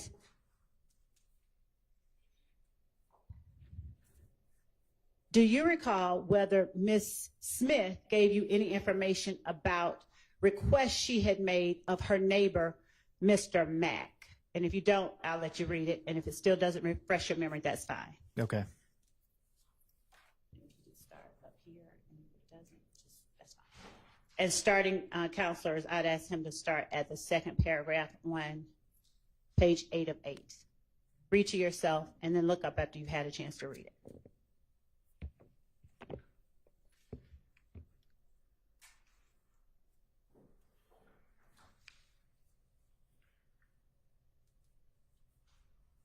Okay. Yeah, I wrote here in the report. Don't say what you wrote in the report. Yeah. My question is, do you recall, after reading your report, whether Ms. Smith relayed to you or within hearing of you anything about requests she made of Mr. Mack? I don't remember Okay, that. all right. Now, did you list in your report the names associated with those numbers that you mentioned, those unit numbers? Yes. And would you read or find that area in your report where you list the names associated with those unit numbers? Just, you can turn on any page that you need to. Well, they're all written like in order of the Okay. apartments we went to in the narrative. All right. And so in the last paragraph, where there is unit number 4380 and 6161, are you able to say which names are associated with 4380 and 6161? Did you write that in your report? Anywhere? And you can look on other pages. Yep. I did write it down. So which names were associated with which name was associated with 4380? That's Bacon. It's an investigator. All right. And what kind of investigator is Bacon? He would have been a general investigator. And what does the general investigator do in relation to what you do?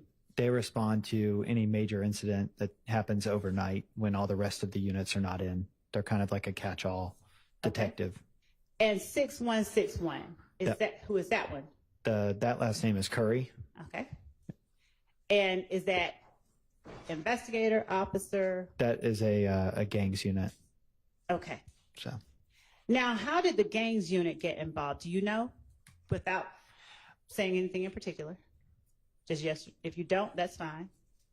it's typical to notify them in a situation like this. Okay. Without talking about what anyone said, when you say in a situation like this, are you able to explain what you mean? We had responded to several of these in the same area. In the same area? in the same part of town. Yeah. Okay. And when you say part of town, could you be any more specific? In the southern part of Zone 3. Okay. And in your report, do you indicate that Ms. Smith spoke with both Investigator Bacon and Investigator Curry? I do. I indicate that at the end. Now, in your report, do you say specifically that she spoke with you?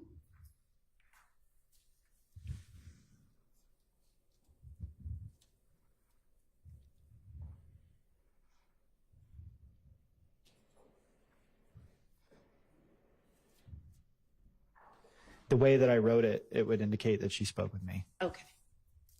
And it would be reasonable to say that she would have had to speak to me to get to another investigator. Say that for me one more time. It would be like normal procedure. If somebody's arriving on scene, they don't just immediately speak to a detective. They would talk to a patrol officer first who's manning the crime scene tape or doing some other kind of task. And is it customary for you, when you're on scene, for you to either point victims or witnesses to the investigators or even relay to them information that that victim or witness has shared with you? Yes, that's normal. All right.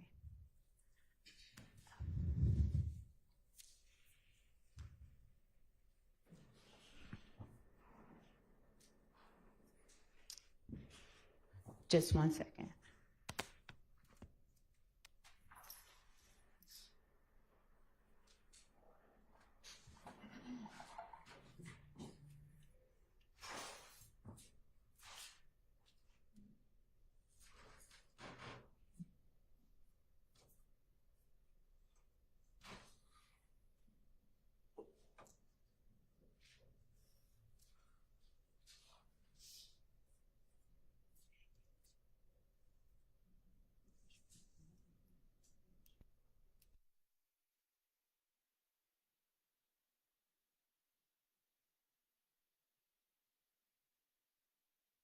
Thank you. That's all that I have for now.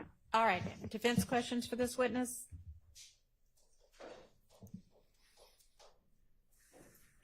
Yeah.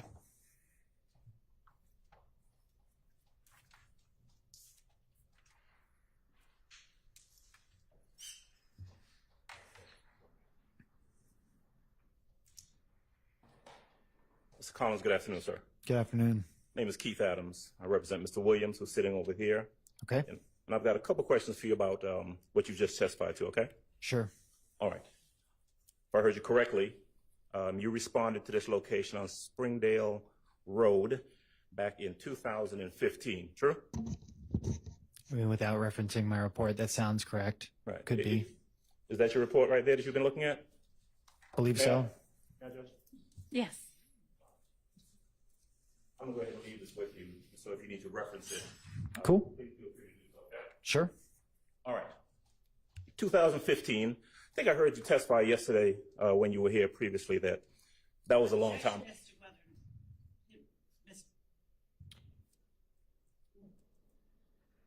A belief about what Mr. Adams. All right. I think it's just trying to call the witness's attention back, so I'll permit that. And if that's not correct, then please correct that in your answer. Did you testify previously, when you were here previously, that was about 9 years ago? That was a long time ago. Yes. It is fair to say that you don't have a clear, independent recollection of everything that happened in that investigation from 9 years ago. Sure. Almost no one would. Right. And because it was a long time ago and you need to refresh your recollection by looking at your report. True? Okay. Yes. Which is what you've been doing. Yes. Okay. You testified a little while ago about going to apartment P3 or unit P3. Remember that? Okay. Yes. And your testimony was that when you went to apartment P3, it was unoccupied. There was no one there. Correct. That is not the first place that you went to. You'd gone to other units first before you got to P3, correct? That's the order I have it written down. I mean, sure. Okay. Does that sound about right? I mean, the way I kept it organized in my report, I just went 1, 2, 3, and 4. If you were to put a GPS tracker on me, I may have moved differently. I don't know. You just don't really know for sure. We're talking about something that happened 9 years ago at 1 a.m. Right. Yeah. And of course, but we're relying upon your best memory, your best recollection from 9 years ago. True? Yeah, that's. And just to be clear, I heard you mention, or you were referenced to, I guess, badge numbers, 4380 and 6161. Remember that? Yeah, those are radio numbers, not a badge number. Okay, but those radio numbers are assigned to specific investigators. Yes, but they're probably assigned to somebody else now. Right. It just changes. Back then, it was Bacon and Curry, correct? Correct. And at some point, they arrived on the scene. Correct. Would they have arrived as a result of you calling for them? Probably notifying the GI. So typically you would radio to notify a general investigator, and you would try and raise like either the general investigator would raise a gangs unit, or sometimes the lieutenant would request it. She might have done it as well. Okay. You just don't know for sure. Could have been you, could have been someone else. Sure, but it was done on scene, yeah. And although P3 was unoccupied when you got there, at some point, this woman by the name of Miss Smith showed up, correct? Correct. Now, who got there first? Was it Miss Smith, or was it Curry and or Bacon? I mean, I'm not sure. From the way it's written, it sounds like the investigators were on scene before she arrived. Okay. And so if the investigators, Curry and Bacon, are on scene before she arrives, okay, right, they had conversations with her, right? Objection, Your Honor, as No. to vagueness about they had conversations with her if she was on scene. Overruled. Okay. Isn't that true? Isn't that what you put in your report? That she spoke, Ms. Smith, spoke to 4380 and 6161. Yeah, I wrote that she spoke to them in the report. And so do you have an independent recollection of you actually taking a statement from her before she spoke to those other two officers? I remember speaking to a woman there. I remember her making statements and what this was about. And then I remember alerting the detectives and saying, you should probably speak to this lady who just showed up on scene. I do remember that. So even though they came there before she got there, according to what you just testified, you spoke to her first and then she spoke to them? Your Honor, objection, just ask and just answer. Asked and answered, sustained. Is it fair to say that you never interacted with anyone that night named Kel? Is it fair to say I never interacted with somebody named Kel? Yeah. Yes, from the way it's written, I did not. You didn't see anyone named Kel, right? I mean, no. If you had, you would have put that in your report. I would have put what I did put in there, which was that there was somebody seen like running to a vehicle in surveillance footage. But I mean, you didn't speak to anyone named Kel. I didn't speak to anybody named Kel. That's correct. All right. Let me ask you something. Officer Collins, who did you end up arresting anyone for shooting at any of these units that night? No. Is it fair to say that you were not in charge of any continued investigation after your initial appearance there at the scene? Correct. All right. You don't have any information about who may have been involved, who may have done this at all that you could share with this jury, do you? Past what happened on scene, no. Okay.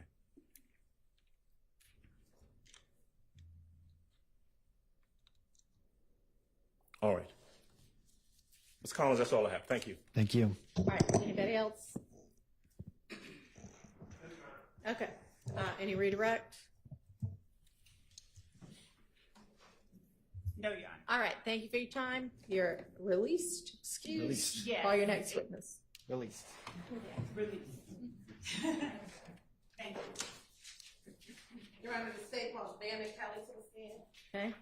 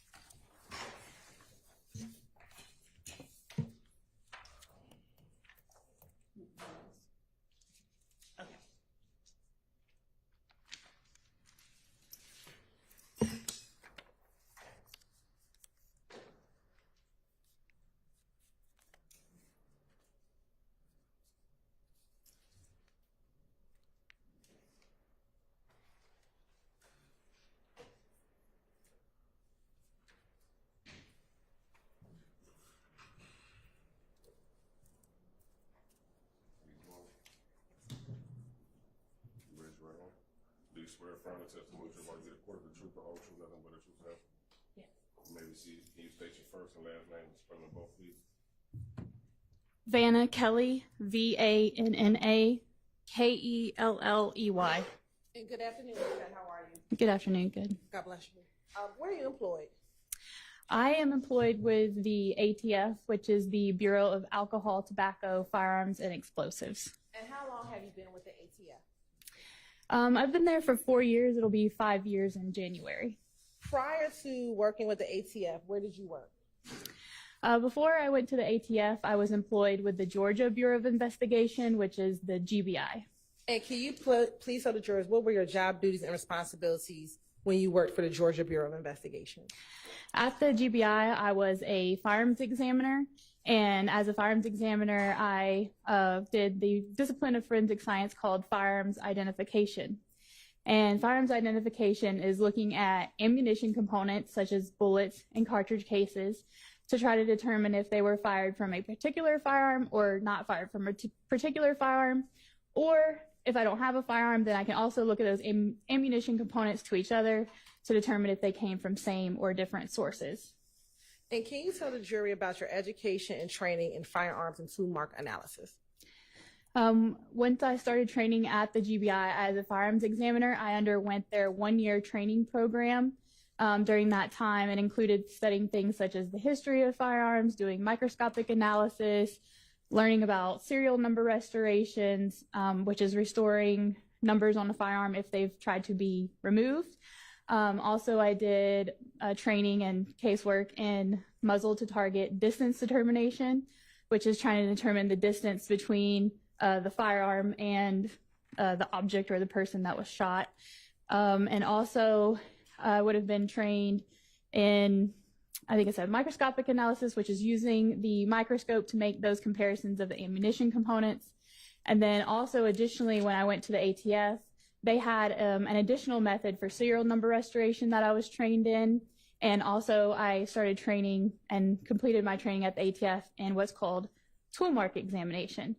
So tool mark examination is just basically all the other tools, your screwdrivers, hammers, wire cutters, and trying to determine if those tools were used to, cut wires or, doing comparison with those type of tools. And have you ever been qualified to testify as an expert in firearms and tool mark examination? Yes, I have. When? When? Or how many times, excuse me? I think I'm close to 100 times now. Your Honor, this time the state would like to tender Ms. Vanna Kelly as an expert in firearms and tool mark identification. All right. She is so qualified and may testify as such. Thank you. If you can tell the jurors briefly about what is a firearm. So the definition of a firearm is the assembly of a barrel in an action that expels a projectile by means of combustion. So really what you should be thinking of in terms of, the word firearm, you're probably thinking, pistols, revolvers, rifles, shotguns. Those are your main types of firearms. And tell the jury briefly about the parts of a firearm. So for a pistol example, the top portion that would move back and forth is your slide. And then the slide is attached to the frame of the firearm. And then you have, some internal components such as the firing pin. The firing pin is what comes out and basically causes that combustion reaction that I talked about. There's several parts of a firearm, and the trigger obviously being a very important part, which is the catalyst of pulling the trigger that releases the firing pin that then fires the ammunition down the barrel of the firearm. And then what is a cartridge? May I use my demonstrative aid? Can she use her demonstrative aid? Yes. Yes. Okay. So this is a large scale, they're not this large, a plastic model of what a cartridge is. So a lot of people, when they see something like this, if you're familiar with firearms or ammunition at all, you'll think, oh, this is a bullet. But when I refer to this, it would be a cartridge, meaning that it's unfired. So then the cartridge is made up of the cartridge case, which if I use the term cartridge case, that means that it has been fired. And the bullet, which is the projectile. So the cartridge, when it's fired, those two things will separate. The bullet will go down the barrel of the firearm, and the cartridge case will move rearward, and then in some types of firearms will also be ejected. So you have the cartridge case, which has the primer here on the head of the cartridge case, and that's where the firing pin will strike the primer, which ignites the gunpowder inside of the cartridge case. And as that gunpowder causes the pressures to build up inside the case, that's what pushes the bullet down the barrel of the firearm. So, interview, cartridge case, 1 unit unfired, cartridge, 1 unit unfired, and then that separates into a fired cartridge case and a fired bullet. Thank you. Now, when you receive firearms to be tested, please tell the jurors about the process used to test firearm evidence, specifically shell casings and projectile, or cartridge cases and projectiles. So the process can, differ based on the type of evidence that I have. In general, so if I receive a firearm in the case, I will need to create test fires from that firearm. So at the forensic lab, we'll have a large metal water tank that's full of water, and then there's a port on the front of that box that I will stick the firearm at that port, and as I pull the trigger, the bullet is traveling into the water of that box, and the water helps to slow that bullet down. So after I'm done test firing, I can collect the bullets from the water tank. So now I have samples that are known to have come from that firearm I just shot. And also at the same time I'm shooting it, it's, ejecting or otherwise I can collect the cartridge cases as well. So I can take my firearm, test fire it, and then have known samples of the cartridge case and the bullet from that gun. And also then I can follow through with, looking on my microscope at 2 cartridge cases side by side or 2 bullets side by side to try to make a determination on whether they were fired from that gun or a different gun or the same gun, maybe a second gun. And tell you just briefly about that process of examining cartridge cases under the microscope to determine if they're fired from the same gun or different gun. Mm-hmm. So the first thing that I'm looking at when I start like a cartridge case comparison is what's called class characteristics.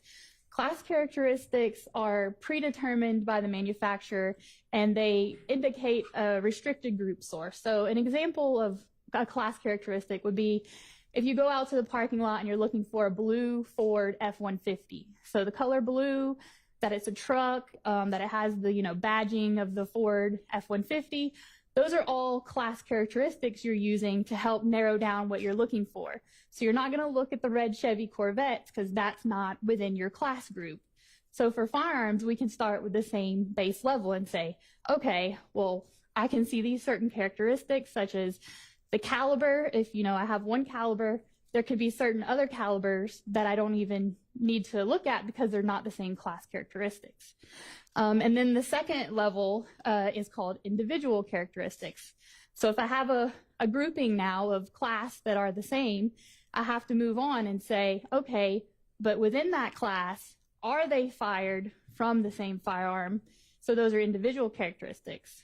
The individual characteristics from a firearm are created incidental to the manufacturing process. So that's the imperfections and irregularities on the surface of the gun that as this ammunition goes through the gun, it's picking up those microscopic details. So then that's what I'm looking at on the scope is the microscope to determine, is it an identification, which means same source, an elimination, different sources, or sometimes we don't have enough information and that's an inconclusive result.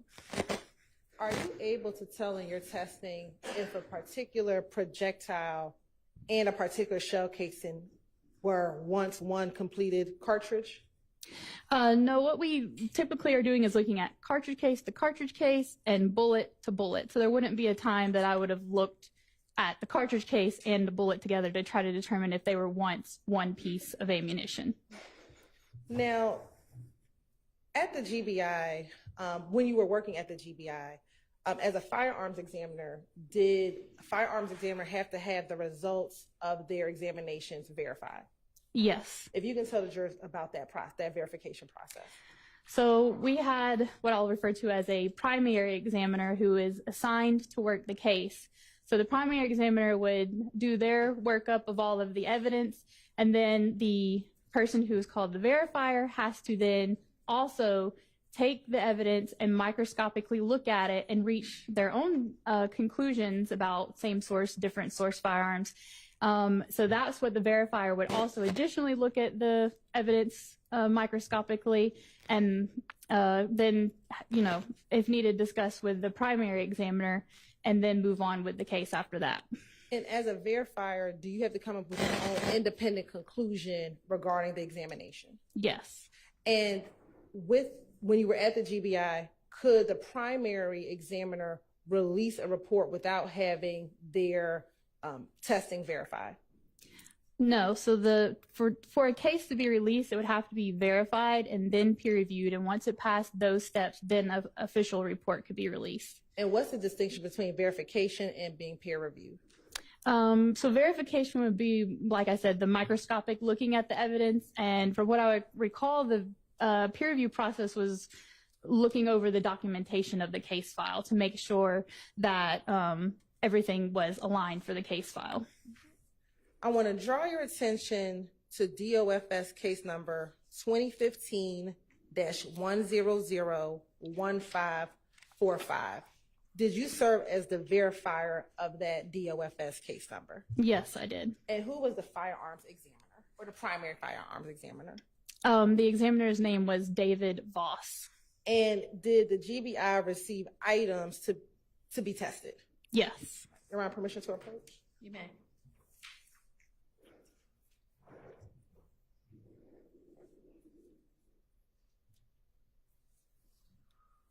Sorry.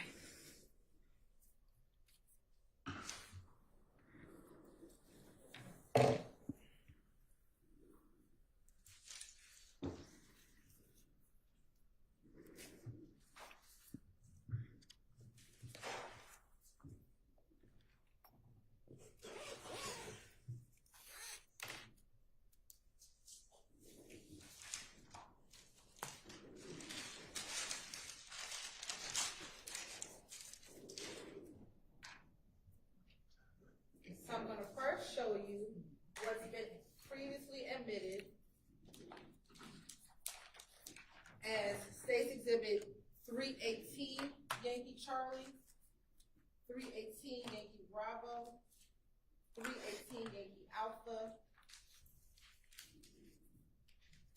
294, Yankee Bravo 7, and 294, Yankee Bravo 5. Tell me if you recognize, if you're able to tell me if these are some of the items that you tested back in 2015. May I also refer to my notes? Yes. Thank you.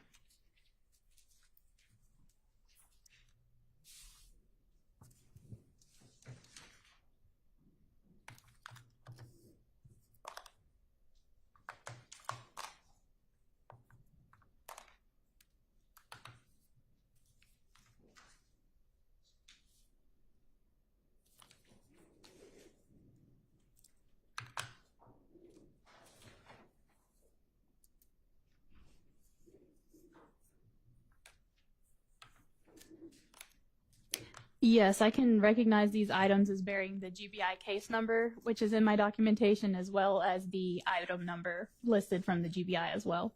And are those some of the items that you verified from what David Voss did? Yes.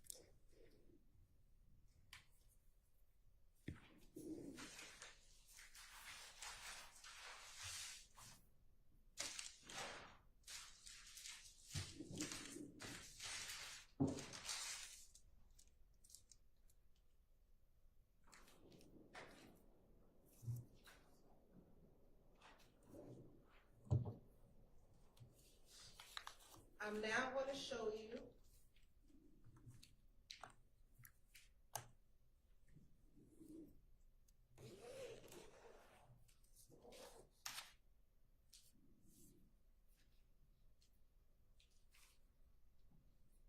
what's been admitted as State's Exhibit 294, Yankee Bravo 11,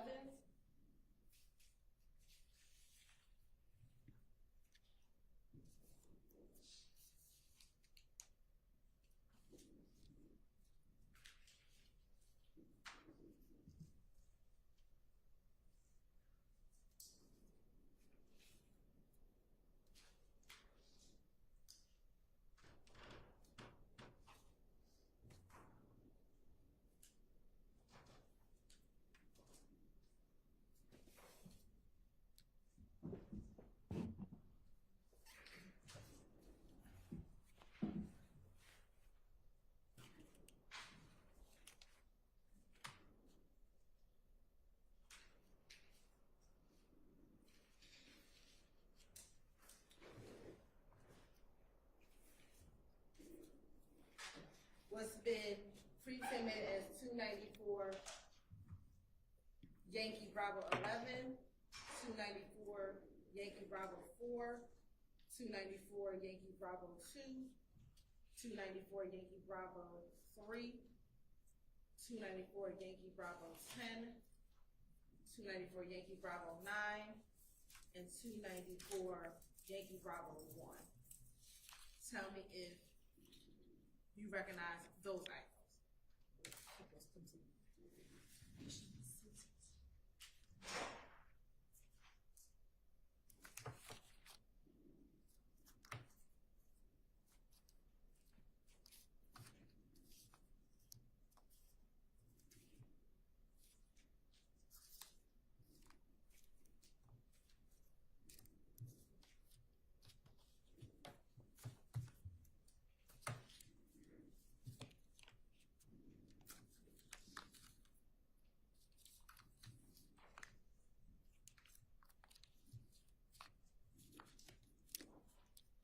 Yes, these packages also bear the same GBI case number and item numbers associated with the verification that I did.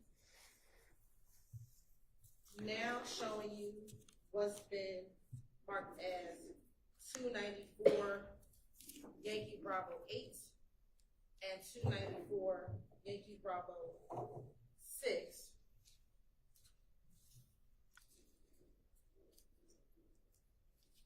Some do you recognize those?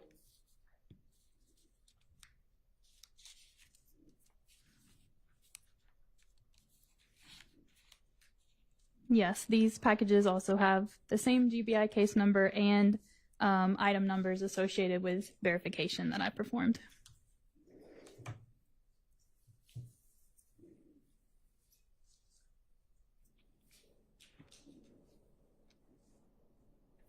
Now showing you what's been already admitted as Exhibit 294 Yankee Alpha 24, 294 Yankee Alpha 25, 294 Yankee Alpha 26, and 294 Yankee Alpha 27. Tell me if you recognize those items.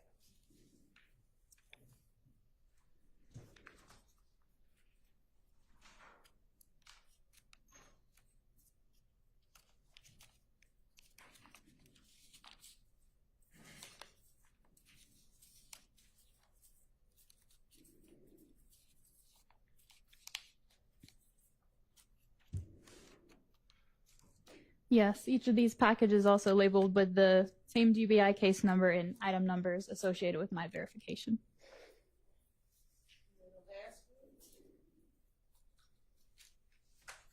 I'm showing you what's been admitted as 294 Yankee Alpha 23, 294 Yankee Alpha 22, 294 Yankee Alpha 21, and 294 Yankee Alpha 20.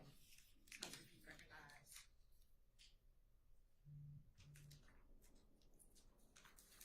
those items.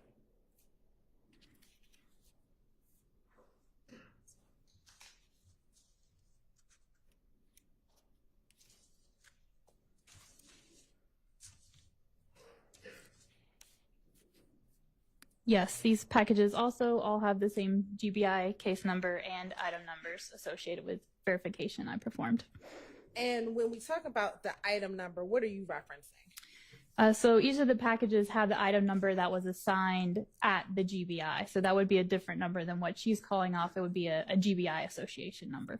And in order to complete your testimony, is it easier to identify it using the GBI item number? If that's possible, that'd be great. Okay. What I would ask for you to do is, as you identify them, use both the GBI number and the state's exhibit number. Can you do that? For every time I refer to it, or the first time? The first time, and when we group them together. Okay. All right.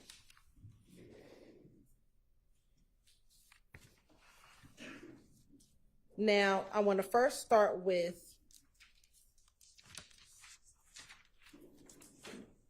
your GBI item number 2A, 2B, 2C, 5B06, and 5B08. Do you have those? Yes, ma'am. All right. If you can first identify 2A, what exhibit number is 2A? GBI number 2A is State's Exhibit number 318, Yankee Bravo. And are you able to open up that particular exhibit? Yes. And then I'll ask you to go to 2B. And you can keep it open. I'll have you show it at the end when you finish opening up all three of those.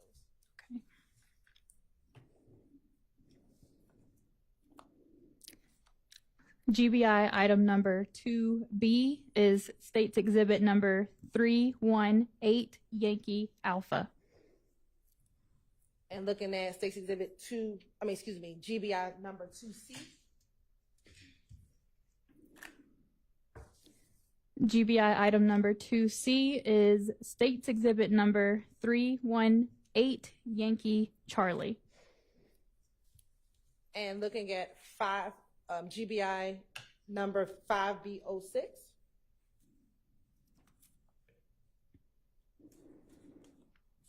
GBI 5B.06 is State's Exhibit number 294, Yankee Bravo 7. And then last GBI number 5B.08. GBI item number 5B.08 is State's Exhibit number 294, Yankee Bravo 5. And are you able to open up the 294 item? Oh, here's the scissors. Would you like me to? Yes. Okay.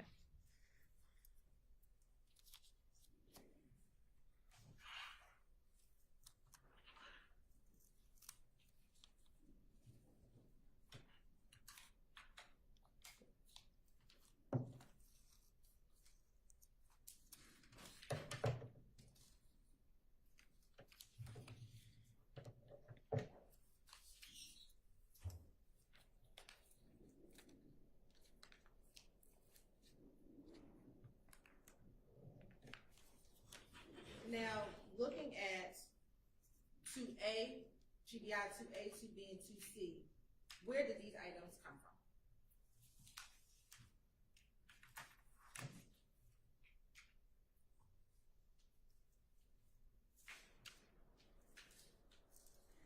from? Each of those containers has a piece of paper with information indicating they are from the Fulton County Medical Examiner's Office. Would you like me to read the rest of the label? Yes, please. Okay. And I can refer to it by GBI number now? Okay, thank you.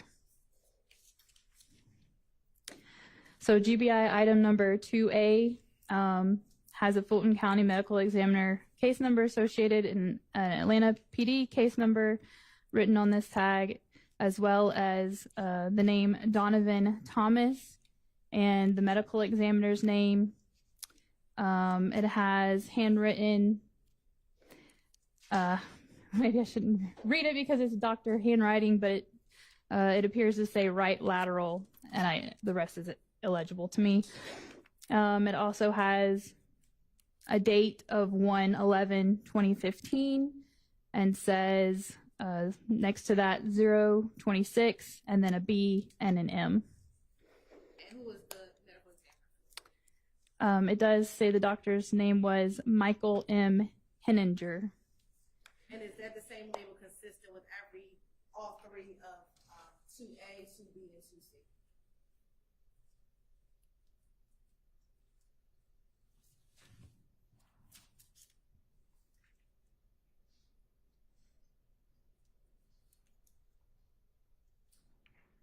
Yes, but the handwritten information as to locations within the body is handwritten, and that information varies per box. And looking at GBI number 5B.06 and 5B.08, where were those two items recovered from?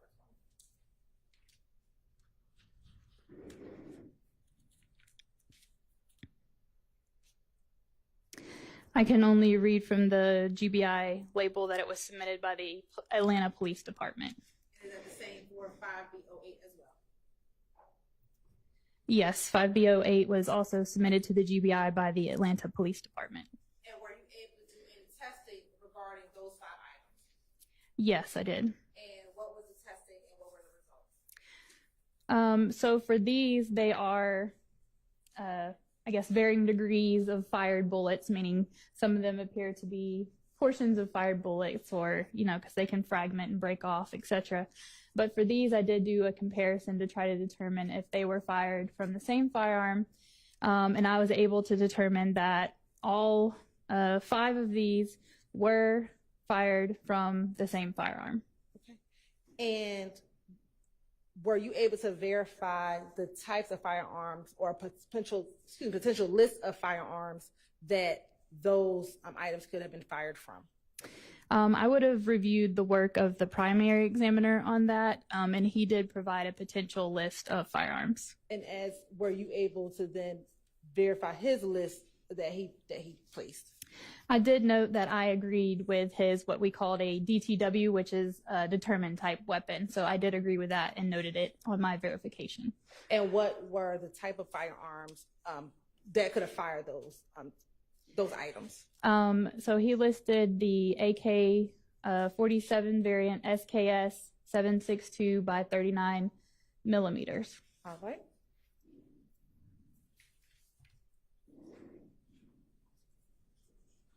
Now I want to go to our second round.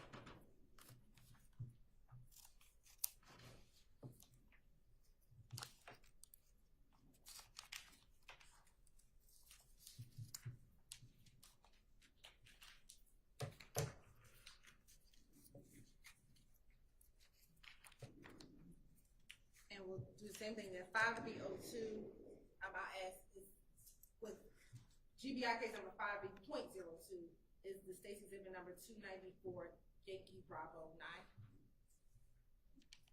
Yes, it is.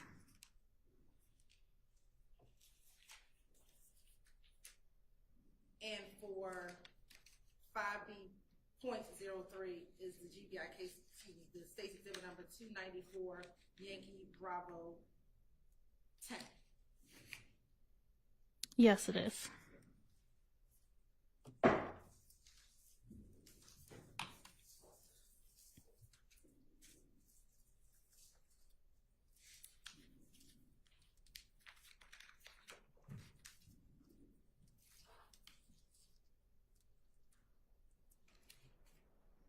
.04 is the state's case number 294 Yankee Bravo 3. Yes, it is.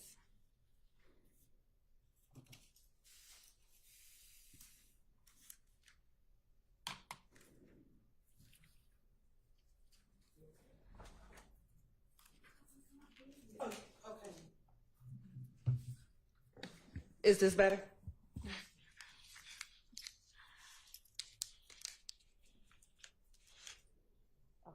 For 294 Yankee Bravo 1, is it 5B.01? Is that the GBI case number? Is that a Bravo there? Yes, okay. Yes.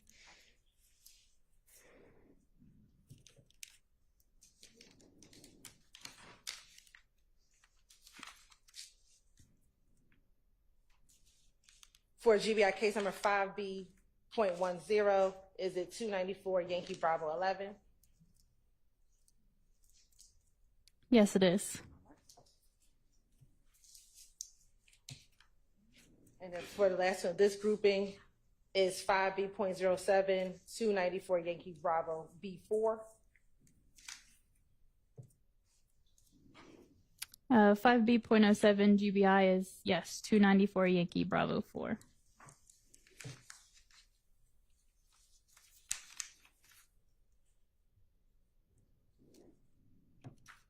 And then last, 5B.05, is that 294 Yankee Bravo 2? Yes, it is. And if you could tell Jory, what, if any, comparison analysis were you able to do for this group of exhibits?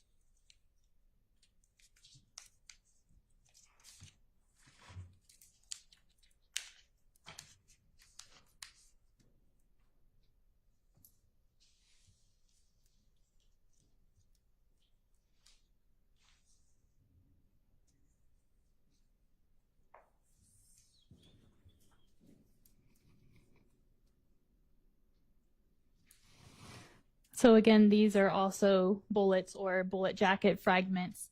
And I did a comparison of those, and I was able to determine that they were all fired from the same firearm.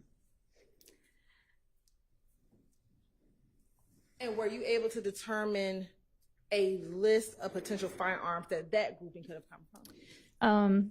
Again, it would have been Examiner Voss that came up with the list, but I did note that I agreed with his DTW determining of the type of weapon. The list provided included Springfield, Ruger, and Llama 45 auto pistols. And I also want to say that those lists are based on those class characteristics that I spoke about. So the class characteristics are ran into a database that turns out what manufacturers of firearms use those specifications in their guns. So that's where that information is coming up about what type of firearm manufacturer could have produced the class characteristics from these items. Thank you.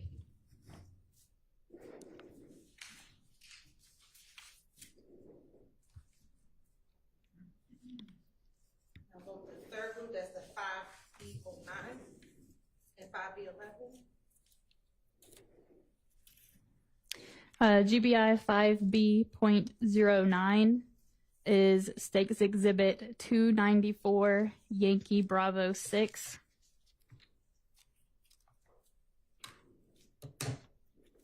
And GBI item number 5B.11 is States Exhibit number 294 Yankee Bravo 8.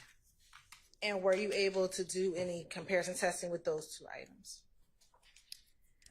I did compare these two items to each other. However, I was inconclusive and unable to determine if they were or were not fired from the same firearm.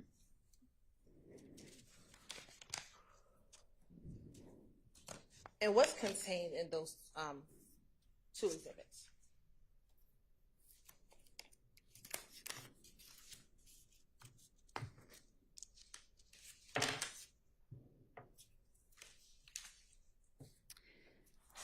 It's a bullet jacket fragment and an additional metal jacketed bullet. And looking at the GBI sticker, were these also submitted by the Atlanta Police Department? Yes, they were. And is that the same for the last group of exhibits that we looked at? I would like to look at the packaging again for that.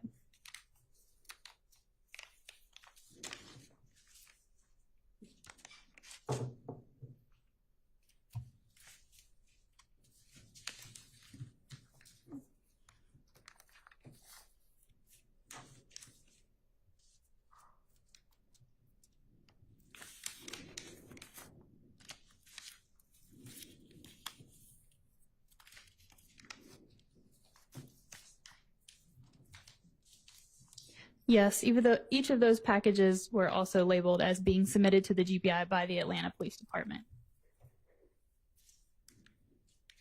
Now do open up the grouping 5A02.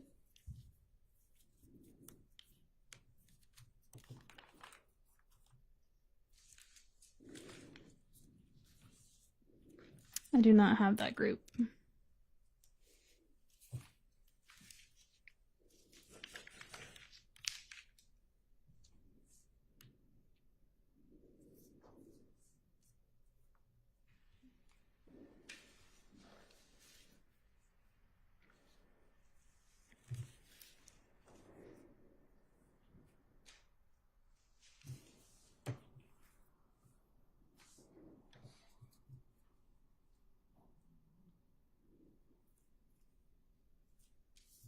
I believe this one. Well, we'll start with the 5A11 and 5A18. Okay, so we do have the 5A02 group. I do have 5B.02. That's what we just want to. We'll start with 5A11 in the 5A14 group. Okay.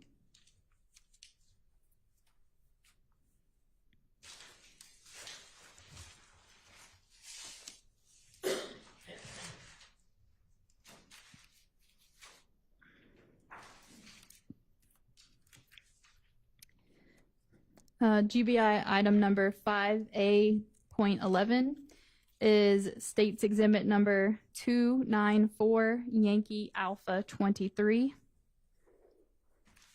And is that also was that submitted by the Atlanta Police Department? Yes, it was.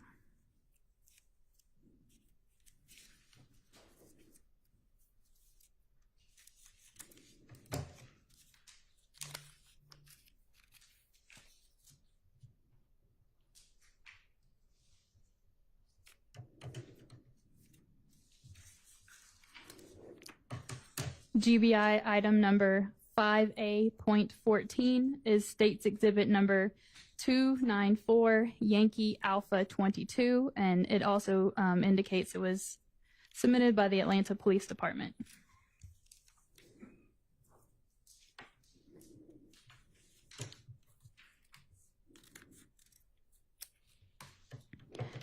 GBI item number 5A.17 is State's Exhibit number 294 Yankee Alpha 21. And it was submitted by the Atlanta Police Department.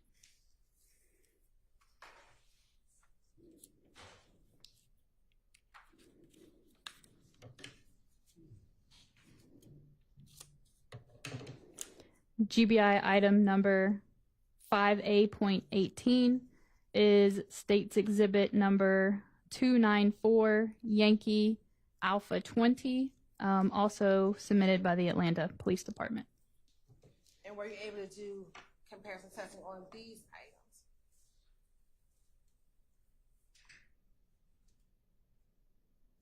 Yes, I did.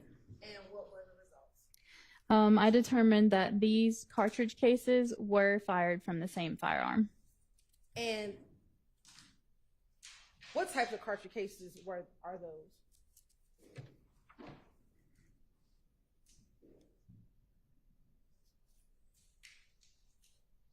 These are 45 auto caliber cartridge cases. And were you able to determine from this group a potential list of firearms that these could have been fired from? May I refer to Examiner Voss's report? Okay, thank you.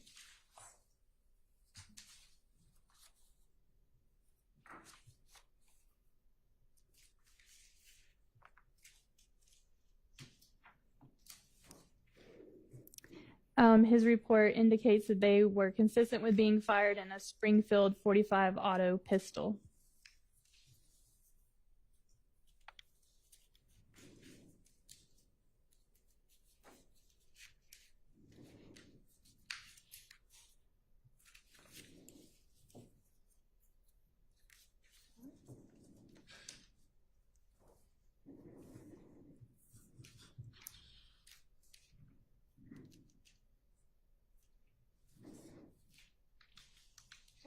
I'm going to hand you the group beginning with 5A.10.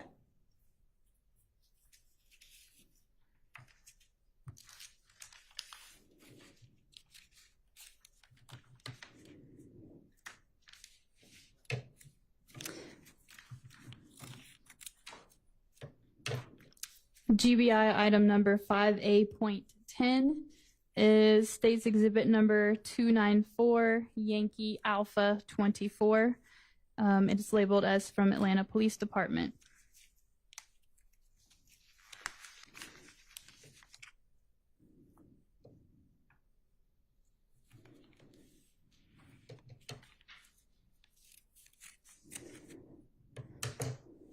GBI item number 5A.13 is State's Exhibit number 294, Yankee Alpha 25. Also labeled as from Atlanta Police Department.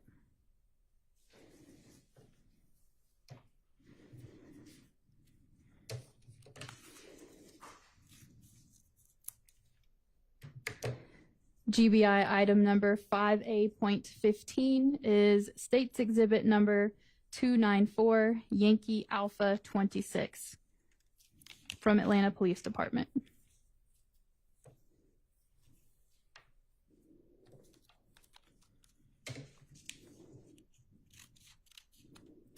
And GBI item number 5A.16, the label indicates Atlanta Police Department submission, and that is State's Exhibit number 294, Yankee Alpha 27.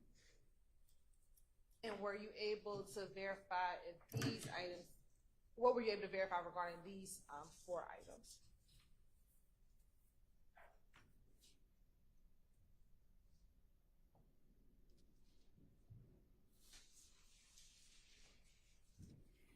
I determined that these were all fired from the same firearm. And were you able to come up with a list of what firearms these shell cases could have been fired from?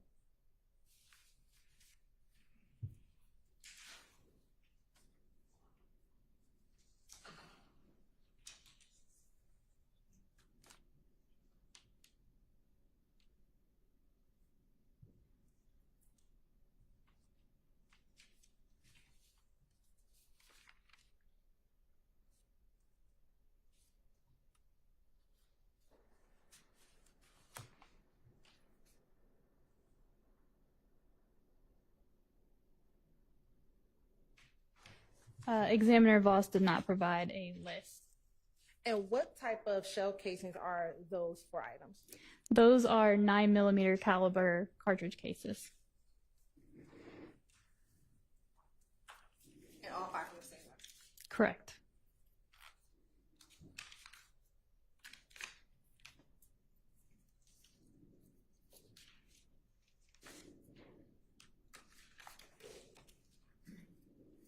Ms. Hilton, just for terms of break, are you going to be much longer with this witness? It's fine if you are. Just wonder if we should.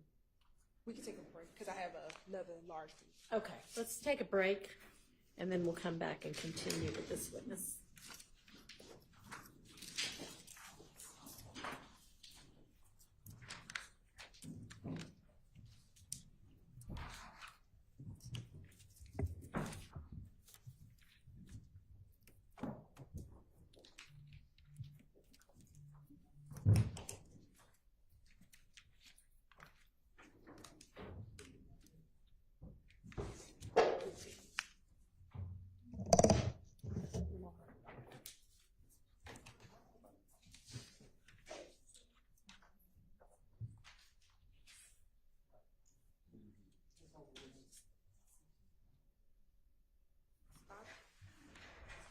It's 5B.01 over here.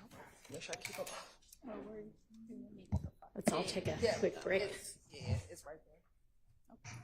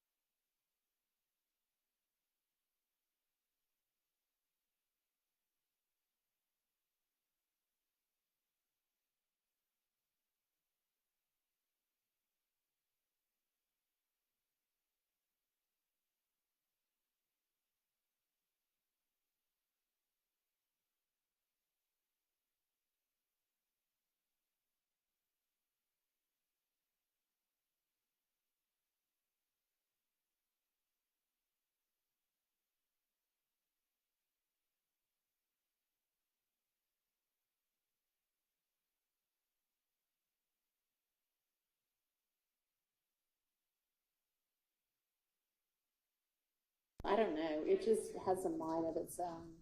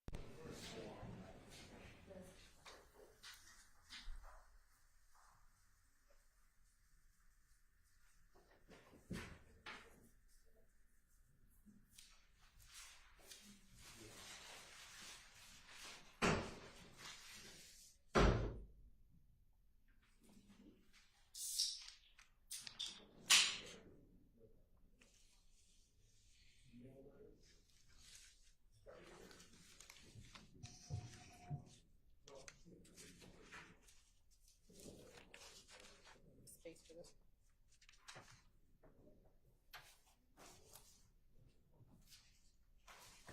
Cold in here now. It's cold in here now. I just turned it up a little bit. It's almost 70. It feels colder than what almost 70 was this month. I don't even get it like this. Even back here, but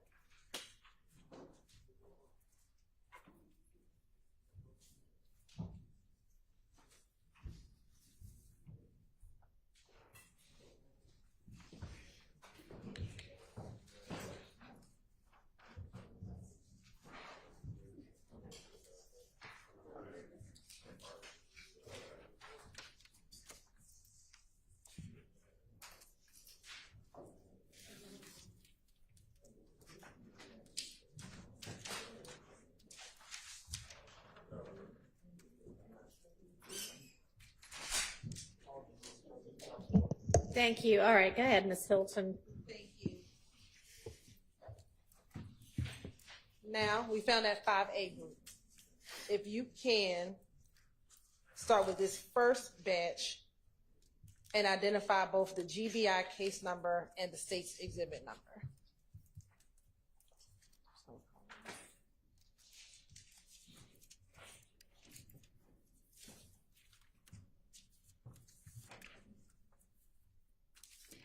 GBI exhibit number 5A.02 is state's exhibit number 294 Yankee Alpha 2, submitted by Atlanta Police Department.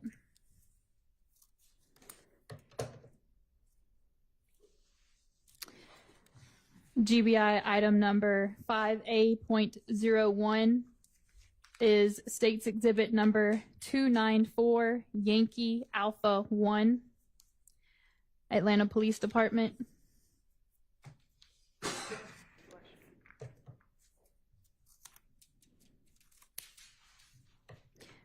GBI item number 5A.03 is state's exhibit number 294 Yankee Alpha 3, Atlanta Police Department.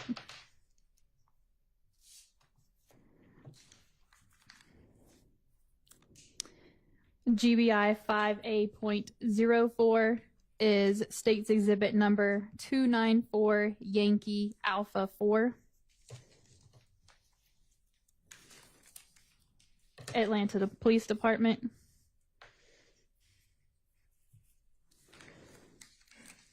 GBI item number 5A.05 is state's exhibit number 294 Yankee Alpha 5, Atlanta Police Department.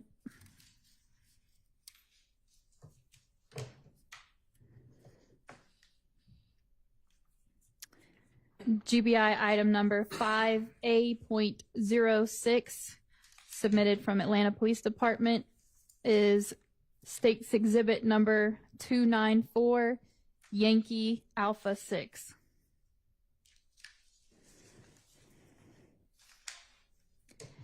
GBI item number 5A.07, submitted from Atlanta Police Department, is state's exhibit number 294 Yankee Alpha 7.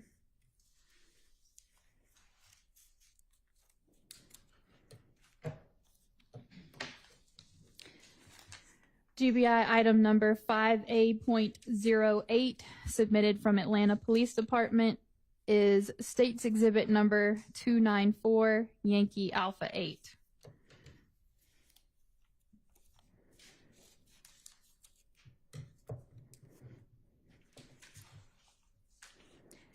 GBI Exhibit number 5A.09 from Atlanta Police Department is State's Exhibit number 294, Yankee Alpha 9.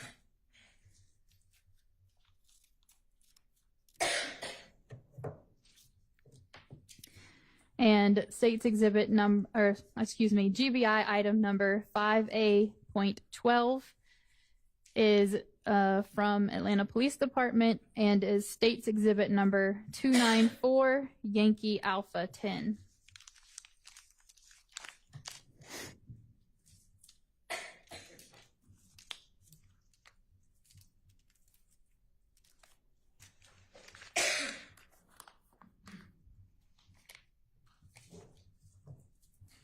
And were there additional shell casings with this grouping that you found?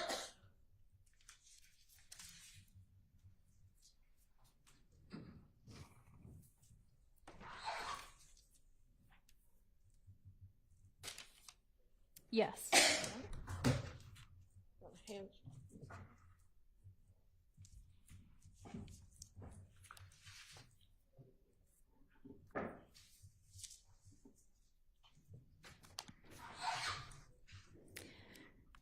GBI item number 5A.19, submitted from Atlanta Police Department, is State's Exhibit 294, Yankee Alpha 11.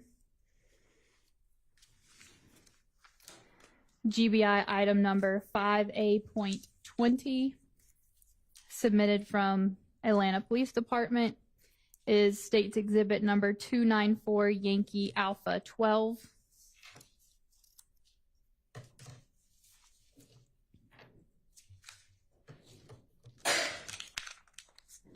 GBI item number 5A.21 from Atlanta Police Department is State's Exhibit number 294, Yankee Alpha 13.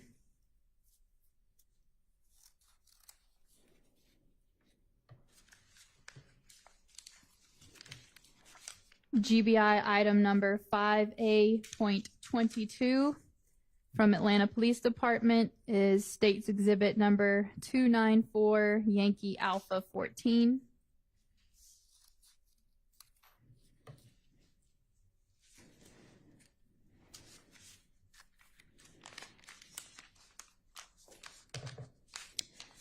GBI item number 5A.23 from Atlanta Police Department is State's Exhibit number 294, Yankee Alpha 15.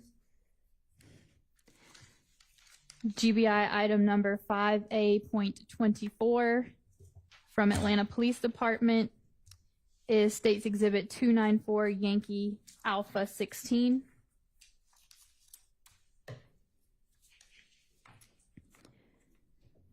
GBI item number 5A.25, submitted from Atlanta Police Department, is State's Exhibit number 294, Yankee Alpha 17.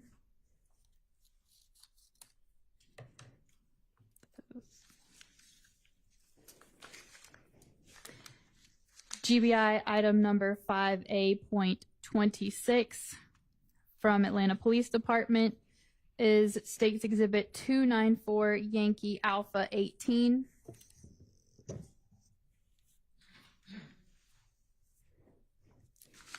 And GBI item number 5A.27 from Atlanta Police Department is 294, Yankee Alpha 19.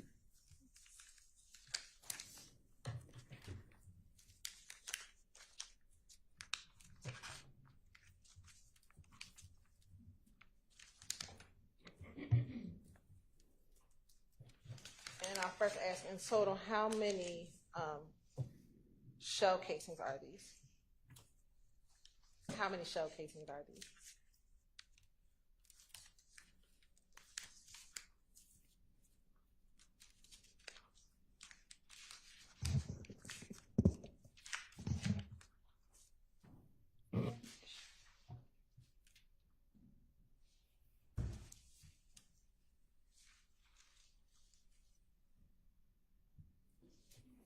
There are 19 in front of me, and give me a second and make sure with my worksheet that aligns with the number that I looked at as well.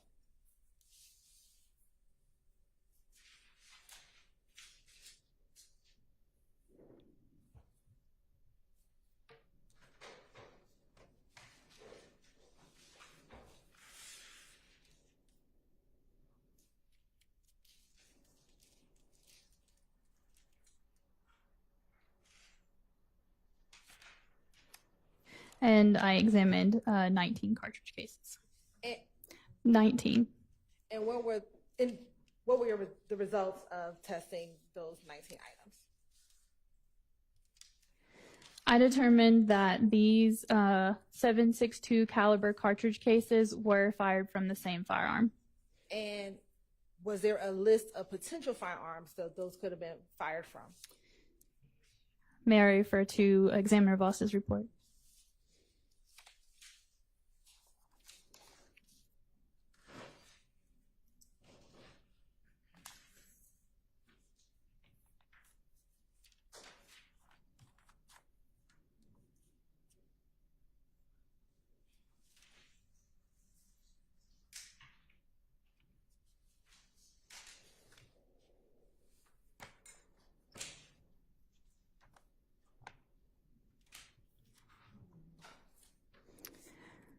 The report states that they're consistent with being fired in SKS, AK-47, and their variant type 7.62 by 39 millimeter pistols and rifles, and that the list is an investigative lead and is not intended to be an all-inclusive list. And that would also go for the other list of firearms as well. And earlier you said that the grouping 2A, 2B, 2C, 5B06, and 5B08, those are also consistent with being fired from an SKS or AK-47 style rifle. Is that fair to say? That was the determination of the type of weapon, yes. Were that first group, the 2A, 2B, 2C group, and then this last group, were they fired from the same SKS AK-47 type rifle or different? So that is a comparison of a bullet grouping versus a cartridge case grouping. So like I discussed earlier, I would not have compared the bullet grouping to the cartridge case grouping.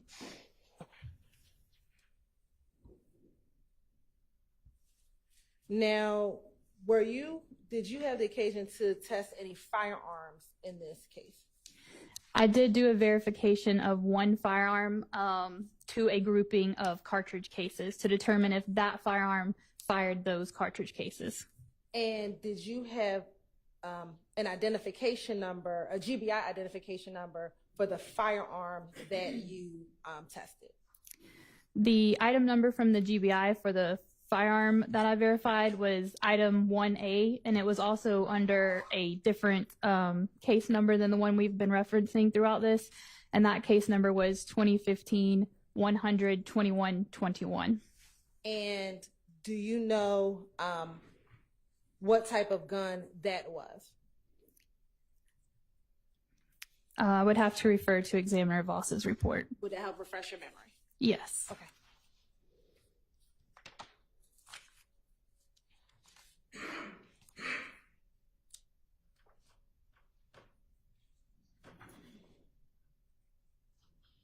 That was a Smith & Wesson 9mm pistol. Okay. And which grouping did you test that firearm against when you did your verification? I verified the firearm, which was GBI 1A, the Smith & Wesson, to the GBI grouping of 5A.10, 5A.13, 5A.15, and 5A.16. And what were the results of your verification? I determined that that firearm did not fire those cartridge cases. It was an elimination or an exclusion from that firearm. That firearm did not fire those cartridge cases.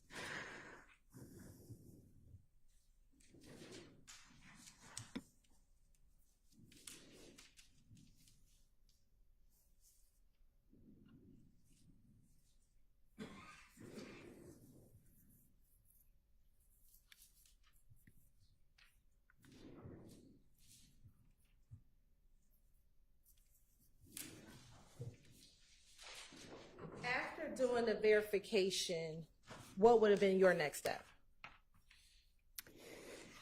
if any? I know that I also was the peer reviewer on this case, so I would have served as the peer reviewer, which, like I said, it was the primary examination, then verification, then peer review, then the release of the official report. So the next step after I verified it would have been to look over the documentation of the case file. And did you do that in this case? Yes.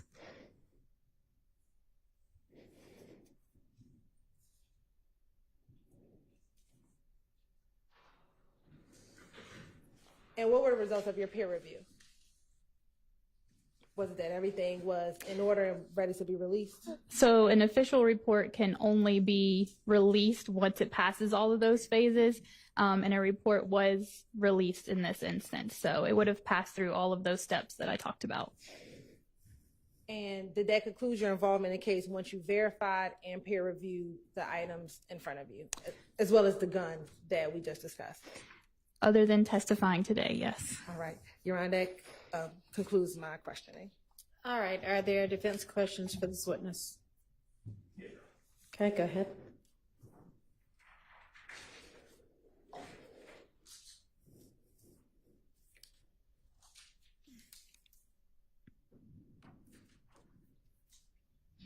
Kelly, good afternoon, ma'am. Good afternoon.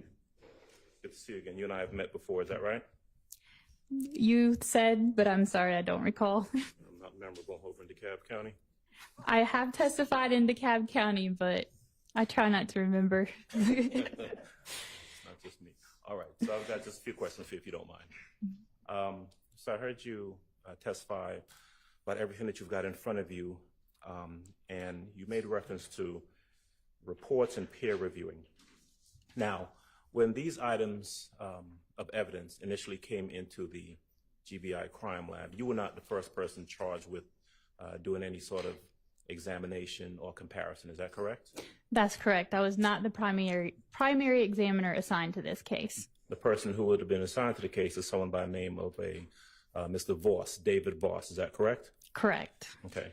And so jumping forward a little bit, your testimony ended with you talking about the results being peer reviewed. Are we talking about any examination or comparisons that you did were peer reviewed, or are we talking about Mr. Voss's results being peer reviewed? So the peer review would have been a collection of all of the documentation within the case file. So looking over the worksheets where, an examiner collects all the data in their case file. So it would have been looking through and making sure that all of the paperwork was in line is what a peer review process was. Okay. And so in terms of determining, and I heard you refer, when you talk about the different categories, the types of guns that those items could have been fired from. You had a list of names, different types of guns. Those are determinations made by Mr. Voss that you then reviewed, is that right? Yes, I do have noted in my verification record that I agreed with his determination of the type of weapon. Okay. So am I correct that these items of evidence, everything that's in front of you, came into the GBI crime lab somewhere around January the 13th of 2015? Does that sound about right? May I refer to the report from Mr. Voss? Absolutely. Thank you.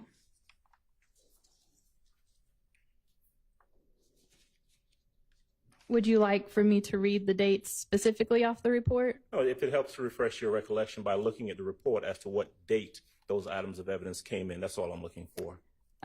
So there was a submission on January 13th of 2015 from Atlanta Police Department. There was submission on January 15th, 2015, January 20th, 2015, and January 13th, 2015, according to the report issued. Okay.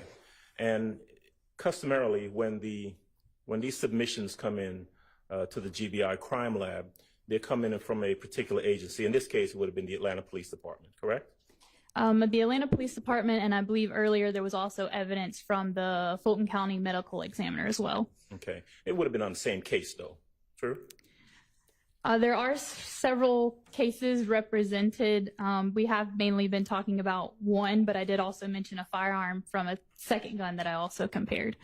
And the information that you have, or that the GBI has, when that information comes in, is that it's coming in this case, the items that came from the Atlanta Police Department came from an investigator, J. Thorpe Jr. Is that right? May I again refer to the report? Absolutely. Thank you.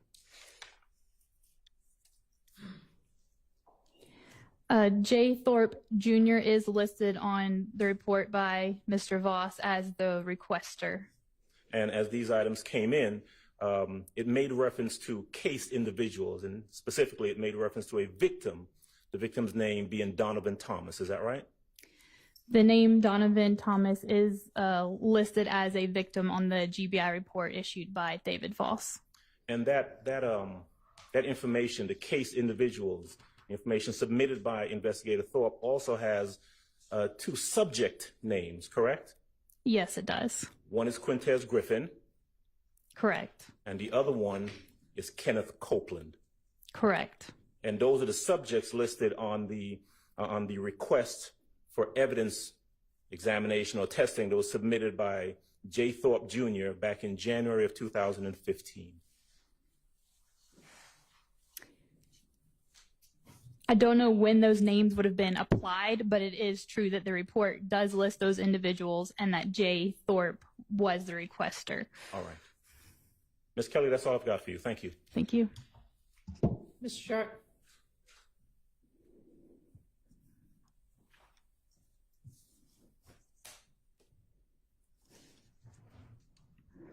Kelly, good afternoon. My name is Max Shard, okay? Nice to meet you. Nice to meet you. As I understand it, you are an expert in firearms and the mechanics of firearms. Is that fair to say? More so the microscopic comparison of things, but I also am trained in, how they work and how that leads to the microscopic markings as well. Okay. And I believe that I want to make sure I'm clear on this. Can you just describe in layman's terms what happens when someone was say I pull the trigger of, we'll say, a handgun, let's say a .40 caliber semi-automatic handgun? Okay, sure. Could you explain the mechanics that lead to the firing of a projectile? Yes. So in this instance, we have a .40 caliber handgun, a pistol. So one of the parts of a firearm can be a magazine, which is somewhere where you can load those .40 caliber pieces of ammunition, your cartridges, into that magazine. And then the magazine can be inserted typically into the butt of the firearm. And I'll use my hand here. So the magazine will be loaded into the bottom of the frame of the firearm. And then that magazine has cartridges in it, but in order for the cartridge to be pulled from the magazine and loaded into the chamber of the firearm, you need to retract the slide of the firearm and then let it go forward again. And as that slide goes forward again, that's what picks up the cartridge from the magazine and chambers it into the firearm. At that point, you can pull the trigger, and like I said earlier, the pulling of the trigger releases, we'll say, the firing pin. That firing pin makes contact with the primer, which here you can see there's an indentation in the silver part here that's indicating a firing pin impression, and that causes the gunpowder inside the cartridge case to be ignited. That's when the bullet starts traveling down the barrel of the firearm. The cartridge case may be ejected if it's a type of firearm that will eject your cartridge cases. And then if there's more for the next shot, if it's a semi-automatic pistol, you would need to pull the trigger again to do your second and third shots. So those subsequent shots, again, the slide would move rearward and pull the next cartridge with each shot from the magazine. Thank you, Ms. Kelly. Now, I want to go back to the gunpowder. Gunpowder is made of potassium nitrate, charcoal, and sulfur, correct? The best I recall, yes. Okay. Would you agree that the mechanics of the propulsion of the projectile, there's several phases once that firing pin hits the primer, correct? I'm sorry, could you restate that for me? First, it's ignited, correct? The the firing pin hits the primer and ignites. Yes, it hits the primer, and then there's actually something called a flash hole, if you can see in there. So the igniting of the primer sends that flame into this body of the cartridge case, and that's what then ignites the gunpowder within there. And once the gunpowder is ignited, it sets off a chemical chain reaction called the combustion phase, correct? Yes, that is the firing of the firearm, as I stated, does occur because of the combustion. And that creates heat and pressure within the gun, correct? Yes, and within the cartridge case specifically, because that's the pressure that's causing that bullet to be pushed out of the mouth of the cartridge case. Okay, and what causes the bullet to be pushed out, have you ever heard the term release phase? Release phase? Yes. No, I don't think so. Well, let me ask you this. During the combustion phase, when we have these gases and heat and pressure, that pressure pushes the projectile forward, correct? Yes, it's a equal and opposite reaction that's occurring. The bullet is being pushed forward out the end of the barrel, and the cartridge case is being pushed rearward towards the back of the slide of the firearm. And this pressure and combustion is also released from the gun through soot and other particles that leave the gun, correct? Yes, so the gunpowder, you could see, a plume, or sometimes, the smoke or the fire that comes from that cycle happening.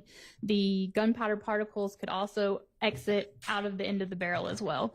Okay, so the gunshot residue, we'll call it. Right. Is that fair to say, gunshot residue? Or Yes. soot? Okay. It releases through the ejection port of a handgun, correct? It could be released through that area as well. Okay, and the ejection port of the handgun is on the top side of the barrel of the handgun, correct? It can vary from firearm to firearm where that ejection port is located. So if I may just explain, the ejection port is typically towards the rear of the firearm, and the ejection port is where the cartridge case is being kicked from the slide of the firearm. And these gases and particles can be released through the ejection port, correct? They can be, since that is an opening in the firearm. It can be released from there, and also some can be released at the end of the barrel as well. From the same part of the gun where the projectile comes from, correct? I'm sorry, can you restate that? That was very inartful of me. The particles and gunshot residue can be released from the ejection port of the handgun, and also from the same part of the gun that the bullet leaves the gun from, correct? So out of the muzzle end of the barrel, yes, it could escape from there as well. Okay. And this combustion of these gases also creates a sound, a bang, correct?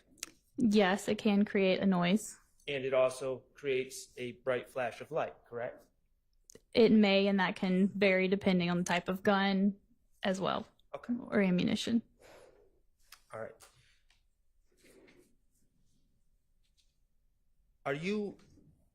I don't want to go beyond what you're comfortable testifying to. Do you know approximately how many microscopic particles are released from the gun when a projectile is fired from a gun? No, I do not. And when we're talking about these microscopic particles, are these the same particles that are ultimately tested for when we talk about gunshot residue testing?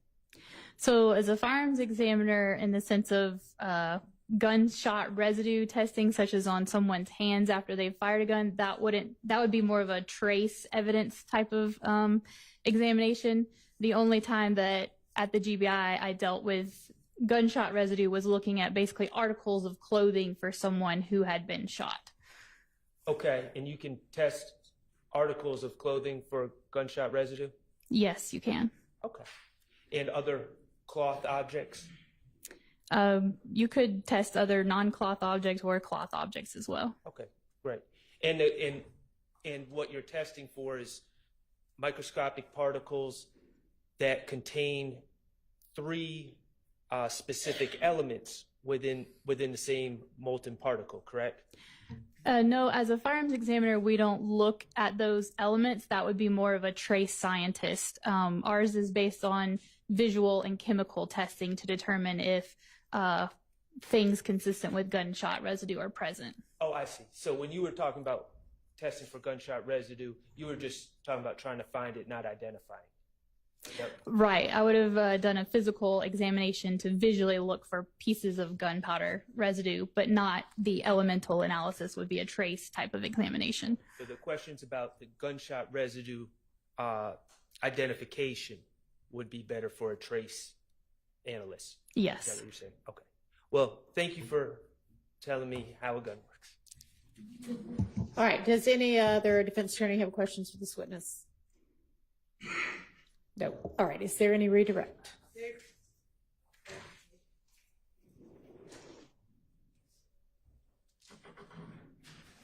Ms. Kelly, we talked earlier about the item 1A from case number 2015-1002-121A. What was the serial number for that weapon? I would need to refer to Examiner Voss's report. Would that help refresh your memory as to the serial number? Yes.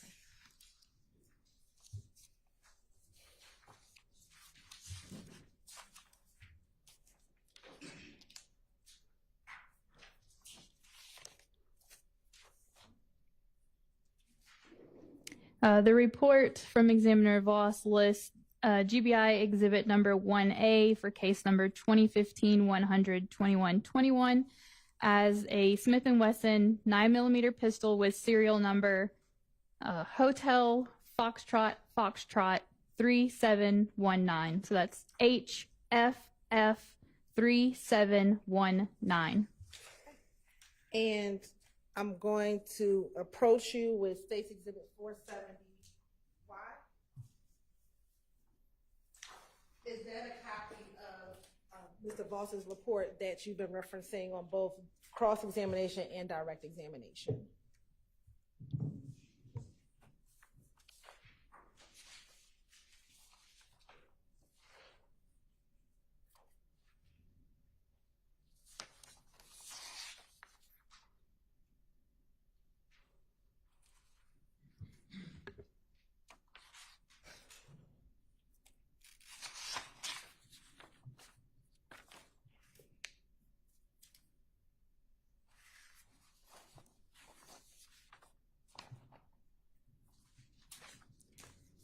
Yes, this report, State Exhibit 470Y, does bear the GBI case number. We've been discussing 2015-100-1545.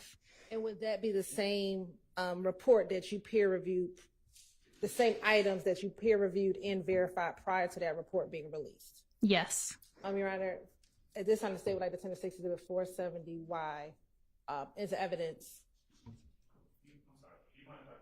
No, Nicole, go ahead.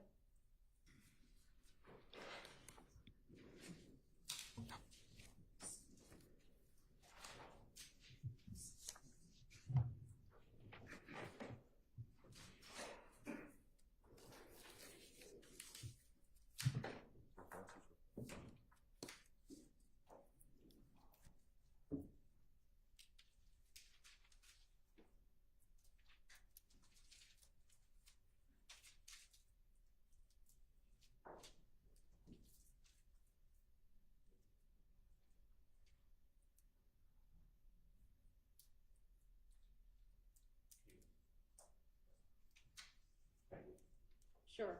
All right. So that's admitted without objection. And then my last question, Ms. Kelly, do you know the effect, if any, Turn that mic back on. I think they turned it off when they were conferring. do you know the effect, if any, does firing a firearm have any effect on fingerprints that may or may not be on a projectile? I'm not a fire fingerprint examiner would be best to answer that question, unfortunately. Thank you so much. I have no further. Any recross? Okay, thank you for your time, and you are excused. Thank you. With respect to our next witness, I need to just approach you. Okay.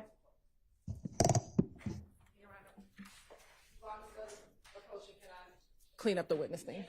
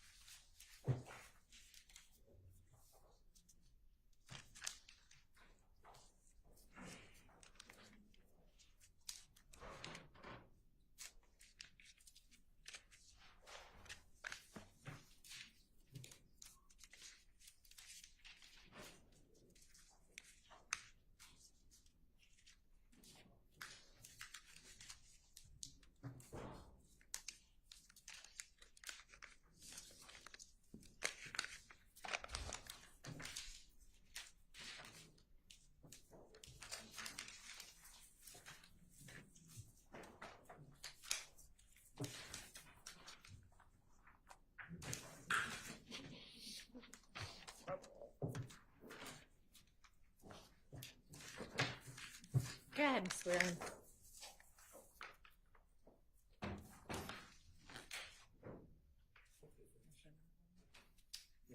Yeah. You swear affirm testimony gives that true, whole truth, nothing but the truth? I do. Let's see. Take a straight first last name. First name Michael, Michael. Last name Sprinkle, Sprinkel. Good afternoon, Mr. Sprinkle. How are you? I'm doing very well. How are you? I'm well, thank you. Mr. Sprinkle, would you please tell the jury where it is that you work? I am a deputy district attorney at the office of the Fulton County District Attorney here in Atlanta, Georgia. And what are your responsibilities as a deputy district attorney here at the Fulton County DA's office? I am over the unindicted homicide unit. And what this means is that I receive case files from the various police agencies here in Atlanta, and I review these case files, and I prepare the cases for indictment, which basically means I prepare the charging instrument, that being the indictment, and I also make recommendations as to other investigative steps that we might take prior to presenting the case to the grand jury. All right. Now, when you said all of the investigative agencies here in Atlanta, is that all of Fulton County that you look at cases for? Yes, more broadly, Fulton County, not just Atlanta. All right. Now, prior to working, first of all, how long have you worked as a deputy district attorney over the unindicted homicide unit? Specifically as a deputy, I was promoted to deputy in late 2021. I've worked in essentially the same capacity since October of 2013, meaning that since I've been in the role wherein I receive case files from the various police agencies in Fulton County and then review them. Do you know how many of those case files approximately that you have received since you've been in that role as a unindicted homicide unit and writer? Do you know how many case files you've reviewed since you've been at the DA's office? Well, over 10 years. I've been doing this over 100. It's going to be over 1,000 case files. Are all of those homicide case files? Well, no, they're not all homicide case files. Now, what other kind of case files then would you have been reviewing? In my current role? Yes. Well, every now and then I'll be placed, I'll be assigned some sort of special case or investigation. Off the top of my head, do you want me to get into specifics? No, I just want you to tell the jury generally what other types. I think at one point in the past, I was specially assigned to a case involving the illegal dumping of tires in abandoned lots across Fulton County. There was a terroristic threats case that I dealt with at one point, just cases like that. All right. Now, when you get a file from a law enforcement agency in Fulton County, is the file always complete to the point that you're satisfied with presenting it to a grand jury? No, not always. Oftentimes, maybe not more often than not, but so maybe sometimes is a better word. On reviewing the case files, I find that there are deficiencies in the investigation. All right. So before we go on to those, any deficiencies or anything like that you might find, would you tell the jury, you started out saying that you have been a deputy DA since late 21 and you've been reviewing homicides since 2013. How long have you been at the district attorney's office total? Since June of 2011. And what roles have you held there since that time? So my first role, my first day of the DA's office was June 21st, 2011. And within 2 days of that, I was placed in what was called at the time the complaint room. Mm-hmm. And I worked an overnight shift. Oh, no, it was like a late afternoon shift. It was like 3 p.m. to 11 p.m., I believe were my hours. And I would essentially just sit there and wait for cases to come in from the various police departments in Atlanta, any kind of felony case at all. They would fax us the police reports, et cetera, and I would read over them. I would draft a summary of the case that would be notarized somehow right there in the complaint room, and this would be provided to a judge at first appearance. And essentially what I did is I would in real time receive the case files, the incident reports essentially from the police officers as they were making the cases. Okay. And then I would prepare some preliminary documents to be for first appearance in the morning and then indictment thereafter. I did that for about 3 months, I believe. Where did you work after that? 2 months, actually. I then was sent to the non-complex trial division. What does that mean? Non-complex at that time, and it may be this way at this time too, I don't know, but at that time it was a division within the Fulton County Superior Court that handled or concerned certain felony offenses that were considered lower level in severity than others, such as simple possession of coke. Your Honor, his background is what I'm establishing, and I'm asking him to just give a brief summary. All right, well, it's not particularly brief in the summary, so let's get a little bit more brief. Let's go a little bit more brief. What did you do as a attorney in the non-complex trial division? I basically just handled the prosecution of lesser felonies like possession of drug and minor theft. After how long did you stay in the non-complex trial division? I believe 6 months. Okay. Where did you go after that? The trial division. And what did you do briefly in the trial division? I handled cases, the prosecution of cases such as aggravated assaults, armed robberies, drug trafficking, that sort of thing. Okay. And how long did you stay in the trial division? A little less than 2 years. After that, is that when you were sort of went into a different role? Yes, that was in October of 2013 when I was assigned to the major case division in the unindicted homicide role, which is essentially the role that I'm in right now. Okay. Did you supervise people in October 2013? No, not at that time. Did you have any other persons working with you, like investigators? I did. I had an investigator named David White. All right. When you received the case, you were talking earlier, and actually, let me just back up quickly. Your educational background, just Well, majored in. I major in public policy at the Georgia Institute of Technology, and I got my law degree from Georgia State University. Now, have you always only worked as a prosecutor, as a lawyer? Briefly telling the jury whether or not you have. Your Honor, I'm actually going to object to that as irrelevant. It's irrelevant. Overruled. Since I've been a licensed attorney, no, I worked for King & Spalding briefly as a document review attorney. Have you ever worked for an attorney that did criminal defense work? I did, Alan Begner. How long did you do that? 2007 to 2010, I believe. Now, coming back to what you currently do, when you say that you receive cases from law enforcement agencies and you review them for deficiencies at times, please explain to the jury what it is that you mean when you say deficiencies. Well, I looked through the case file and I just looking at not just from a legal perspective, but a common sense perspective. In my judgment, I believe that perhaps there can be more to prove a case at a forthcoming trial, or there should be things that we should do and investigative tasks that we should take before we present the case to a grand jury and then proceed to trial. Does every homicide case that you receive, every unindicted homicide case that you receive, include a suspect that has already been identified or warrants have already been taken out for a suspect? Oh. Rephrase. With every homicide case that you receive, have warrants already been taken out for a suspect? Not every case, usually. What have subjects or suspects been identified in every homicide case that you receive?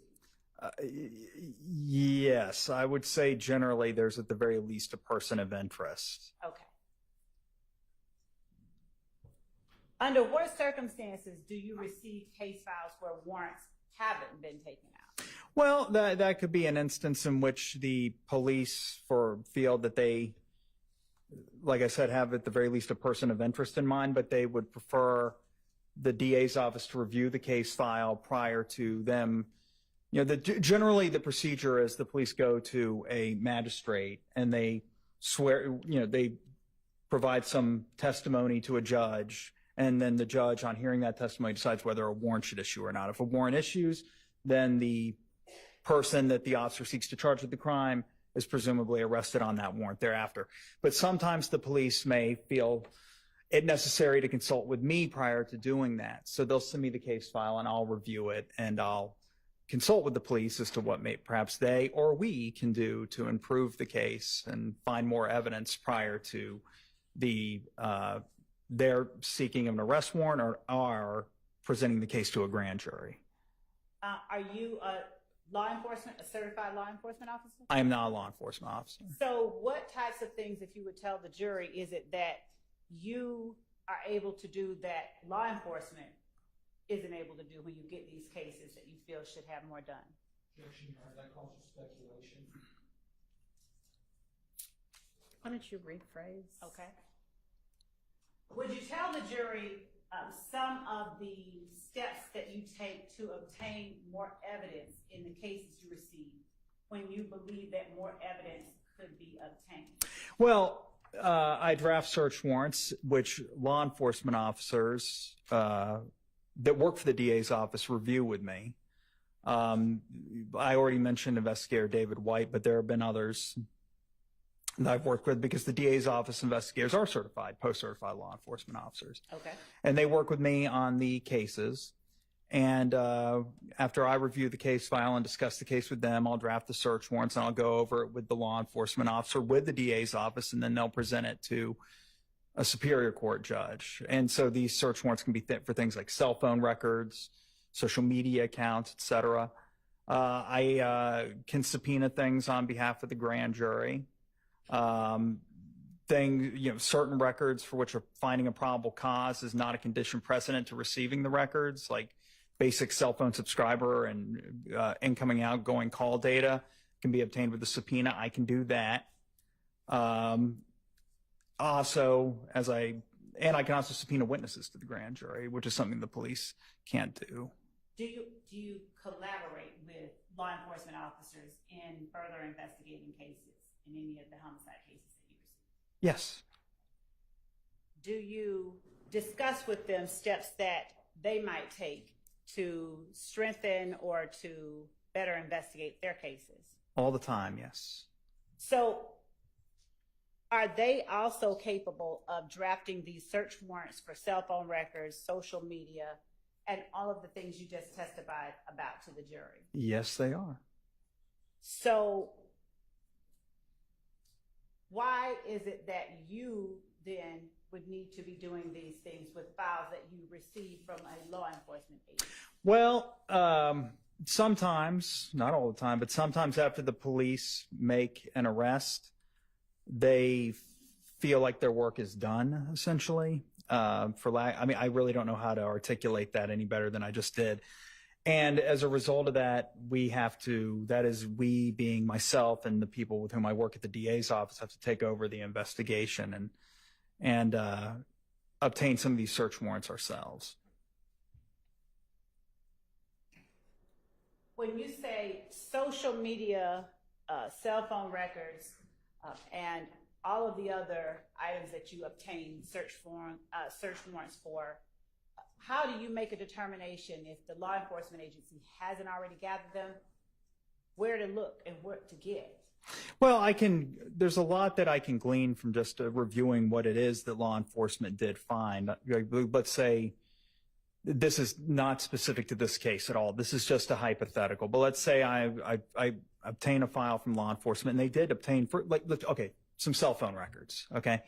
What I'll do is I'll just load the records into a spreadsheet, and I'll go through the calls line by line, and I'll see a specific call at a certain time, and I'll think, based on some of the information that's contained within the record surrounding that call, or regarding that call rather, that being the date, time of the call, the tower that was utilized by the handset that was placing the call, and the person that was right.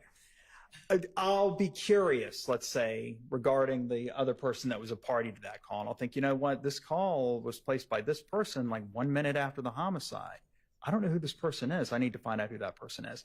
That would be something that I would follow up on. Maybe send a subpoena, or depending on some other things that I may have seen in the records, may even rise to the level of probable cause.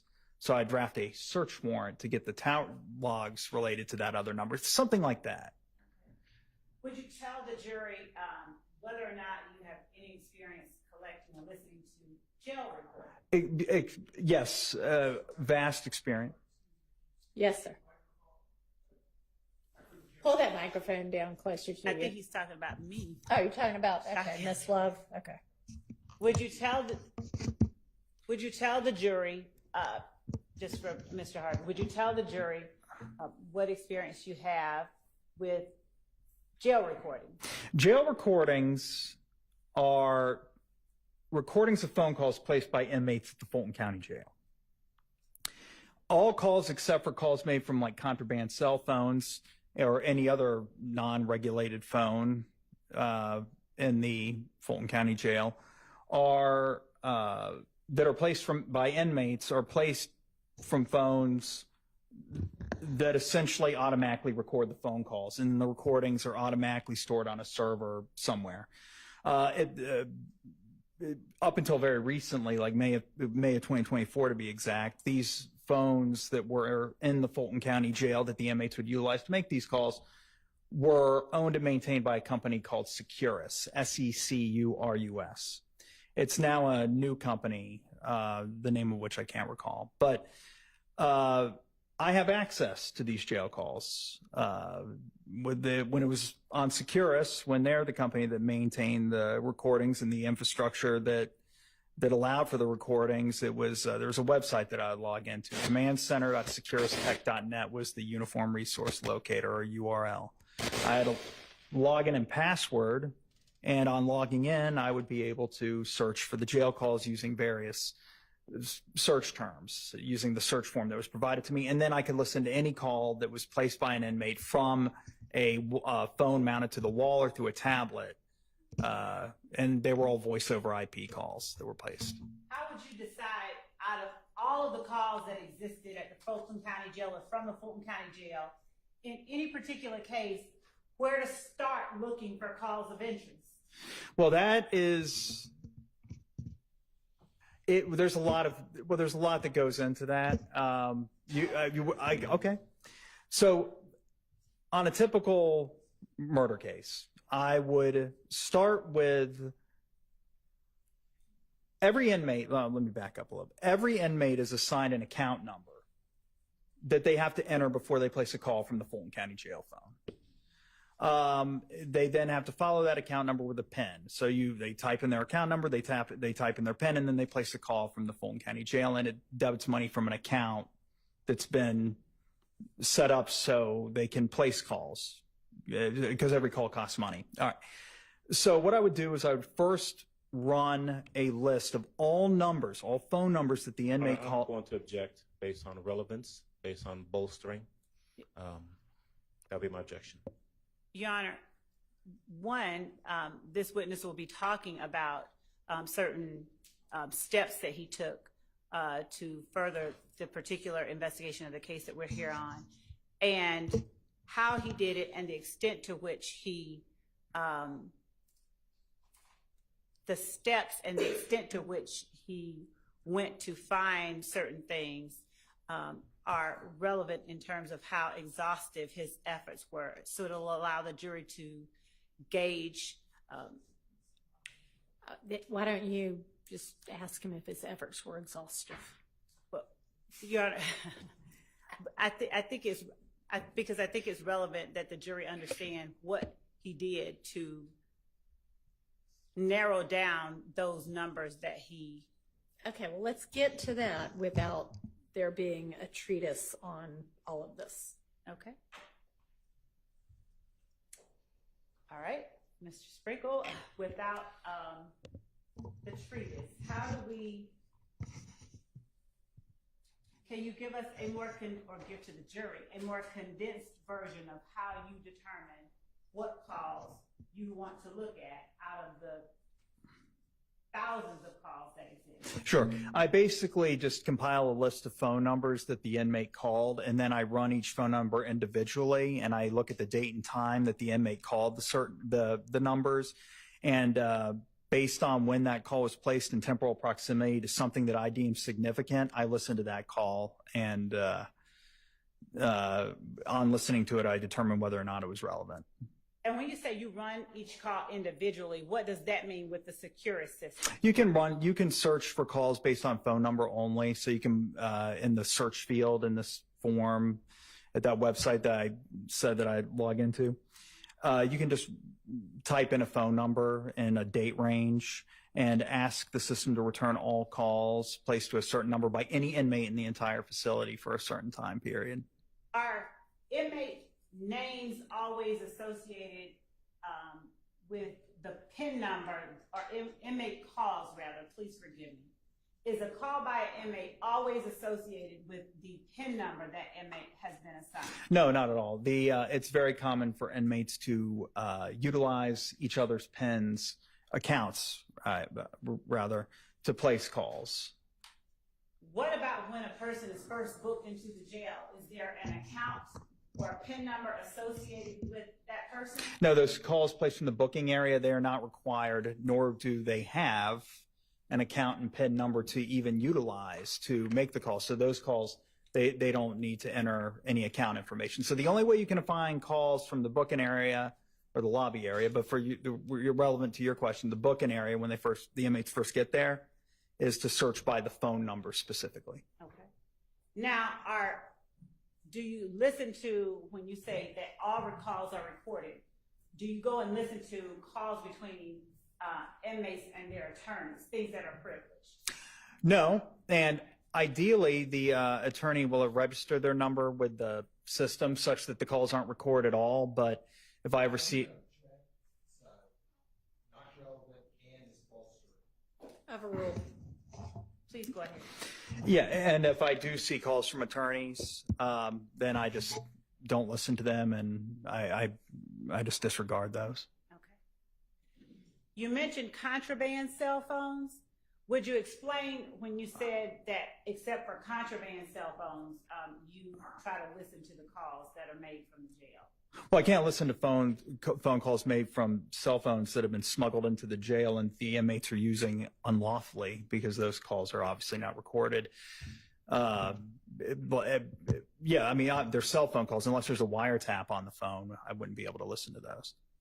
We'll come back to the wiretap, but do you ever have access to calls or cell phones, rather, that were smuggled into the jail and used illegally? Occasionally. Objection. Asked and answered. Overruled. Occasionally, yes. There will be cell phones that are seized from inmates at the Fulton County Jail, and the contents of them are digitally forensically extracted, and I will review those, yes. When you're talking about them being digitally forensically extracted, could you break that down in lay terms? So, sure. A cell phone, as I think we all know, has a port on it, generally that you plug a charging cable into to charge it, but also with most, if not all, modern cell phones at this point, that cable can also allow for the transmission and of data to and from the phone. And so when a phone is seized by law enforcement, there's certain software that law enforcement can use to basically plug the phone up to the computer using that same port that can send and receive data. And this software can make an exact copy of the contents of the phone. It's called a forensic data extraction of the phone. And it creates a forensic image, digital image of the phone. And it's meant to ensure that the contents of the phone are not altered at all in this process. And it allows, through the specialized software that law enforcement utilizes, to read the forensic image that is created from this process, to inspect the contents of the phone, such as the text messages, images, videos that were filmed and photographed by the phone, etc. Can you do or find social media content on those extractions as well? You can. There's subsections of the reports. One of those is or not just Instagram, but social media accounts that are registered to various apps in the phone. So yes, those are in there as well. And do you ever use those extractions to aid in furthering an investigation into the homicides that you receive? Yes. How do you decide what or how to find social media accounts of interest when you're investigating unindicted homicide cases? Well, there's a lot that goes into that. Are you saying if I were to have a person of interest or anyone really, and I just wanted to find their social media accounts? Yes. How do you go about determining what social media platforms and to whom or how a person identifies themselves on social media platforms that you find of evidentiary value? Well, that can be difficult or easy depending on the person. I suppose I would start by just searching for their name on a social media platform. If they have a very uncommon name, then it can be very easy to find them. But if they have a very common name, they can be a little bit more difficult. You use things like phone numbers or Do you think use things like phone numbers to narrow that down? Yeah, so there was a time where if you had someone's cell phone number and you ran it through Facebook in the search field, it would actually just return their Facebook profile. That is Facebook doesn't do that anymore. So that you're right, that was one method. Most social media platforms today, I'm not aware of any that allow you to find, except for Cash App, which I wouldn't really consider a social media platform. But things such as like Snapchat or Instagram or TikTok, et cetera, I'm not aware of any of those that allow you to search by phone number now. Do you conduct interviews with your investigators to further any investigation of the homicide cases you receive? Yes, and by that, I mean, my investigator and I will just go visit people at their homes or their places of business, and we'll interview them and ask them questions that we may have about the case. And when you do that, do you write up a report, or do you in any way include or somehow memorialize that interview? So there's a couple of things I do. I'll audio record the interviews, and I will generally write a report summarizing the contents of the interview as well. Do you end up indicting every suspect that has been arrested or for whom? Objection as to relevance. Overruled. Do you end up indicting or presenting to the grand jury every suspect that has been identified or arrested in the homicide cases that you receive? No. And why is that? Well, there are times then when on reviewing the case file and the bolstering. Y'all want to approach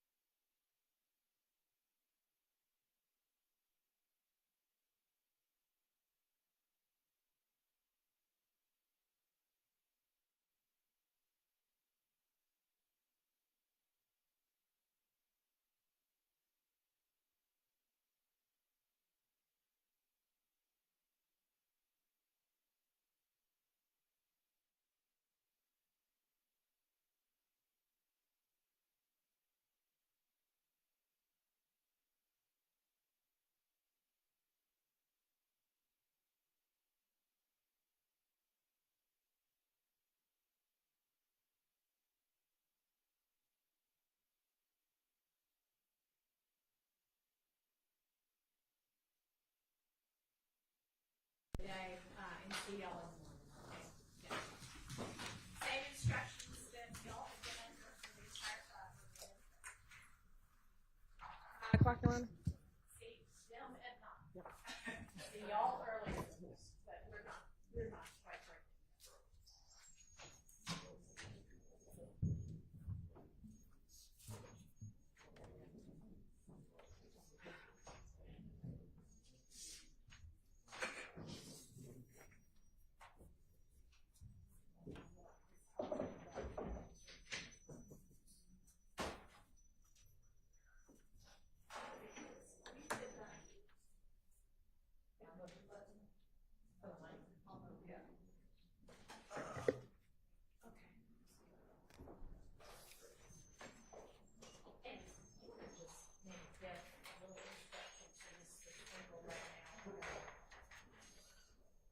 With everybody here, if you want to give, I don't know where that noise is coming from.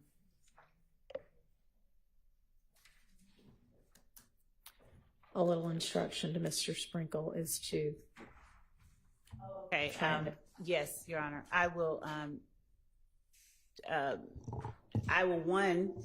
try to tailor the questions that I ask so that the responses are as focused as we can be, while at the same time allowing the jury to understand and gauge how it is that Deputy DA Sprinkle goes about making decisions in his cases in general, and specifically how and why he did what he did in this case, and how it is consistent with the way that he conducts himself. Okay, and I mean, essentially, you're a lawyer, so it's easy enough to just tell you this. What we want to avoid is improper bolstering.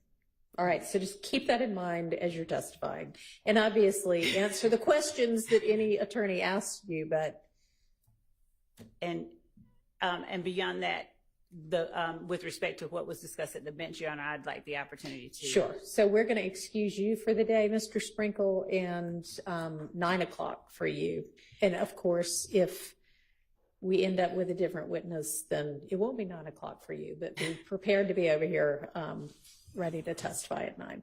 Your Honor, before Mr. Sprinkle leaves, I would just ask that you order that no lawyers discuss these matters with Mr. Sprinkle now that he's sworn in as a witness. Okay, well, I hope everybody knows that that's not appropriate anyway when somebody's in the middle of testifying. So if you need to talk to him about another case, fine, but nobody be talking to Mr. Sprinkle about his ongoing testimony while he's still on the stand. Your Honor, I believe that the prohibition that Mr. Shard is referring to is akin to the rule of sequestration and talking to him about what he has already talked about. I would ask that the court allow me to continue to speak with Deputy DA Sprinkle. He is our witness, and he's not, nobody else is, I mean, I know not to talk to him about other people's testimony, but talking to him about things that I'm going to be showing or saying or whatever to him, I don't know that there's any legal prohibition against that, and constraining us from interacting with our witness. He hasn't even been subjected to cross, so we're not trying to tell him what to say, but at this point, there's no difference in terms of his,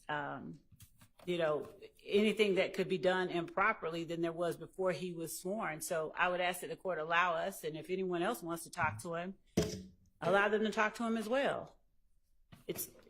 There's nothing that can be, the rule of sequestration isn't going to be violated. So there's not a prohibition against us talking to our witness or any other as I mean, honestly, I think the rule is actually something like, overnight it's okay, something at lunchtime isn't. But essentially you shouldn't, and he's a lawyer again, but you shouldn't be in the middle of testimony trying to coach him about anything, which and you won't be doing. Right.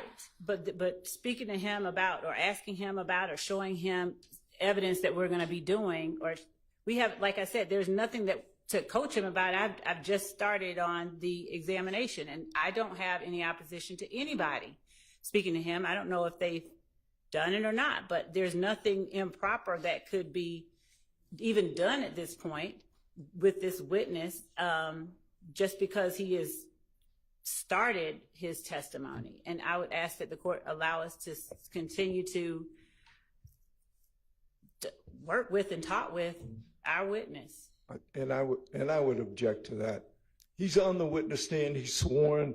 That's every opportunity to talk to the witness about his ongoing testimony. If you hadn't talked to him about what you're going to show him before now, it's too damn late, number one. All right, Mr. Harvey, you keep talking to opposing counsel, and as you know, practicing law for as long as you have, you're supposed to talk through the court, okay? So can you please try to do that? Sure. There's every opportunity. You should have taken the opportunity to talk about his testimony before he got on the witness stand. He's a sworn witness now. And the case is Perry versus Leak. It's a United States Supreme Court case in which the government said that a defendant's lawyer can't talk to his own client overnight because it was improper to talk to a witness while the witness was on the witness stand. And the U.S. Supreme Court said, yeah, that's the rule, except for the Sixth Amendment allows a defense lawyer to talk to his own client overnight. So I object to the state or anybody for the state talking to this witness or any witness while they are on the witness stand and testifying. All right, so I don't think that the case actually limited it just to defense attorneys and defense counsel. That was the reasoning in that case. But, you know, Ms. Love, I mean, be aware that if you talk to him about something overnight, they're going to get up on cross and ask exactly what y'all talked about. That's fine, and I understand that. And, Your Honor, that's fine. And if there's additional case law on any of this, I know that in the morning we're going to be bringing up, we're going to be briefing the court on some other things. Okay. I'll bring it to the courts. All right.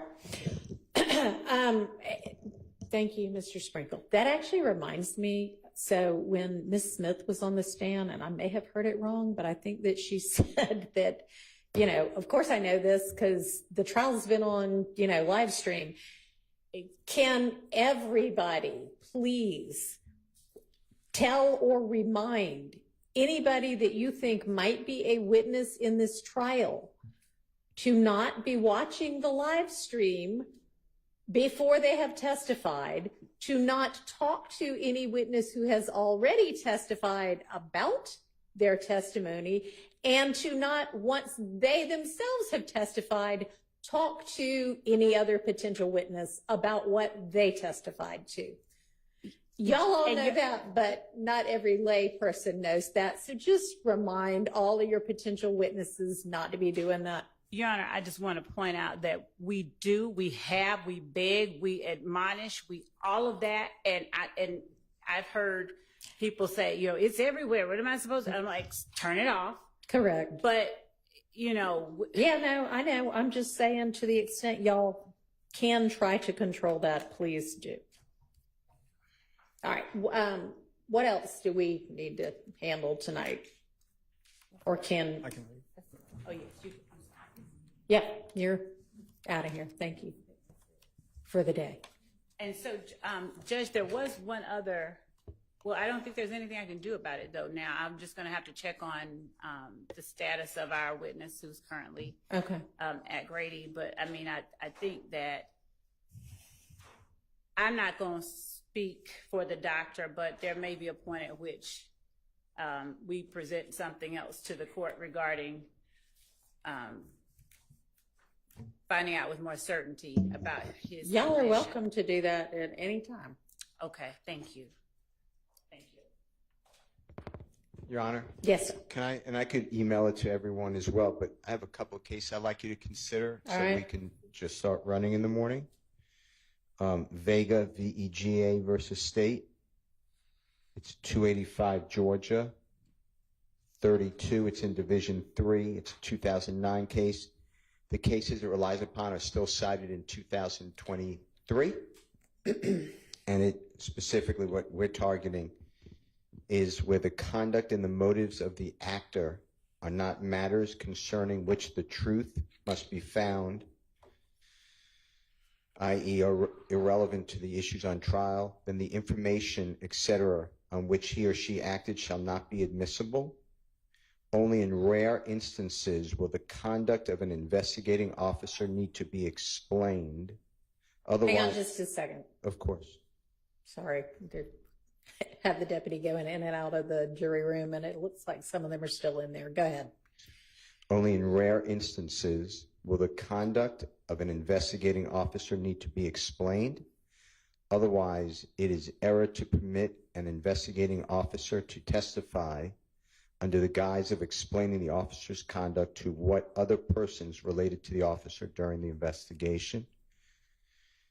The mere circumstance of an officer's initiation and continuation of an investigation without more is not relevant to the inquiry. And the reason, there's also Leslie, by the way, Leslie versus State. That's 355 Georgia Appeal 244. 355 Georgia Appeal 244. It's in Division 7. It's a 2020 case. It says the exact same thing. But yeah, my understanding of those cases, and it used to be, especially before our new evidence code, that, every time there's a hearsay objection when there was an officer on the stand was, it's to explain his conduct, and that's hardly ever relevant. This is, A, not just an investigating officer, but B, if Ms. Love, I know you had said some things up at the bench that I think are relevant in responding to this issue of whether, I don't know if it's so much his conduct, but, I'm sorry? The practice that he goes about in deciding to sometimes not, I guess, bring an indictment against somebody that had been arrested. Yes, the decision, the way that he does his job. I mean, yes. I just want the court to appreciate this then. Then are we allowed to bring in people who've been exonerated by DNA from the Fulton County District Attorney's Office under Michael Sprinkle murder case that has been found to be innocent? Do we get to bring in individual people who say that they were wrongly charged and their murder case after indictment was dismissed? Do we get to bring in people who have pled guilty but will explain, I only pled guilty even though I'm innocent? Because this is just opening up, to me, the DA's office reputation. I could put my reputation in this courtroom as well. I could have a lot of people come in and say, I believe beautiful things, but we don't do that. And that's Which is why, as you know, up at the bench, I instructed Ms. Love to focus and tailor her questioning so that it focuses on what he did in this case. okay. I thought we were still talking about okay. And I agree with you. Whatever he did in this case may or may not be relevant, but right now he's talking about, I don't indict everybody that's brought to me. Sometimes law enforcement doesn't do a good job, so I have to pick up the pieces. I don't see why that we're doing that. I don't know why Ms. Love asked that question anyway, but I mean, it's Ms. Love's case. Well, it's the state's case being led by Ms. Love. But one thing that I think it is, this is not the typical case in that the defense actually in this case has somebody, a couple of people I think, who were once indicted for the murder of Mr. Thomas who no longer are, and we have this other set of people now indicted. And there has been very much suggestion through defense questioning of witnesses thus far, and I don't know, I mean, I suspect will be an opening and a closing as well, which is entirely appropriate as a defense counsel to do, but to poke holes in the state's case by saying, these people law enforcement thought it was them, XYZ, and all of a sudden, you know, it's not. So y'all actually have somebody you're pointing to and saying, this is who ought to be being prosecuted, but they're not. And it's because of, I don't know, whatever reasons y'all come up with to argue. But that, I think, takes it out of the general, well, conduct's never relevant, because neither side should be hamstrung in not being able to counter what the one side is saying about the case. So.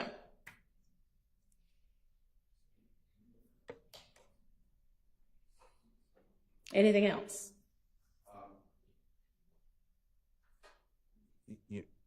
If it's tailored, then we can do it question by question. But right now, it's very broad. Yeah, I agree. And I do not want Mr. Sprinkle sitting up here saying, you know, hey, I'm brilliant, and when I decide, you know, somebody should be prosecuted, it's because I know, or obviously he's not going to do that, but anything like that, because his thoughts about it aren't really relevant. And Your Honor, that is the point that I was actually trying to stay very narrowly focused on, because it's not about his thoughts, but there has been a persistent assertion by way of cross-examination and whatnot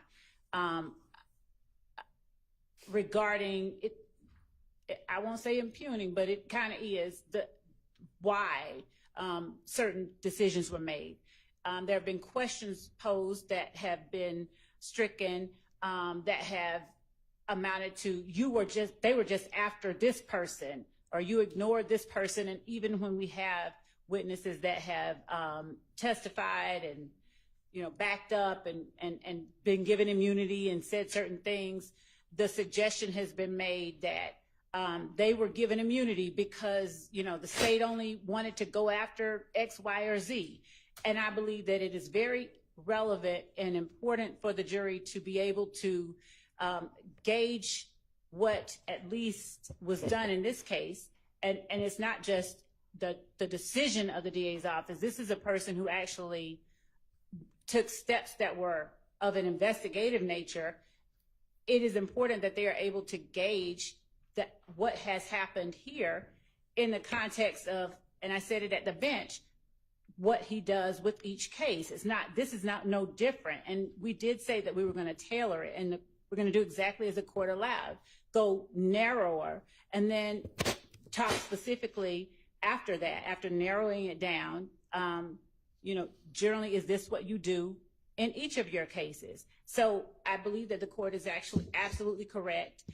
It would be hamstringing the state's ability to put what this person has done in the context of what they do each time, and then have the defense say, you know, well, he just went this extra mile because he was trying to find information. He went looking for these jail calls. He did all this work because he wanted to find something on this person, versus this is just how he treats an unindicted case. And I would like to, of course, present more case law on bolstering, as the court said that we could in the morning, to argue the point. Your Honor, can I just invite the court to observe that, to the extent that the court has been listening to the cross-examination and how we've been not presenting our case, it's not our case. Right. Our defense is that any challenges to the credibility of the investigation or the investigators has always been in the context of this case. Right? It's been challenging what was done in this case, or what was not done in this case. And so we've been narrowly focused on defending the allegations and the investigation, or what we thought were improper investigations, or targeting wrong people, or targeting certain people. So I think that's relevant.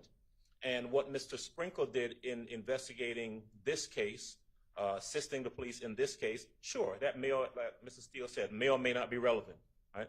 But for him, again, and I don't want to repeat everything that's been said already, but to have him go on and talk about, well, you know, in this case, hypothetically, I may do this because this is why, and, you know, for him to go into explaining about the secure system, and, you know, this is what inmates do when they get to the jail, when they're down in booking versus elsewhere, all of that is really not necessary for the jury's consideration. It's just not relevant.